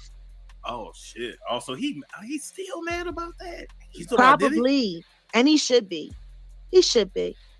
Damn. He should be mad. Who's he talking about? He should be mad. He's so mad that he runs around like putting thumbnails up saying that I wear Pampers every day. Up to the radio station, cussed him out. In Paris, right? Yep. Something right there. Let me. She used them to try to come for me. First off, if it and moved over to some great love seat. As if that's gonna make people think that that's not what it. You know, they play gay. They do a lot of gay shit. Herself on a bus and came across the country, fight over the same penis. I had it first. No, I had it.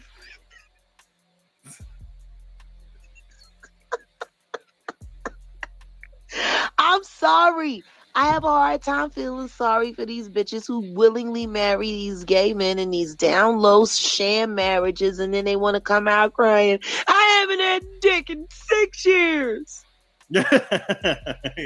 You know what? My husband is screwing everybody else's husband. Like, fuck you mean? Is it true I wish I would walk down the fucking aisle to a man who I knew didn't want to have sex with me and suck dick better than me. I wish I would. Only thing, I wanted to come in and do a little voiceover in the background.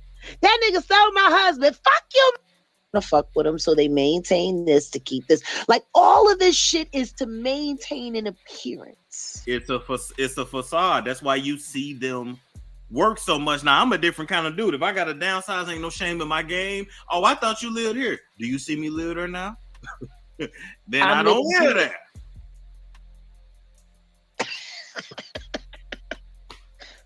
Ooh, it went down like Hazel went down on that ATV when she bust her face.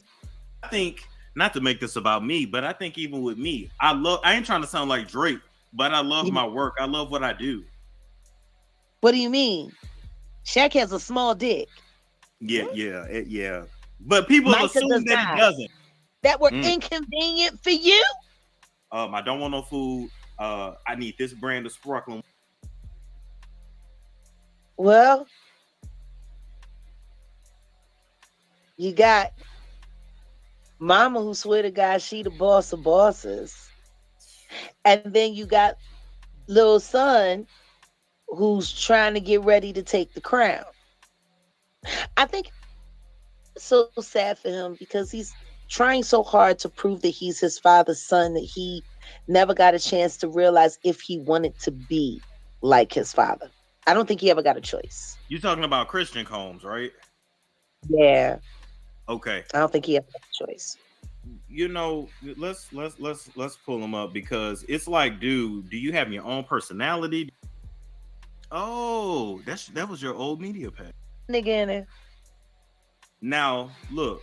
Now that's Wolf. Now, see, that makes sense. That and Misa make that makes sense. That makes sense. He got but the this same. Is the thing. This is the thing. If you look at the relationship with Quincy, The way he tried to assume control and dominion over that young man's life when he has a father that loves him, that is a very capable man. True. He already had 2 parents, but he kept lording over everything. And I want people to really take into consideration for a second that 35-page document with Cassie. If that's what she went through, imagine what he put his baby moms through. That's what he put the bitches through that didn't have kids. Hello. Imagine what he did to the baby moms. And there's kids involved. Can y'all can y'all see it? Y'all, that is what even look at how he poses. I know. That's his son. I don't care what I y'all know. I know. But you know what though? Puff is so diabolical that he would take another man's child.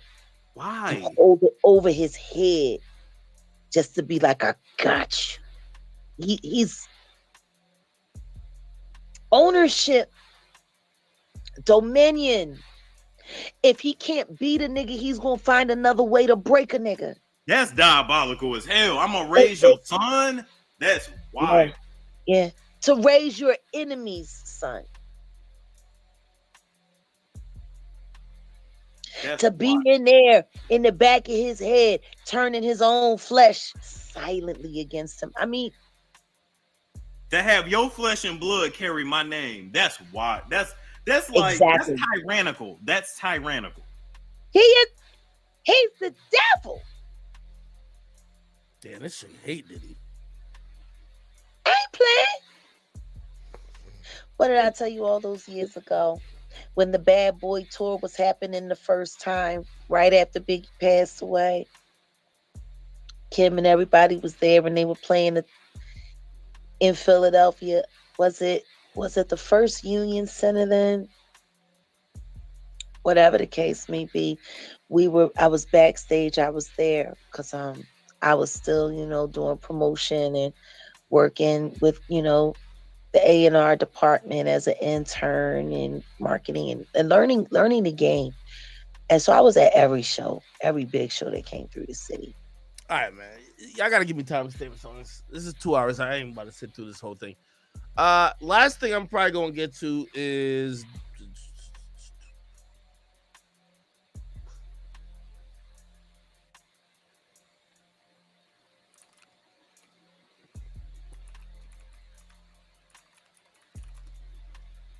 what the fuck? Chat, they are crashing out over No Jumper. The beef has gotten to maximum capacity. And apparently, after that long, public scolding that Adam trying to give to the Fig Community World guys, we had T-Rail respond. And I ain't gonna lie, man, his response was kind of... His response was this. I want everybody to hate me, okay? I want you to hate me for the rest of your life, man. You feel me? It's enough disrespect. I'm gonna tell you how I'm gonna be disrespectful, man. I want you to always hate me. I'm gonna never fuck with you ever. You feel me? There's gonna be always. Damn. By the way, I know y'all think that I want these guys to like argue, but like, bro, they broke up already, right? Nigga, like this shit's over. Like, I do want them to be on decent terms, but I could hear it in T-Rail's voice. Bro, when somebody push you to a point, and I do think that Adam's been pushing them. Now granted, I ain't gonna lie, I get what Adam is saying. I think when the breakup initially happened, it was kind of meant to seem like No Jumper was like the worst place, and it could have ended Adam, but obviously didn't. But I could tell Adam is getting so personal with him. Like, he's getting so personal with him. I could tell when a nigga really want to crash out, bro. And hearing T-Rail say this, it feels like he's saying this because he wanted to literally be quote unquote it's up and it's stuck. Like this ain't no like nah, we ain't finna get cool after this. Like this is like fuck this shit. You get what I mean? Anyway. Always a beef with me. This is on site every time. Win, lose, or draw. You can pack me out, whatever you want to do. You feel me? Because I'm gonna try to get mines every single time. You feel me? But this is a message for you. You feel me? Tell Parker when she see me, when you get older, when you see this, Parker, you feel me? Like, I'm gonna kick you in your ass. And fuck your daddy. You feel me? And fuck your grandma too. You feel me? But that's just where I'm at with it. But we'll speak more on it tomorrow. But always hate me though. Let me tell you this. This is the first time in this like back and forth that I felt I heard somebody saying some shit from the heart, and it wasn't content. This shit was not content. This shit was from the heart. And I'm actually really saying, because I love content. I'm a shit talker. I love talking shit. You know what I mean? I really think ain't nobody could, match me when I'm doing my thing. But I will say, when it gets to this point here, I think we should be careful. And when I say be careful, you never want to, and this is going to Adam too. I don't know how LA is kind of built. It's kind of like, I ain't gonna lie to you. If this was New York City, niggas would have been ran into. I guess LA is big as fuck. Like somehow they don't never see each other. Cool. But in New York, niggas have been seeing each other already. You know what I mean? Especially, both of these groups of people look like they go out and they're always outside, as people like to say, right? But when you push someone in a corner, you know what I mean? You have to, and I might sound like a hypocrite with it because I ain't gonna lie to you. I think that's where me and Rory's at. You get what I mean? But I didn't think their issue was like that. You got to realize this shit with me and Rory, like, I felt like that nigga just crossed the line where we just can't go back from. You get what I mean? I think this wasn't there, but I'm hearing the sincerity in T-Ro's voice. Yeah, they ain't no going back, brother. Okay. Peace. I'm gone. By the way, also, I don't know if I have enough time to play AD's response. AD had a really dope response. And AD had a very, he took the high road, but he made some very valid points. Very valid points. Let me see. Let me see if I can find either his or Adam's response to all of this shit. Oh, this is Adam's response.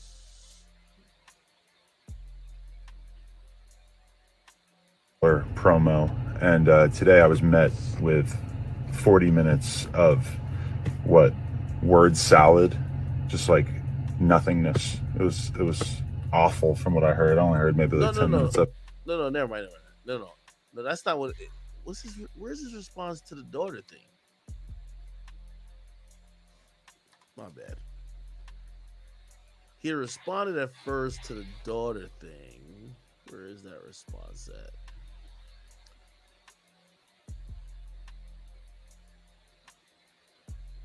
But I've actually been mentoring the Apollo. Oh, not this shit. What the fuck? How do I find this shit, man?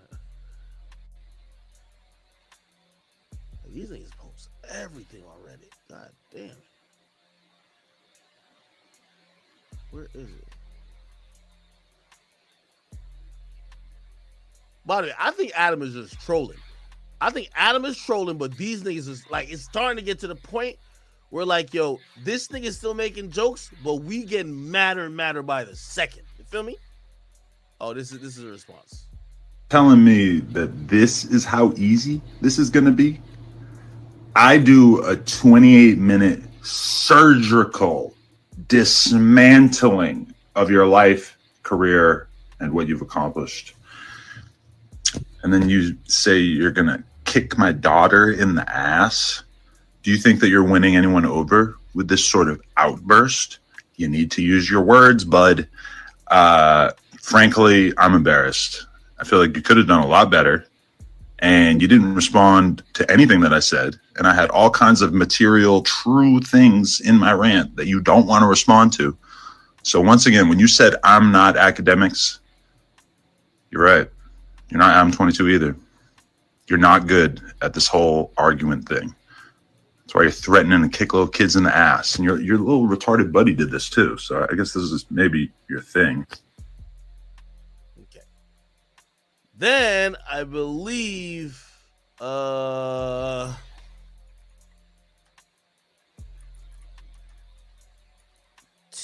T-Rel responded. Figmunity World. They did a live stream tonight and they responded. I actually caught a little piece of it live. I never really catch that piece of it live ever. But here we go. Let me see. Is it here? Oh, I'm tripping. All right here. Yeah, but we just we can't keep letting no loser just keep just saying anything. You know what I mean? There you go. Some Heat up, my loser. boy. You know what Heat I mean? up. Great words. Heat up. What's a motherfucker when you a loser from a kid? You feel me? To a loser now, like you know what I'm saying? We can't keep letting no loser do us like that. You know what I mean? Saying shit, keeping it going, and all the whole little shit. Like you really just a weirdo, my boy. You know what I mean? Like to me, you just a weirdo. And I really don't care of nothing about you. You know what I'm saying? You're a white supremacist lover. You know what I'm saying? You're a child molester. You feel me? You're an abuser. Like you all the shit, all the shit above. Like everything about you is just trash. You know what I mean? Like I will say, and I'll call a spade a spade. I think this is why it's so personal. It's a little bit different. When Adam says stuff about them, it's a little bit negated. Also, I think unfortunately, they can't call Adam that. I could say that to Adam. They can't call Adam that because the obvious thing is, if y'all thought Adam was a child molester, a pedophile, a rapist, and all these other things that you could call him, it's not like this shit came about yesterday. This shit been around. You know what I mean? It's like right now, if Flacco leaves No Jumper and then he says, "Yo, Adam's a pedo," it's like, "Yo, bro." So he wasn't a pedo when he was cutting your checks, nigga? So that's one of those things because of proximity, it doesn't hit the same, to be honest. He really just here to take over. Like you a culture vulture pussy. You just a pussy ass nigga. Like, and that's what it is. You obsessed with me, obsessed with the homies. Like you just like. Okay, being fair now, I'm gonna be honest. There is an obsession there on Adam's part.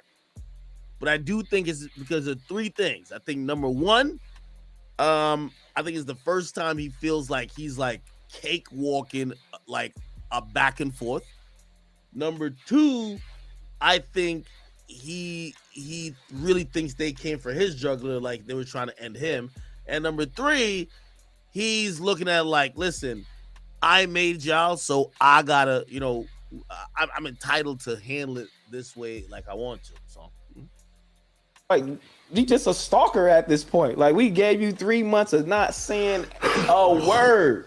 You feel me? Not saying a word, and here you go again, because you promoting your show with motherfuckers trying to fuck your bitch again. This shit is crazy to me. This shit is crazy to me. You feel me? That's some sick, dark shit. You feel me? Like you gotta just really analyze this shit. That's darker than Bud. Man, that shit is dark, bro. That shit is dark, bro. That's really dark. That's next level dark. That's next level dark, dog. My wife, though. That's crazy. That is crazy. You know what I mean? Like, see, man, win. I'm just here to, you know what I'm saying? Like to be the culture, because you not the culture, G. Like you not the culture, you not the wave. Nobody is looking to you for nothing. Like nobody don't give a fuck about your little 800 square foot store. You feel me? Your little liability over there. Nobody don't give a fuck about that shit. You feel me? I've been doing this shit for the last 12 years. Okay. I would love to let me try to break down a No Jumper and like Figmunity World thing. And I'm genuinely asking these questions. Obviously, like No Jumper is just a bigger brand. Like No Jumper's brand, or even Adam as a personality, is on par with the upper echelon of the media circle. it's. I'm sorry, them being compared to Figmunity, it's just not gonna work. But I will say this: I think the real battle isn't a numbers battle. It's not who's gonna have more millions in a month. I think it's about influence. Put it like this: for as long as I know, there's been one independent media company that's owned LA. It was No Jumper. And even though a bunch of people try to heckle me and shit at the Back on Fig show, but you know what I realized, bro? They have like this fucking audience. Like, granted, it's like 90% gang members, but like their audience is like they have like this unique audience that really fucks with them. And even though the show happened in New York, it reminded me of LA. I wonder who, and not to make this on some like, you remember when 6ix9ine was like, "Yo, you flop," and then Dirk was like, "Yo, it was J-Herb was like, we platinum in the streets." Not to make it like that. It's like, I wonder who has the people of LA, right? Because numbers wise, I don't think that Back on Fig or Community or Figmunity World, I don't think they're gonna beat Adam, right? But I'm wondering who LA rocks with. Like, for example, if both of them were supposed to have a live show the same day, how would it look for both, No Jumper and them? And honestly, I literally wouldn't know. You get what I mean? So if I'm trying to kind of evaluate them on maybe the closest metric that they could compete on, again, if it's overall numbers, they're not going to be able to beat them. But it will be a competition on who LA fuck with more. Who do y'all think? Somebody said 22 Ben had the streets. A word? All right, man. I don't know, man. I don't know. Like, this is my gut feeling. I felt like, and again, I've never been to a No Jumper show. So I'm thinking about Adam. Remember Adam used to have the rope gang? That was his thing. Like, I thought it was a bunch of white boys and shit like that. Like, I thought No Jumper's audience was a bunch of white people. I ain't gonna lie to you. Like, white people and some niggas, like the little wannabe fashionista niggas type shit. When I went to this Back on Fig Community Do No World show type shit, I was like, what the fuck? Nigga, they just brought me to some fucking Slauson or whatever the fuck them streets is in LA. Like, they brought me to the hood. I'm like, this don't look like those. Like, I feel like if Adam brought me to a No Jumper show, like they might not particularly love me all the way, but like, I think, shit, that audience be like, oh, act, you know what I mean? These niggas was like, the entire crowd at the Figmunity World shit was on some shit like they think they belong in the YSL Rico. Like, all these niggas, like, they were dodging charges, ankle monitors are going off. Beep, beep, beep, beep, beep, beep. Seems like Boosie when he lost his shit on the plane. Anyway. Years, nigga, me and my girl, you feel me? Straight legend, you feel me? Like, we don't need nothing. We don't need. Did T-Roll and his girl used to sell like clothes or something? I have no idea about it. I'm not being weird. I'm guessing they did because he's saying he used to, right? No fucking advice from you. You know what I mean? Like, at all. You feel? I'm gonna pass you up like Akademiks did. I'm gonna pass you up like Drink Champs did. I'm gonna pass you up like Wallow and Gilly did. I'm gonna pass you up like all the rest of these fucking black fucking media. For the record, I was before Adam 22, so companies and like plus Duno, you feel me? Brown and black companies, but motherfuckers like you, we don't need you. You feel me? You in the culture are not needed anymore. Like, you ain't had a motherfucker A-list celebrity over there in the last 10, 15 years. Nobody don't want to come to that hellhole piece of shit ass fucking platform. So, you know what I'm saying? We are gonna come and take over. Like, get the fuck out of here. You know what I mean? And clap it up for everybody that owns a home. You know what I mean? This motherfucker over here talking about interest rates. This guy entered the white realm. Okay? Like, you're not doing nothing better than me, bitch. Put your bank account up against me, ho. Put it up. There it is. Put it up. Put it up, Adam. You know what I mean? Put the bank account up. Do it like this. Let me see. Let's Put, get you know what I'm saying? here. What brand deal you got? You got the bullshit. You got that shit sitting on the table. Put it up. Let me see how much chili you getting. I'll put one of mine up. I'm killing you. You feel me? It's a brand. You're not a brand. You're not business savvy. That's how you drop the ball on us. You're trash, my boy. You feel me? In every aspect. You feel me? I'm going to kill you in every aspect down the line. And don't never disrespect my homies. You feel me? Apollo, talk about getting a mentor from you. Bitch, you know how long they've been doing this shit at the highest level? TDE, Kendrick Lamar, Schoolboy Q, SZA, J-Rock, you feel me? Absol. You think they need to be mentored by you? You are disgusting. I am disgusted by you. You are disgusted. I am disgusted by you. he turned white real it's quick. crazy. You feel me? Look, you just got me fucked up. You feel me? Get it off. Yeah. Talking about some crazy ass shit in my house. Yeah, my house is bigger than yours. My cars is sicker than yours. You feel me? My family is sicker than yours. Put your kids up against my kids. Ugly ass. You know what I'm saying? These little ugly ass kids don't fuck with my kids. You got me fucked up, man. You my kid. Man, fuck you. Man, look. Put this little ugly bitch against my kids. That's out, nigga. With the little girl you be touching on, look, 16-year-old. You got the little girl you touching on, 16-year-old. That was Put the kids up. Pedo. Like I said, nigga, you ain't fucking with me in no aspect, no form, fashion, nigga, at all, dog. You feel me? Like, we legends out here in the streets. We do not need you, nigga, and it's a fact, nigga. And it's gonna keep getting worse and worse and worse. You feel me? Like, you're a hybrid. You got a hip hop porn gang fucking affiliation thing going over there. I don't know what the fuck is that, nigga. You feel me? Like, we don't do that. You might as well go ahead, get fucked, eat a dick on camera, and do you and stay off our dick. We don't fuck with you. Oh shit. We don't fuck with you. You do all that money talk and all that. You can't do that with me. You feel me? Like, you can't do that with me. Real niggas get sued. Real niggas be falling bankruptcy. Real niggas do real shit with real chili. Ain't no nigga you got over there right now that nigga doing real nothing with no millions. You feel me? That's out. Like I said, put them up. Again, round niggas up. Cause you ain't fucking with me, bro. He was ducking that conversation. Round niggas up. He talked about everything but that. He Yeah. like, oh, you can fake viewers. Fake a no viewer. Man, shut up, bitch. Put them up, nigga. Round them up. That's what Round them up. He said he gonna bring Whack, but Whack ain't no jumper though.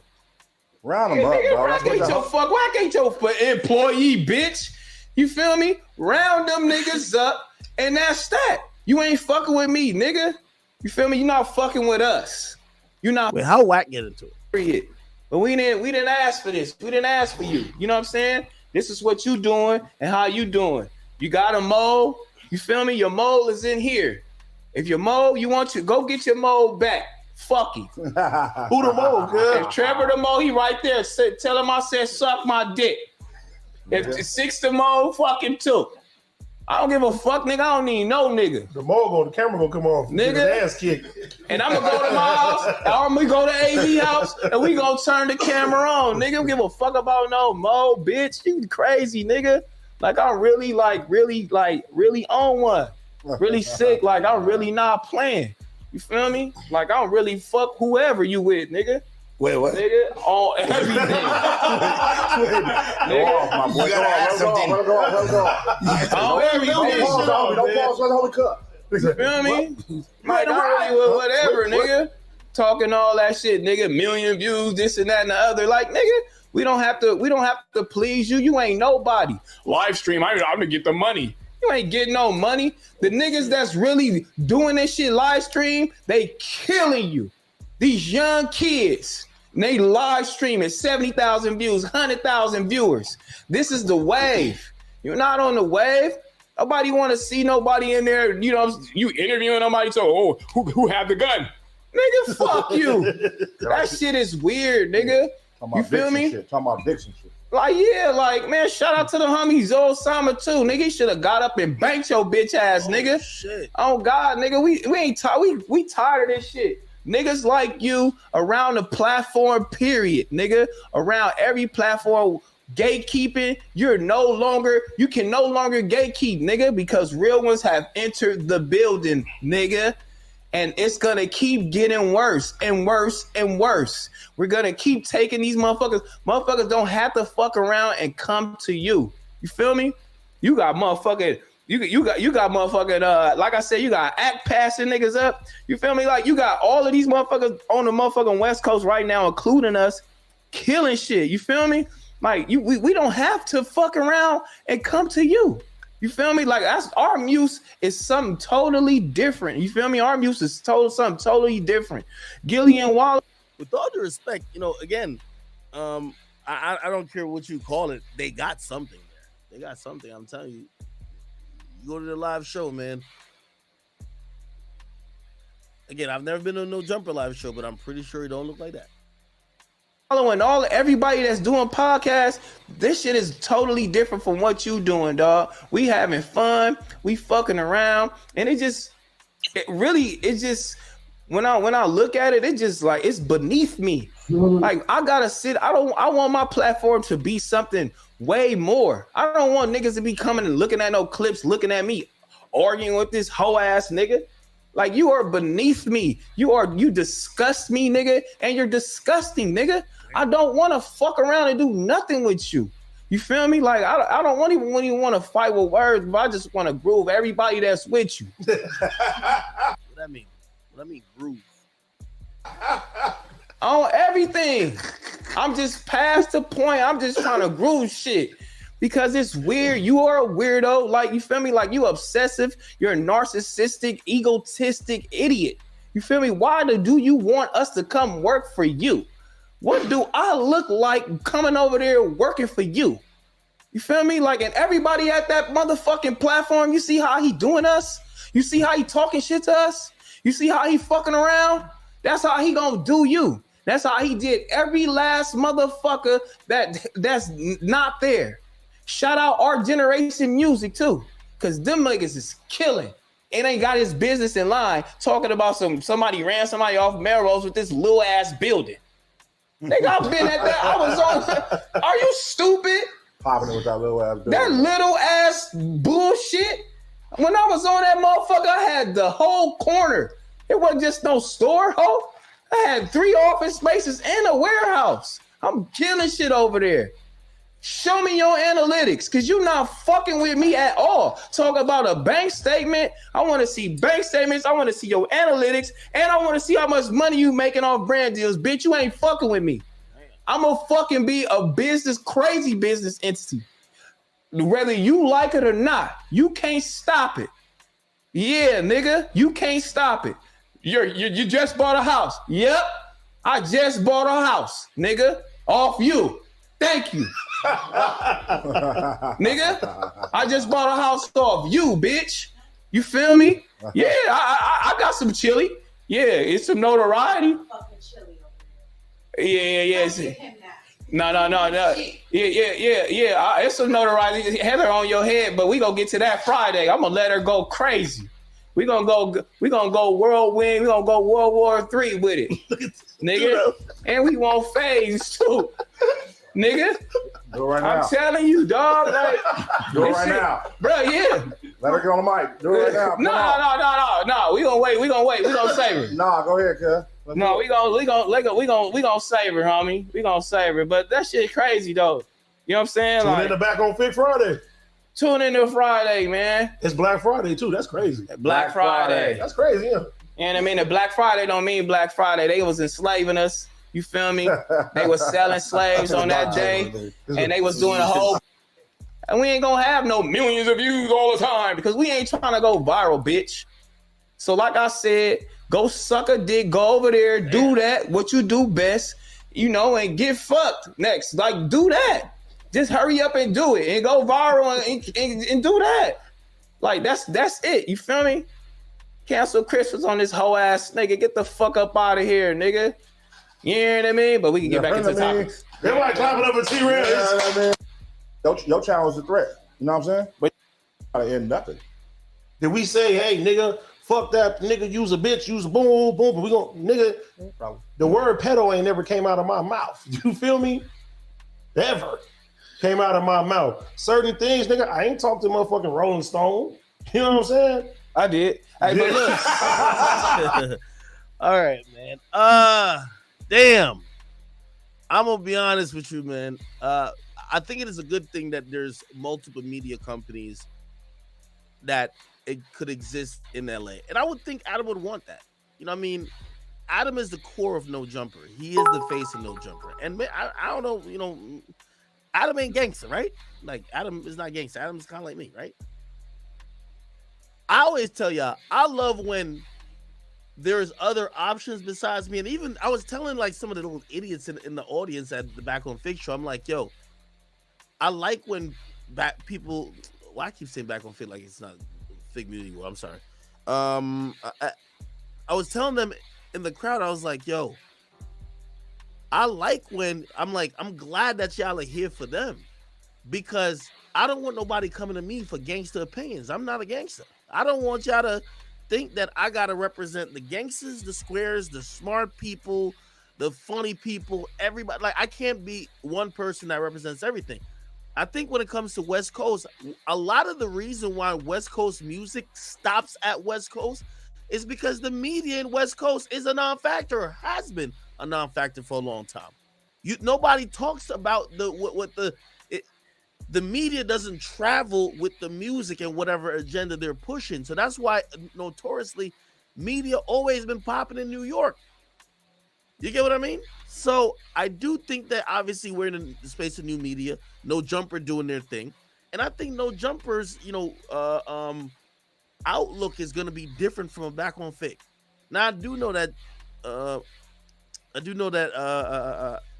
Adam employs a lot of gang members, so you know what I mean, maybe he's trying to do the same thing as these guys, but like I think these guys, and I'm not using the gang members as anything like derogatory, I'm just saying these guys, when I look at them, they're from a more street perspective. I would think the No Jumper brand isn't that, unless maybe it's changed, I don't know. So I think they both could coexist. I just think this is personal shit. I think Adam really feels like these guys tried to do a coup, try to betray him, try to fuck him over, and really wants to get an axe to grind. I think they just want to keep building their brand, and they're seeing some success, and they realize that like at least certain realms in media they're not that good at yet. They don't really know how to go back and forth.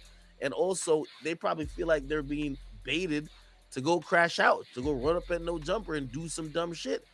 And obviously they probably still have allegiances, and some people they're cool with over there. So I wish it gets resolved amicably. But I could tell T-Row definitely ain't trying to be friends after this. And I'm going to be honest with you. Adam is on his content shit, because he's going to egg y'all to the point where the fans either look at y'all and say y'all pussy, or y'all going to have to crash out and lose everything y'all built. So, hey, listen, you guys can make the right decisions, but hopefully at some point you guys will either reconcile or ignore each other. But I do like the fact that everybody doing their thing. All right? It is what it is. Chat, I'm definitely getting out of here, man. It's 4 o'clock. It is past, not my bedtime, but it's definitely past some of y'all's.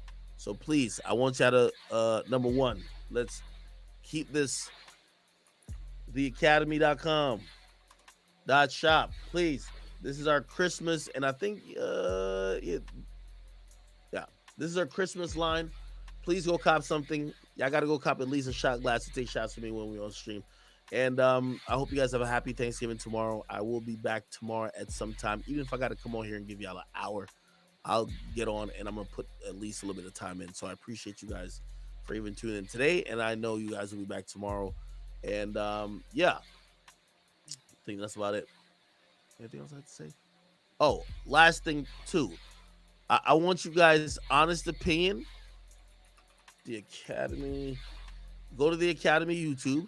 Right, we're live on it now, and I want y'all to watch the comment section. They did their second podcast. Obviously these are guys that's from the Discord, that's from the chat.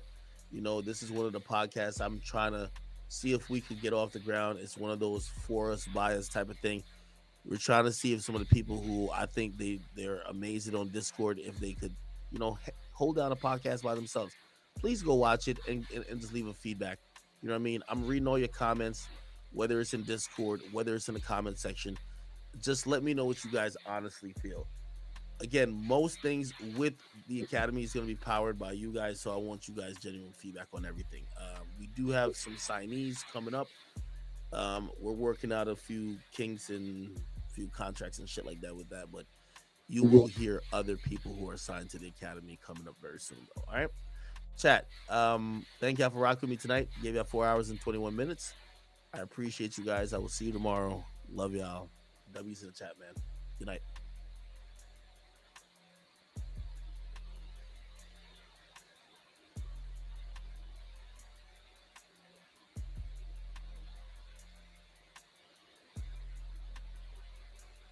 Momentarily. This stream last night because I didn't want to stream too late, but of course I'm here tonight streaming not as late, but still late, right? Okay. So where were we the last time? Last time we left off with a whole bunch of Diddy talk. We left off with some Mega Stallion talk. But there's a whole lot of other things happening in the sphere. Today's Monday is usually a busy day in media. I try to give y'all a real transparent outlook of how things go. A lot of times the biggest news, usually, like if people are strategically placing it, they break it on a Friday because the news lasts longer because nobody's going to cover it and burn it out till Monday, right? And then it basically takes over the next week. So that's why the Diddy thing, I believe, came out late last week. I thought it was strategized. It was planned. And Diddy did an amazing job of kind of getting it out of here. By the end of the business day on Friday, actually after business day, at least when we got the announcement, they came to a settlement. Today, officially, the courts received documentation from the plaintiff, which is Cassie Ventura, or Cassandra Ventura, aka Cassie, basically saying she will be dropping the lawsuit because there has been a settlement. Okay. Again, the amount is still unknown, even though a lot of people have speculated it is in the region or area of $50 million. Okay. Yeah. Listen, you know, I haven't been, if you're worried about me, by the way, I spoke to a couple of my counterparts and peers who, you know, I guess they all saw my words and, you know, they reached out. And I guess everybody had their own reasons why they didn't cover it or didn't cover it in depth. You know what I mean? And yeah, I mean, you know, I don't know if it's my place to tell you everybody's reason why they told me they fell back from it. But I'll give you the summary. Basically, they basically all said, Ak, you win this by your fucking self because we ain't got nothing to say about that nigga because he's sitting back taking names. So please pray for me. Okay, pray for me. Anyway, we're going to do some Diddy updates, obviously. You know, I still think it's a fascinating story. I think there's a lot of questions that you may have, I have as well, that either needs answering or shit. If we could find other things to support some answers that we're looking for, we're gonna continue to do it. Again, I'm not doing this, by the way, to say, you know, Diddy is guilty of A or guilty of B. But I'm gonna be honest with you, a story like this, it would be ridiculous for me not to at least look into, right? You know what I mean? At least a little bit. Regardless of that, and maybe I start with this story. Let me see. Let me pull this up. Everybody good on YouTube? All right, I see YouTube starting to kick. All right, cool. I think I'm probably gonna start with this. I'm not going to start with Diddy. But I actually want to start with, and by the way, we do got to talk about A$AP Rocky. So if you want to know the things we're going to be talking about, 50, Rick Ross, I think a little bit about Wale. I think I got some things about Future. What else do I have to talk about? Obviously, Boosie, Kodak, Rod Wave. Definitely got to talk about Hassan Campbell, Drake, who, you know what I mean? You know, Drake getting face tats like he's like, you know what I mean? Like Lil Wayne or Pac these days. We'll discuss a little bit of that. Then obviously a lot of conversation about Diddy, Slim Thug, Peter Guns, a whole bunch of other stuff like that. But I kind of want to start with a different type of topic today. Because a lot of times I come up here and I say stuff, and I keep telling y'all a lot of times, you know, whether y'all like me or not, I do pride myself on giving it up real. And when I'm saying I'm giving it up real is because I think I've done a pretty good job of being very transparent about the conversations that's usually secluded to the industry. I bring those to the air. You know what I mean? And it's not like I'm betraying anyone's trust or not like I'm snitching on people. But, you know, as a fan, I've always been, you know, I always wanted to know what the hell was going on with all that, right? Anyway, I don't know if you guys have seen the story, so let me put this up. Let's actually go look for it. And if you guys have watched me religiously, you'll know what I said about this story and these people months ago. So it's actually really sad that we're here today. But I'm gonna keep it all the way real. I'm not friends with none of these motherfuckers, so I could only keep it real because sometimes when you can't save the person at hand, maybe you can save somebody else who will come in the future. Okay? And shit, if your words can't save them, fuck them. You know what I mean? It is what it is. But ladies and gentlemen, and I think I'm gonna get to it in a second. Damn, how many shit things do TMZ post in a fucking day? Clearly to them it's not that big of a story because they would have kept it up at the top. They'd have pinned that bitch. Damn, really? Am I tripping? Okay, come on now. Enough scrolling. No way. I must be no fucking. Anyway, they probably just took that shit off the front page, period. Regardless. The other day, or actually a while ago, I talked about Polo G's brother. Yo, let me tell you this, man. And y'all know I'm a supporter of Polo G. I do want to say, man, Polo G's brother, Trench Baby, is the epitome of blowing the bag. Blowing an opportunity that's right in front of your face. If you guys don't know, he basically got picked up and he's now charged with murder. He's charged with murder. And let me be specific, for the June 20th, I believe, June 10th actually, June 10th murder of someone who's 20 years of age named Deshaun Berry. It happened in North Hollywood parking lot. Okay? Now, I'm going to keep it a beam. And I'm hoping that, again, I'm not saying this because I don't know these guys, nor do I hate them.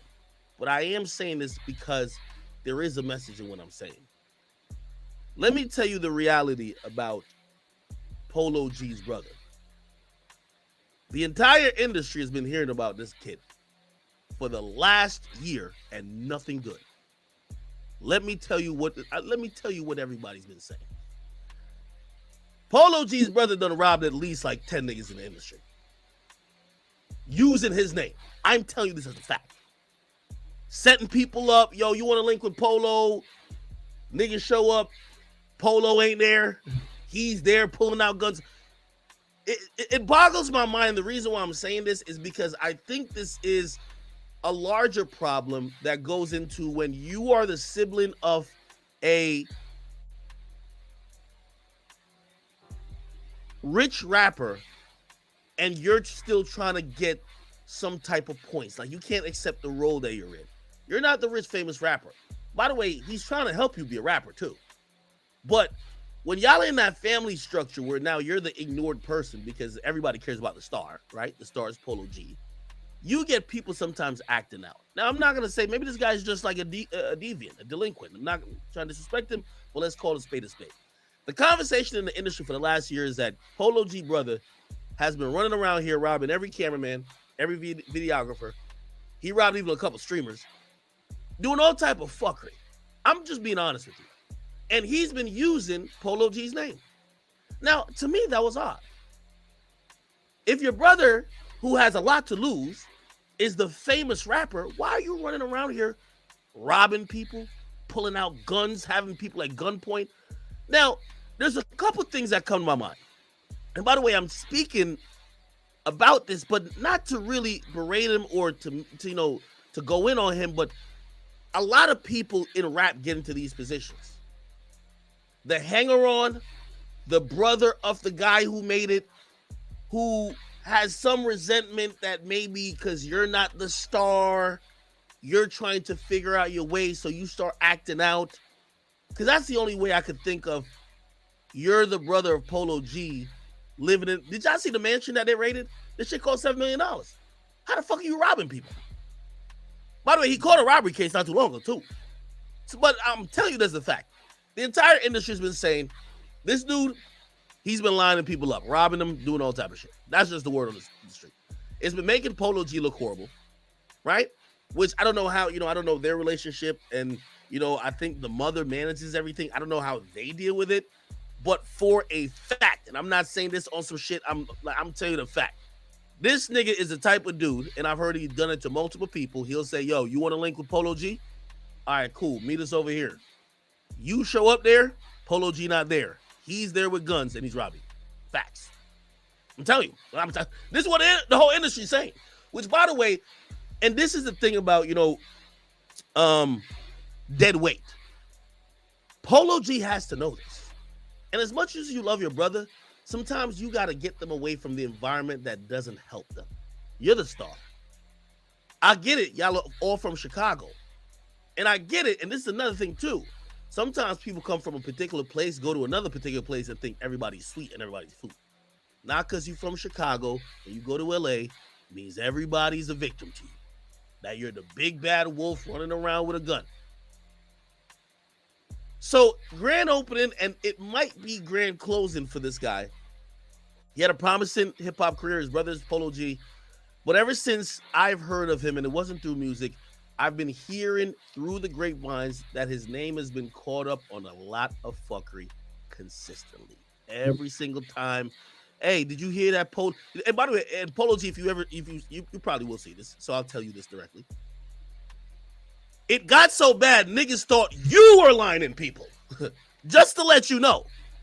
There was a thought that you were lining up people in the industry for robberies and other things. Come to find out you had nothing to do with it. That's just your brother wilding out. You know what I mean? Your brother think he Mad Max from Belly. No, not from Belly, from Shotters. I'm sorry. But anyway, the lesson I think we have to learn in all this, listen, this entertainment business, and sometimes your loyalty to some people will ultimately be your demise or their demise. Truth be told, Trench Baby clearly wasn't trying to make a honest living through music or being supportive of his brother. He still wanted to be a goon. They should have sent his ass back to Chicago. If you want to do run and gun, go to Chicago, nigga. Don't come to North Hollywood with your run and gun shit. So anyway, once I saw the police raid, I was like, oh, the cops are on to him. Again, I've heard about 10 niggas he done robbed. I'm telling you the truth. The niggas in the industry, they're scared shitless of this guy. Ironically, his name precedes him, Trench Baby. Keep in mind, I ain't gonna lie, a couple of these niggas told me the story. I laughed at them. I said, I wouldn't even go link up with no nigga named Trench Baby by myself. Your name is Trench Baby? Yeah, you're not gonna link up by yourself. You know what I mean? So anyway, oh, the guy you killed is from Chicago? Oh, okay, all right, maybe they got prior beef. Well, anyway, I'm telling you about industry shit. Industry-wise, this guy has been a problem. There's been incidents, which I won't get specific, but I'm pretty sure Polo G knows. I'm pretty sure his mom knows. Actually, I know they know, because at certain times, his mom and Pops, I believe, had to be mediators with people who were going to go to the cops before, and things got settled. If they're listening, they know what I'm talking about. The point of what I'm saying is, Polo G, man, obviously I go through a crisis because he's locked up for murder, but also you have to remember, man, I think y'all should have done something earlier, man. You got to, like, if he's not used to this type of lifestyle or this new environment, you know what I mean? He's not trying to be focused on trying to be a rapper. He's still trying to be a goon. Man, send that nigga back to where he got to go, man. You get what I mean? Unfortunately, today he's making news for the completely wrong thing. He's being held without bail for a murder, and again, Polo G's suffering in all of this, not only because he cares about his brother. Of course, he's going to support his brother. But there is a very negative stench about Polo's name because of things his brother has done. You get what I'm saying? You can't come in the industry, rob a bunch of industry niggas, and everybody only connects you to Polo G, and then think everybody's like, oh, no, we don't like you, but we love Polo. So, Polo, you know what I mean? I hope you take stock of what's going on. Also, to your mom, she looks like she's an amazing manager for you. Y'all got to get this shit handled, man. You know, obviously it might be too late. I don't know if he actually did this particular murder or whatever the case is, but it's kind of sad that it takes a goddamn murder charge for people to wake up. It's sad.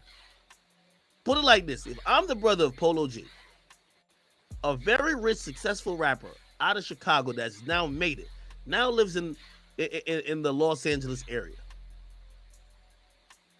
He's making money like it's going out of style. Do you think that I will be running around and robbing people? That'll be the last thing I'll be doing. I'll be leveraging my brother's fame to either get me on, to start a business, to do something legit. There will be never a time that I said, oh shit, my brother around these industry niggas. These niggas look pussy. It's time for me to rob them. How are you robbing people? You know the craziest thing? He would be robbing some of these individuals for jewelry that he already had. You go to his Instagram, he's iced out. This is the craziest part about it. I'm telling you, chat, it's mind-boggling to me. The nigga would be robbing people for jewelry, and if you look on his Instagram, he's iced the fuck out.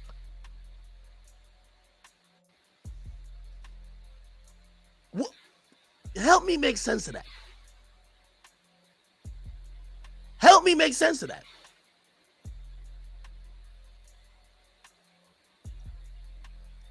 I heard so much stories about this young man till I was like, the only way I could even try to think about it is I'm like, maybe his name is Trench Baby. Maybe he just has like an urge to rob. Or you ever watch The Wire when that nigga what's it again? Marlo gets out of jail and he just like punches a nigga, whatever. And you could realize like he's addicted to like the hood nigga shit. I'm like, maybe this nigga's just addicted to robbing niggas. Like he took him out of Chicago. He still want to do hood rat shit. Maybe he ain't do a robbery in like two months. He's itching. He got to do a robbery. Well, now it's a murder charge. Chat, I got to show you this. I can't. Chat, this is one of the most unbelievable things if fumbling a bag was a thing. Chat, I want to show you this. This is Polo G's brother, bro. Keep in mind, he has 140,000 followers. Keep in mind, he was running around the industry, robbing people for watches. He already got a watch. Robbing people for chains. He already got a chain. Matter of fact, he got 2 watches. Yo, chat, you like... When I first started hearing that he was doing this shit, you know what I kept saying? It's not that he's robbing people because he don't have it. He's robbing people for sport. He's a sport robber. He's robbing for recreation.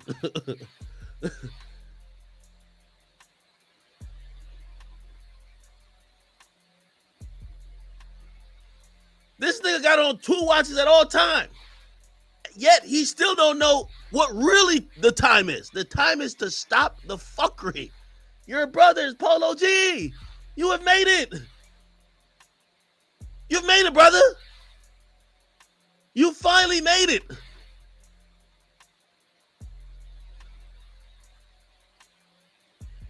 Completely sad, if you ask me. I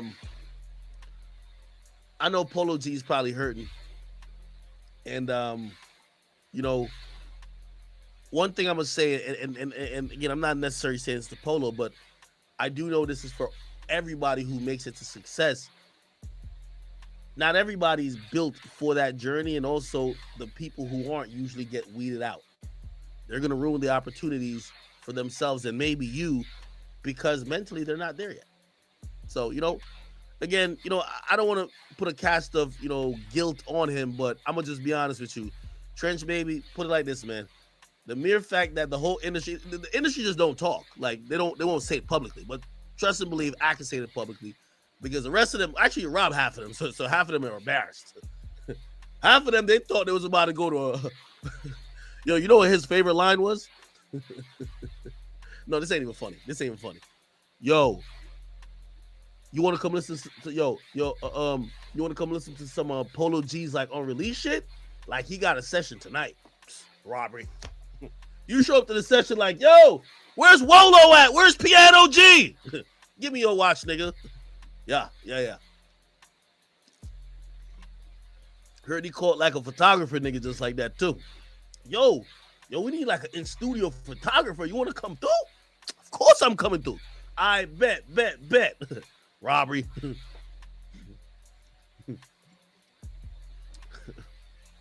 Here's one of the funniest ones. I hear this nigga did a robbery. I'm telling you, he did a robbery. First of all, I ain't gonna lie. I'm mad. I'm mad. Homie I'm mad. Homie even fell for this one. He told a nigga, yo, come through to the studio tonight, but come dolo. Polo don't like too many niggas in the studio, but we gonna play you some of Polo's new joints. You wanna know what the kicker is? He invited a nigga to an LA studio. Polo G was in Europe. This nigga was on a robbery spree. That nigga was on a robbery spree, man. The nigga, yo, Polo G's in Europe. He said,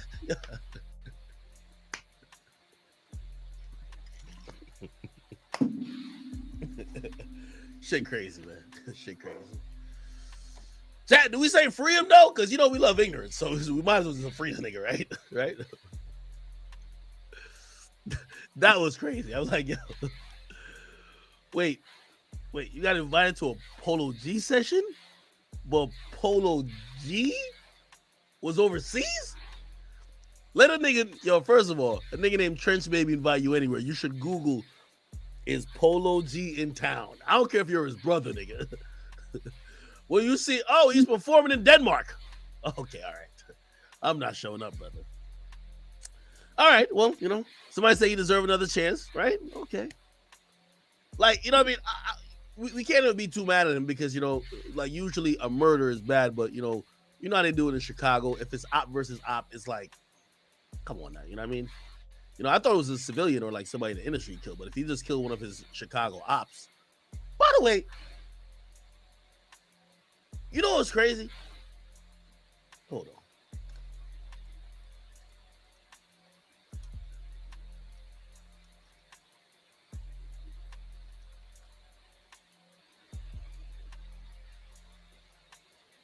Hold on.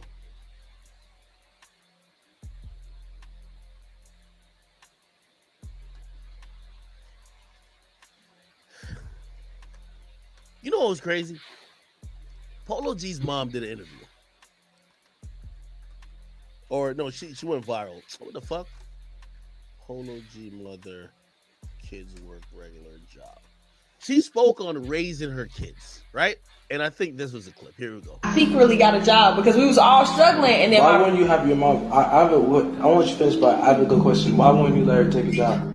Because I feel that I think this is, I don't know. I think this is the mom. Yeah, that was his sister, I think. So this is the mom right here. coming from a person in an impoverished community, I never had a station, right? So I wanted my children to have a station. I wanted my children not to know the struggle. I wanted my children to know what support was. I wanted them to know that. Chat, are y'all hearing what I'm hearing? The mom is saying, I didn't want them to have a job. I wanted them to not know the struggle. All for one of her sons to grow up, have a rich rapper brother, never known the struggle according to the mom, and start robbing niggas. Chat, what is going on? Chat, is it me? The mom just said, I wanted my kids not to know the struggle, yet her son is like one of the biggest robbers in hip hop. Station. I wanted my children not to know the struggle. I wanted my children to know what support was. I wanted them to know that many times we are hardwired to think that in order to be successful, we gotta go through some shit. You don't have to go through some shit.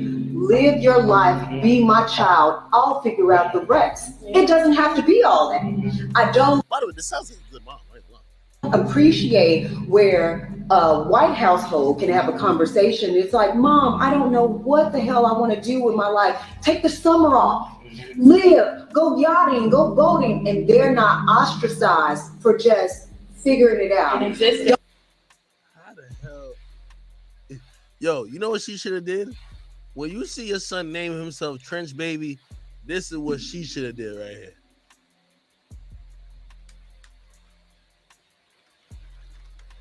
If that's what she's saying, right? If that's what she's saying really happened, right? Hold on. If that's what she say really happened, that she made sure they never had no job because they didn't have to see the struggle, and your son gets to the age of 15 and he calls himself Trench Baby, mama should have been on this type of topic. Gotta distance yourself a little bit. You can't be with people all the time and running around. I got a son. He raps. His rap name is Cut Tarantino. If you ever listen to some of his raps, why are you exposing this nigga, bro? Where does this come from, son? Where did this come from, Trench Baby? Yo, what's going on? You grew up in a gated community your whole life, but he's rapping my life because we romanticize and say. Yeah, I'm a pill, I'm keeping my cool. I don't do things, gotta pay me in full. Yo, Chad, am I wrong? Don't have to have anxiety, and they can exist and be. But our children have so much anxiety placed on them. If you're not here, you got to get out of my house. Mm-hmm. If you don't do this, you have to leave. Mm-hmm. If you're here, you have to work a job and this, that, and the other. No, nigga. Mm-hmm. I've done enough. You didn't even ask to be here. Mm-hmm. So if you're going to be here and you're going to stand 10 toes and you're going to make the grades, I will be your mom. I will be the supporter. I will be the financial.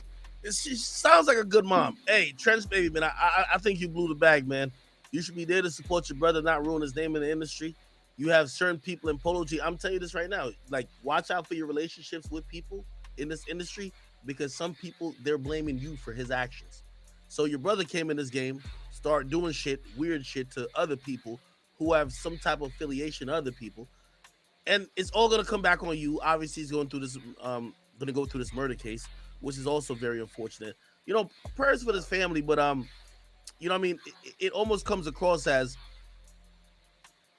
a dude, like, if I'm to believe the mom, that she tried her best to give them a good life. And the dude not only had a good life growing up, gets a rich, famous rapper as his brother.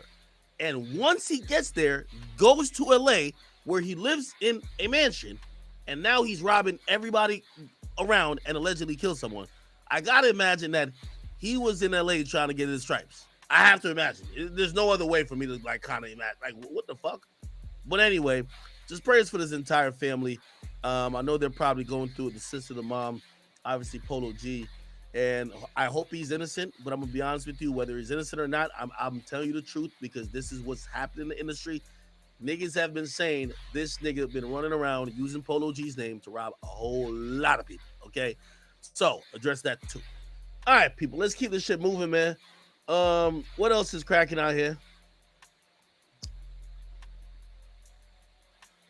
Could go to the Boosie thing. Hey, chat. Actually, no. Let's go to Diddy real quick. Like, pause, but still. People. Okay. I think we got it. Let me see. Find it. Give me 1 second, chat. I think I got it right here. Do I got it? I think I got it. Oh, yeah. So, you know, ever since this Diddy thing happened, everybody's going back in their archives to figure out if, you know, maybe we missed some shit where people were talking about these freak offs or talking about some of Diddy's illicit behavior. And I actually forgot about this instance because if you guys don't remember, there was a huge leak of Cassie nudes back in the day. A lot of, like, you know, topless and naked pictures of her leaked. And, you know, 50 Cent actually spoke on, you know, some of these leaks in an interview, but he said some extra stuff that now people are connecting to believe that 50 had insight of these freak-offs from back in the day. Okay, this was in, I believe this interview that he did was on Shade 45, like maybe like a couple years after 2010. That's when Cassie's photos were leaked. But listen to 50, and what do you think? Is he talking about them freak-off pictures and videos? Because, you know, remember, everything was taped. Them freak-offs were taped, remember? Diddy said he watched them with her. like one time on a plane. Listen to 50 talk about it. Phone and shit after the made shit. Right. And the nigga be like, matter of fact, they sent me the girl pictures, like pictures of this girl, like not the shit that y'all saw. Worse, way worse. Wow. Are you kidding me? Yeah. So, actually, let me go back. We just missed the last part when you say he was a bitch because your phone was going in and out. Okay. Let me just play this whole thing. Hold on. That's how I made that. Yo, he got cut up. No. Hello? Reality of that shit. Damn, his phone. Phone breaking up. Everyone wants to be the hot bitch in the group. You know how you see a hot? Damn. Your fifth, your phone. Cutting in and out. Your fifth, you gotta call back. Your phone's cutting in and out. He ain't right now. He ain't. Yeah, right now. He's probably working out right now. He's gonna call. Trust me, he's gonna call back. Nigga, don't act right there. Okay. Hold on. Yo. What was that? What was that, Fifth? We just missed the last part when you say he was a bitch because your phone was going in and out. Nah, you know what I'm saying? I know it sounds kind of harsh, but I'll explain my statement. See, you know how an ugly bitch always got like pretty friends? Yeah. Oh my God. Yeah, I know what you mean. He built his group. He want to be the hot bitch in the group. Oh man! Wow. That's the ones that get the attention. Like Beyonce. Every time you go out, He want to make sure he getting all the attention. Yep, they get the dudes hollering at them. Everything is that the pretty bitch with the ugly He girls. want to make sure the niggas want to holler at him. Wow. Holy shit. Nigga, don't act like a Wow. You know, and it's the reality of the situation, man. Don't need me to tell you. So I mean, if he tell you, he'll tell you himself what happened in Miami. What I told Stay right in now. Miami. Here we go. Oh my God. So you think that what he did say? You think what he said? You think that all right? He was saying something slick towards me. Now it's open season on Diddy. Well, you know, it's not even open season on Diddy. Like, I don't know who he's talking about because he didn't say my name. Right, he didn't say your name, so Right, but I feel like that's the way I feel about him. I feel like he's at the end of the day, whoever's around him. Well, this is the final notice, the final note, because he'll suck the life out of him like everybody else that he's been around. I mean, he did change the name though. He did change Dream. What he changed to Dream Team, Supreme Team. No better than to do that shit. What the fuck? So now, man, I don't know. I know. Check this out. On the up and up, the nigga Puff, like he called, we should kick it on telephone and shit after the made shit. Right. Here we go. And the nigga be like, matter of fact, they sent me the girl pictures, like pictures of this girl, like not the shit that y'all saw. Worse, way worse. Wow. Are you kidding me? Yeah. Like penetration pictures and Nah, come on, man. What? Penetration pictures. Worse. Wow. Are you kidding me? Yeah. Like penetration pictures and Nah, come on, man. Come on, Phil. all that. And I didn't even I called the nigga. I said, yo, you fucking with this girl? Like you really you like her like that? And he was like, yeah, that's my girl. I'm like, all right, I'm gonna send you something. You look at it, you call me back. I sent him the photos, the pictures and everything. And the nigga called back and was like, yo, thanks, man. Yo, I really appreciate that. Yo, where you get these shits from? And I said, you know, like, because they know, like, if something crazy is going on, if they send it to me, I'll make sure it get out there. Like, as far as this 50.com is concerned. Yeah, yep. And those other properties. So they sent it to me. But, you know, I really kind of felt like those photographs was not happening because of Cassie. I felt like they was happening because of Puffy. Right. Oh, wow. You know what I'm saying? Because when a girl moves from a man and she upgrades, niggas be insecure. You know what I'm saying? They start feeling some kind of way, especially like whoever the guy was she was with in the photos versus where Puffy's at. And Puffy's, he ain't no slouch, nigga. You know what I'm saying? Like, yeah, he been able to take advantage of all the suffering. So where did it go wrong though? Because I know y'all was cool. Like where did it turn wrong? I don't know what made him name that group that. That's what made me Supreme think. Team. Oh, okay, the Supreme Team. And then it was like, yo, why you do why? Like, well, damn. Chat. As I said, if you ask me,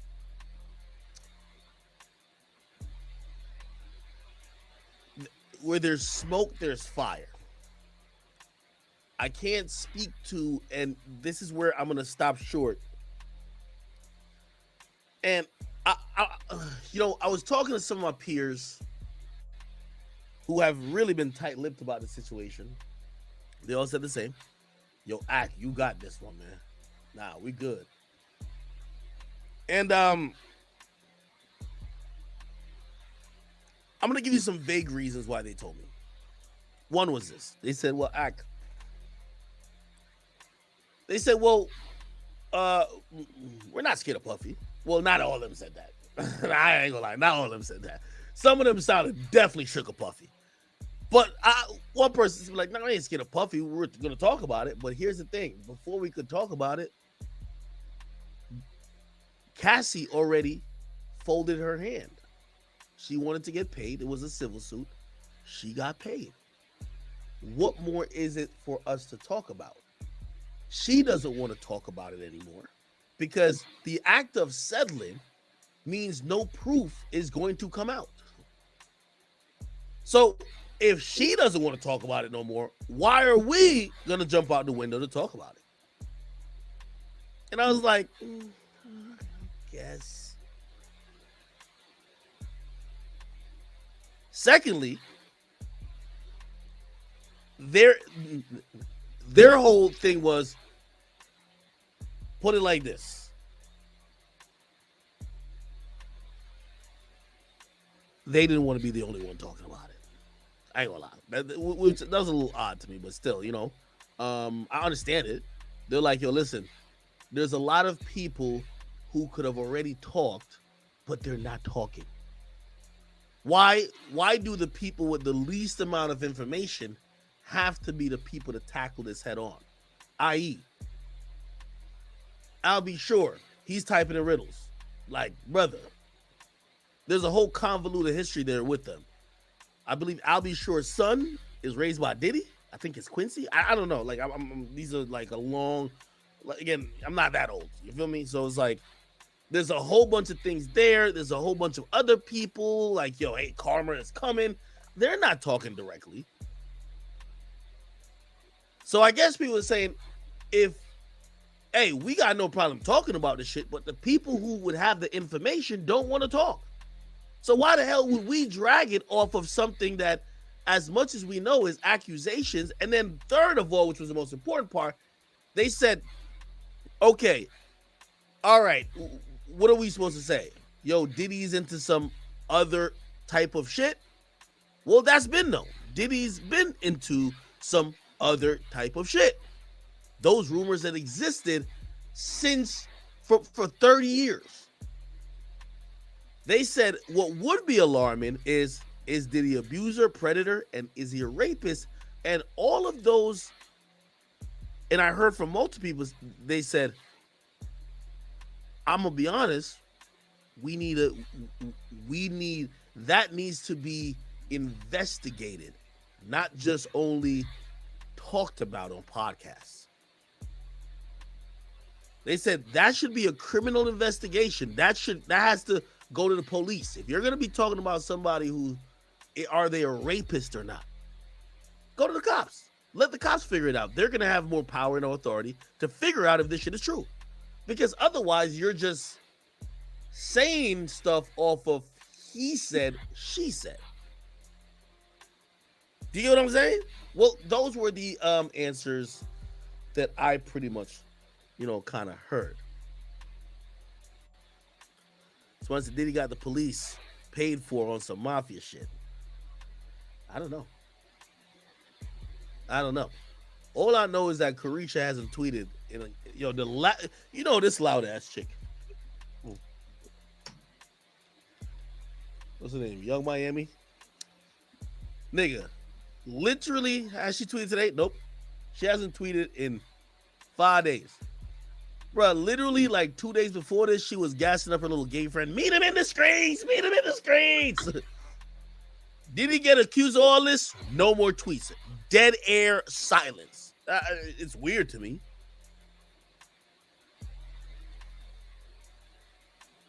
I don't know.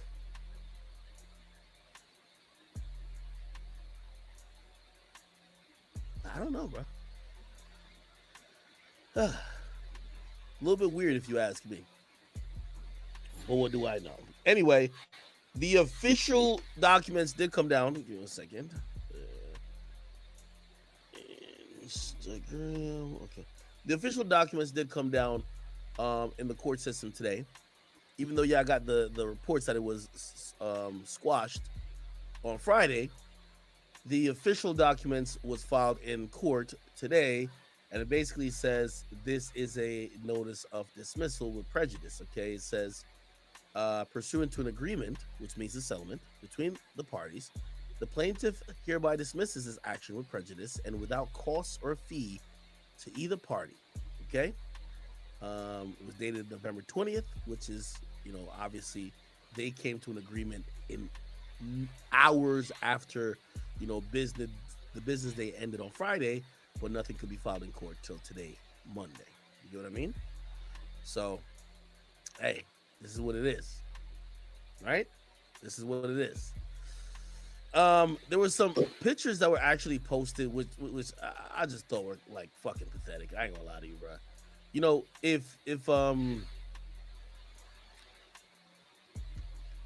If you didn't learn anything from hearing that Gina girl speak when she said people thought shit exposed some shit, and Diddy allegedly called her and said, "Yo, don't worry, TMZ is cooking up this story that you're dating Tristan Thompson," and she never even met Tristan Thompson. Diddy is very savvy with the media, and let me see,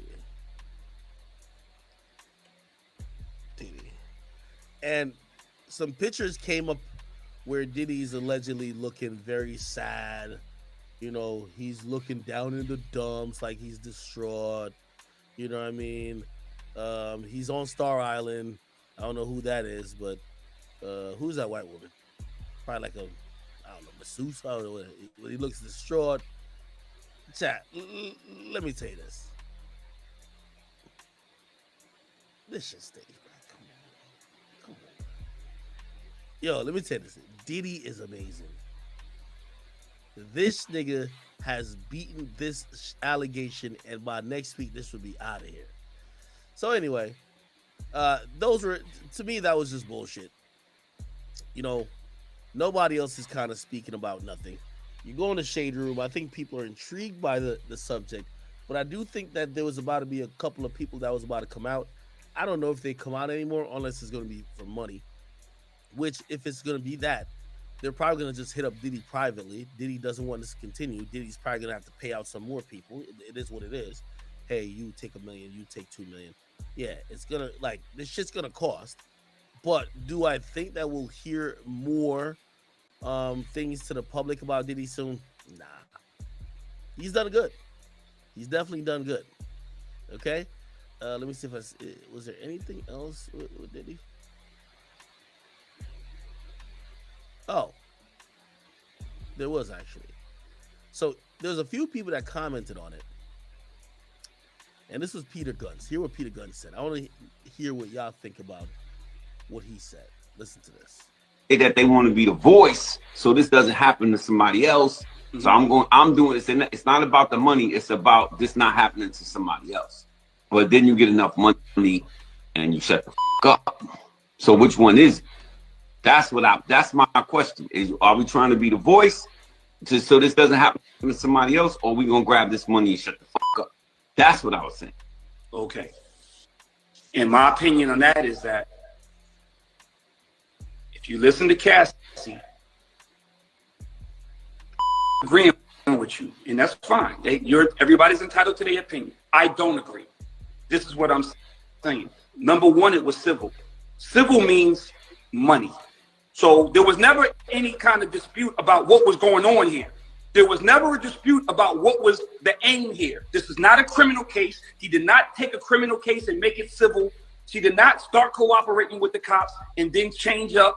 She was in a civil case from the beginning, which meant she wanted money. If you listen to Cassie, Cassie's been saying, I've been asking Puff for money for years. And this nigga been on me. So I said, this is what's about to happen. I'm gonna write this book. I'm gonna get my money some kind of way. I'm gonna get my money some kind of way. So it's a money grab. You agree with me? I'm not agreeing with you because Cassie never came out and said that she didn't want money. What Cassie did was exactly what she was supposed to do. And I'm not saying nobody's guilty because obviously everybody knows our relationship with Puff. Everybody knows our relationship with Cassie now. So all I'm saying is this. I'm not saying that Puff is guilty or innocent. This is not about that. It's not about innocence or guilt. It's about what happened that we all know publicly. Cassie said she opened the door. She opened the door. So now all these girls. Yo, isn't this like so ironic to y'all? They're all talking about, oh, okay, Cassie got paid, Cassie got paid, Cassie got paid, Cassie got paid. Like, y'all know there's victims of R. Kelly that are also on the hook to get paid. They have sued civilly, and they have, I think, one or two of them, or maybe multiple of them, they have won lawsuits that some of the proceeds from his music will always go to them, right? But that's not what people talk about when they talk about R. Kelly, right? What people talk about with R. Kelly is that, yo, this thing is a fucking creep. Like, you know what I mean? This is why I'm so shocked that that's just not part of the convo. Is Diddy a fucking creep? Like, nobody wants to talk about that. They're talking about, well, Cassie got her money. Okay, cool. She got her money. Great. Perfect. Good for her. Is this nigga a creep? Nobody wants to talk about it. By the way, these are the people who would be the most inclined to even know Diddy in certain circumstances because, through run-ins in the industry. Nobody's speaking on his character. Nobody wants to speak on that type of shit. You know what I mean? She asked for the money. He didn't do it. So she put she started putting the stuff out. You knew what you know. There's a New York precedent that says that, and I'm gonna have to get Moniece on here because Moniece just broke it down for me. The New York precedent that is over next week. It's over on Thanksgiving Day. That said, if you have a civil suit that you want to do, that's how the girls get in L.A. Reid. L.A. Reid got the same going on. Because I ain't talking about L.A., but another girl came out from Def Jam or Arista and said that L.A. sexy assaulted her. Another girl came out and said Bill Cosby assaulted her. The New York statute is over next week. I say that they want to be the voice, so this doesn't happen. Okay. Now, the person who took it the furthest was, I ain't gonna lie, Slim Thug wilding out. Listen to Slim Thug. And getting Bill Cosby, coming back and getting Puff. I don't believe in that, man. When shit go down, speak on that shit right then, or it's out of there. It should be null and void. You shouldn't even have no type of nothing. You shouldn't be able to do shit unless you let the people know what happened immediately.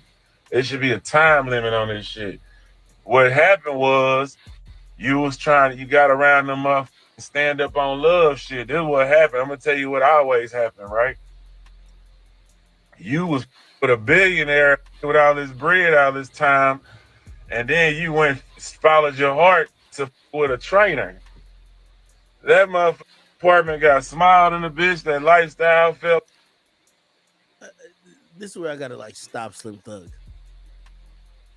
Don't you believe if what she's saying maybe wasn't true, she wouldn't have left Diddy and ran to another nigga who was 100 times broker, and she had a kid with him within 6 months?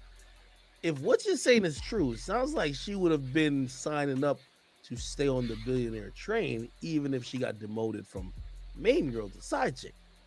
She ran for the hills, and the first nigga she found, she let that nigga give her 3 babies. I understand sometimes when the pockets start getting thin. And by the way, that might be part of it too. That might be part of it. But it don't look like she's having buyer's remorse on some, damn, I shouldn't have left Diddy. It looked like she's happy she left the nigga. Because she done had a family with this new nigga. Now, does she still want money? Of course. Who doesn't? Love, now it's struggle time. The love wearing off, and now you trying to come up with ways to figure out how to get paid. Now I'm healed and I can talk about it. I want to expose niggas in my books. You did that. You participated. You ain't say for nothing. You did that. So stand on that, man. Quit trying to expose people for money. What the? Nah, that apartment got small. You and that dude you left for love. You let your homegirls hype you up when you was with him. You let them homegirls hype you up to tell you, girl, he treating you bad. He cheating on you. He messing with them back and getting Bill Cosby. Okay. Now let me add a little insight to that. You know, as much as I feel like we're envisioning some heinous, like Diddy got like some crazy type of sex cult, weird fetish type shit going on. But I am gonna say this, and y'all tell me if I'm tweaking. By the way, I'm not saying it makes it right or make it wrong.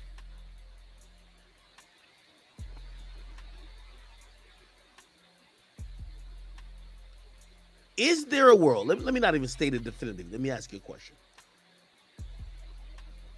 Cassie was with Diddy from like 2005 to like 2017, over a decade. Maybe even a little bit more, right? Is there a world where all these freak-offs that she describes, and she says they were so mentally draining, they were so horrifying, is there a world that maybe wasn't her favorite thing to do, but she did like doing it because either whether she was trying to please him or that was their lifestyle, and it was one of those things where after the situation ends where you leave with nothing, you kind of like, damn, I gave this nigga every fantasy he ever wanted, and I walked away empty-handed, no baby, no ring, no nothing. Is it possible? Because, again, I'm just asking this question. Because when I read her words, she felt like I had to be intoxicated to even participate in these things. But if you really read what she was saying and how often Diddy brought it up, and it's our secret, it sounds like maybe Diddy, unless, again, we could just assume Diddy's just a fucking really weird, evil predator, but maybe Diddy thought they both like that shit. Do you get what I mean? April Fall says she was abused. Stop. I'm not saying she wasn't abused. I'm not saying. You see, this is why you gotta understand the nuance of my argument. My argument isn't about if she was abused. My argument is that was some of these things that she described, right? Maybe at least initially she was open to it. Obviously, she's basically claiming that Diddy forced certain things and pressured certain things. But are we to assume that she was vehemently just against all of this? Again, I'm here for whatever way you go with. But 12 years of doing a freak off.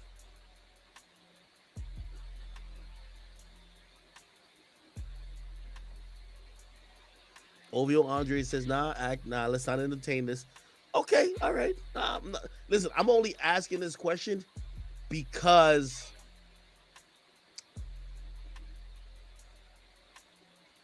we're not hearing Puff's side. So we almost have to kind of like, what could he say if, maybe he is guilty, but like maybe it isn't, even though this is not no brownie point, maybe it just isn't as bad as what we think it is.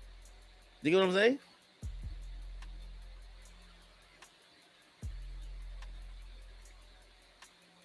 I'm just asking hypothetically. And I'm not saying, for example, I'm gonna give a random scenario. Okay, say a girl likes girls. She gets with a guy, but she likes girls too. The guy knows she likes girls. Okay, cool. He proposes like, yo, what we should do is a threesome. Cool. She's like, yeah, I've had threesomes before. They're fun. We could do it, right? She does it once, maybe she does it twice. She's cool with that. She has no problem. The guy who's so like sexually, he almost requires more and more, and he has this insatiable appetite for sex. He wants to have threesomes all the time, not just once or twice. Let's do it weekly. Let's do it 2 times a week. Shit.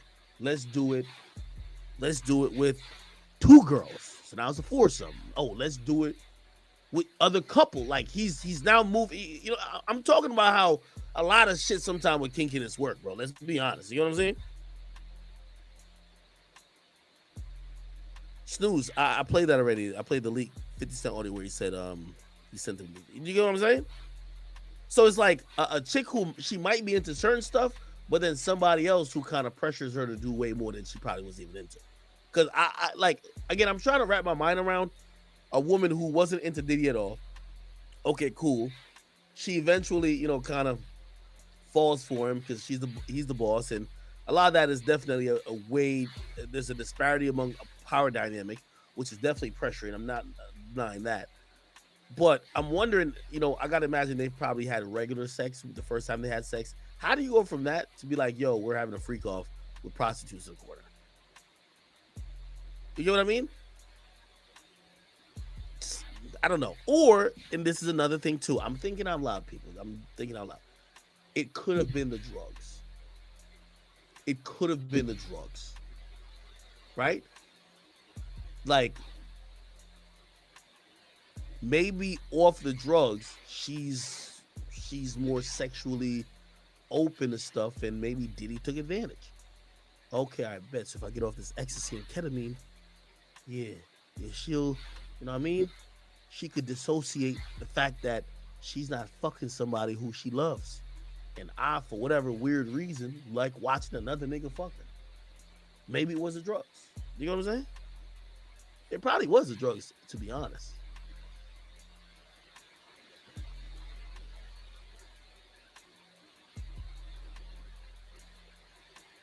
You know, drugs and alcohol lowers anybody's inhibitions, but also for, you know, women, a lot of things that they think they wouldn't do,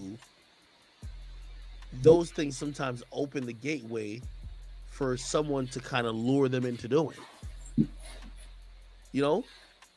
So maybe it was, okay, Diddy got this fast lifestyle, he's into mad drugs, he gets her on the drugs, now she's on the drugs, you know, he's on some real freak boy shit. He's like, yo, shit, yeah, we could fuck regular tonight, but yo, let's do some different. She's like, all right, she's lit out of her fucking mind. She's like, let's do it, whatever. Now he has like 10 niggas coming in, donkey fucking her type shit. I don't know.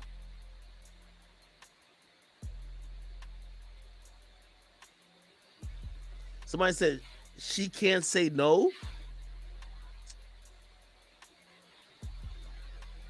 I think this conversation is bigger than no, right? It's not just like, oh, didn't she have free will? This conversation, it definitely involves a power dynamic. You know?